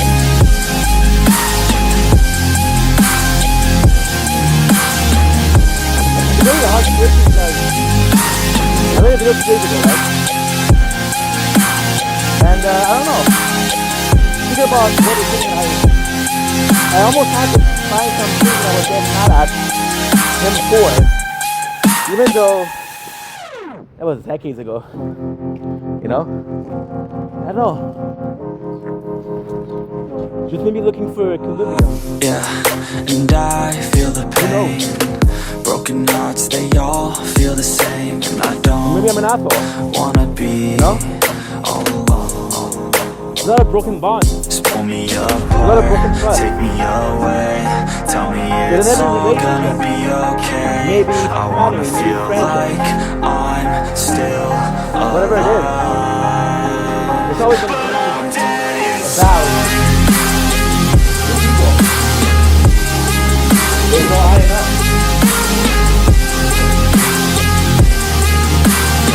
There's no me and we.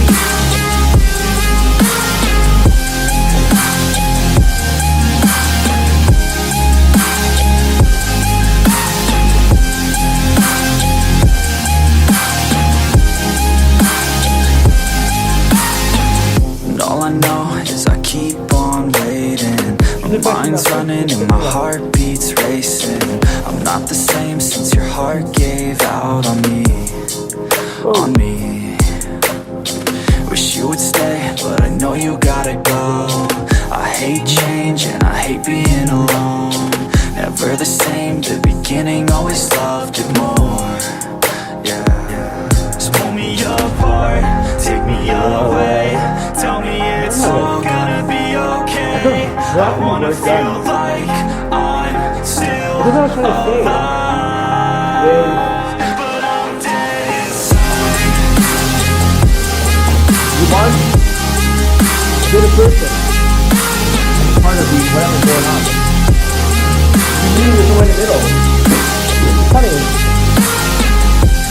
I also have been watching Andy's fiance, right?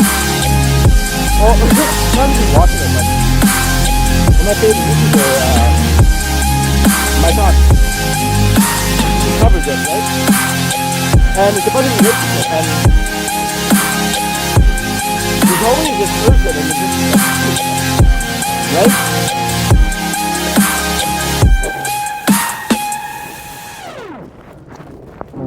then once in a while, the people are pretty okay. Like, wow, that's refreshing. Yeah, and I feel the pain. Broken hearts, they all feel the same. It's the way it I should don't wanna But it's not like that at all times. It's a weird thing. Just pull me apart, take me away. Tell me it's all gonna be okay. I wanna feel like I'm still alive. But I'm dead inside. Let's push you the face. Yeah.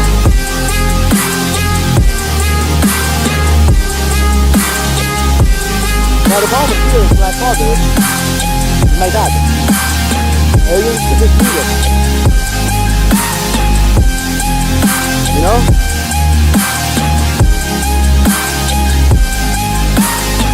And all I know is I keep on waiting. My mind's running and my heart beats racing. I'm not the same since your heart gave out on me.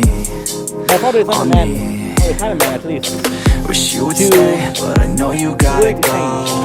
I hate change and I hate being alone. Never the same, the beginning always loved it more. Yeah, just pull me apart, take me away. Tell me it's all gonna be okay. I wanna feel like I'm still alive. The way you listen to my dad talk, you'll be able to find another girlfriend. I'm like, yeah, how to take your whole What is another one? You know?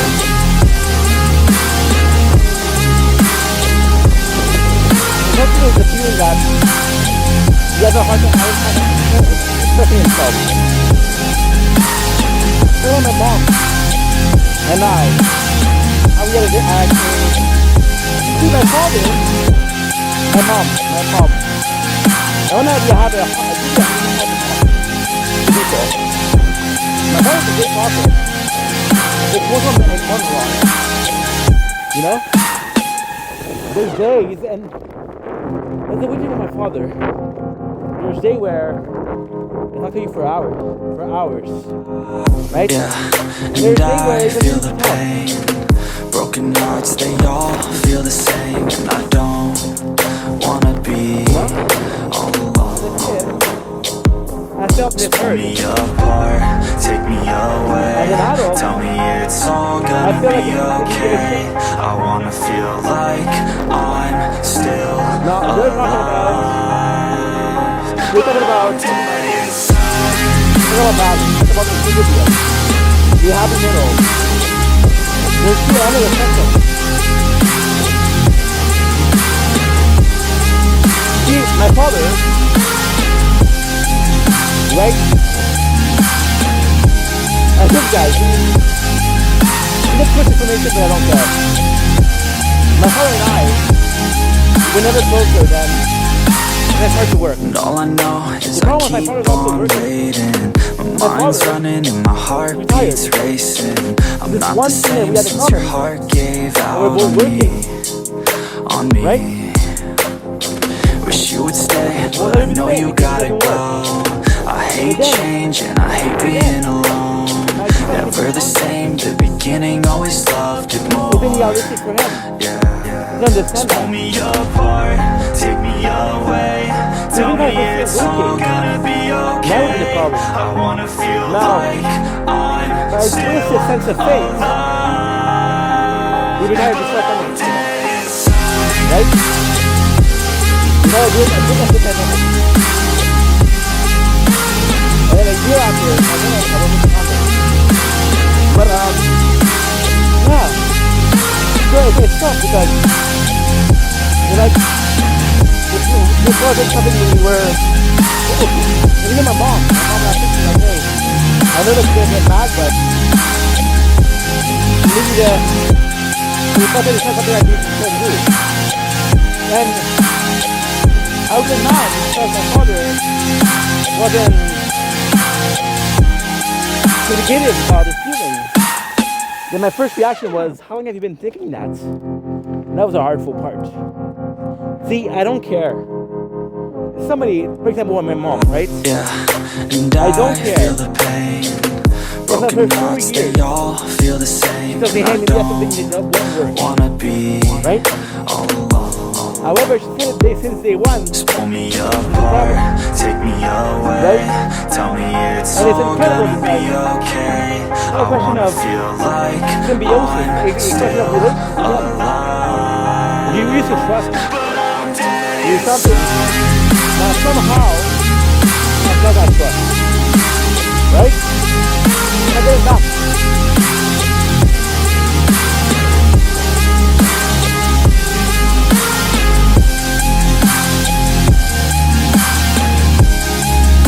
And my father, I really trust him for our things that. But there's resentment. And all I know is I keep on waiting. My mind's running and my heart beats racing. I'm not the same since your heart gave out on me. On me. Wish you would stay, but I know you gotta go. I hate change and I hate being alone. Never the same, the beginning always loved it more. Yeah. So pull me apart, take me away. Tell me it's all gonna be okay. I wanna feel like I'm still alive. When you ask yourself, where it's very weak. Well, my father is my grandmother, right? Who am I? We have an answer of option. I'm a brother. I'm a father. I'm a worker. I'm a citizen. I'm a son. See, that's life. Maybe that's what it is, life. What about what you did today? How about who you are today? How about who can become? The truth is truth. The truth will follow it. Good, we're home. So the guys, take it easy.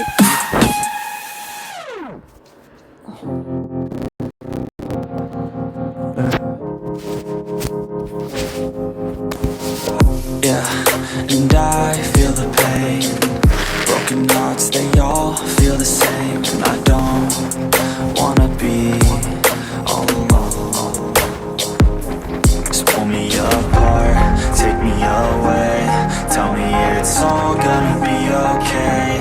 I wanna feel like I'm still alive. But I'm dead inside.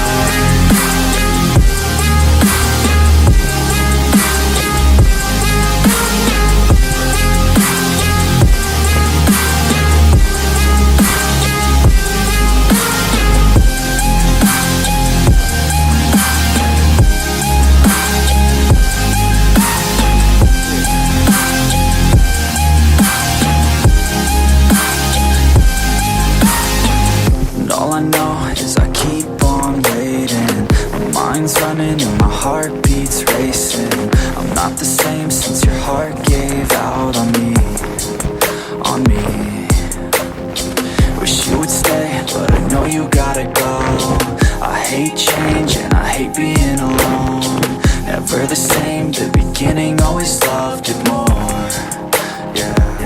Just pull me apart, take me away. Tell me it's all gonna be okay. I wanna feel like I'm still alive. But I'm dead inside.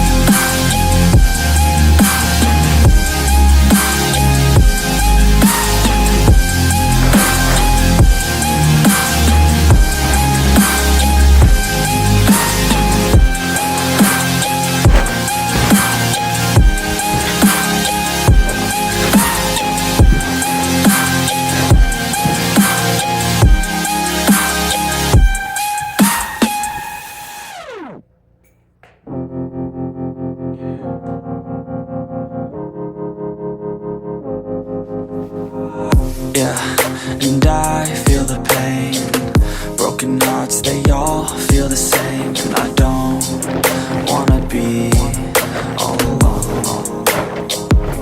Just pull me apart, take me away, tell me it's all gonna be okay. I wanna feel like I'm still alive, but I'm dead inside.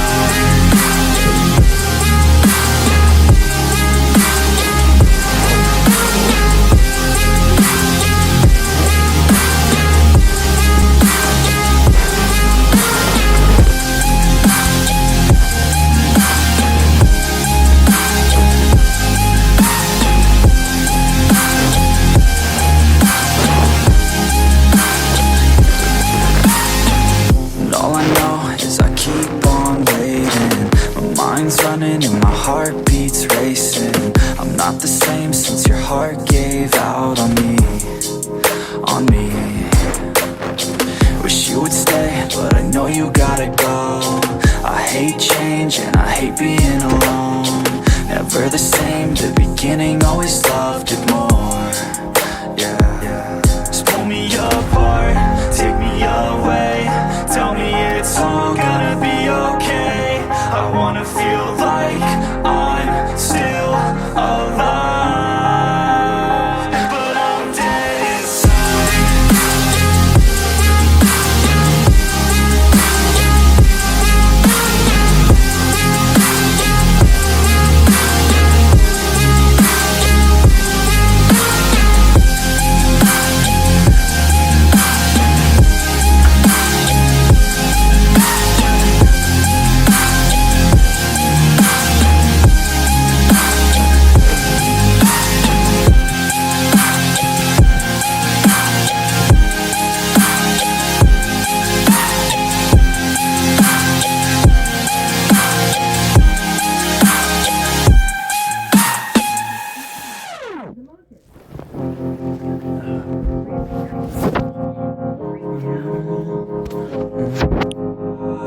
Yeah, and I feel the pain. Broken hearts, they all feel the same. And I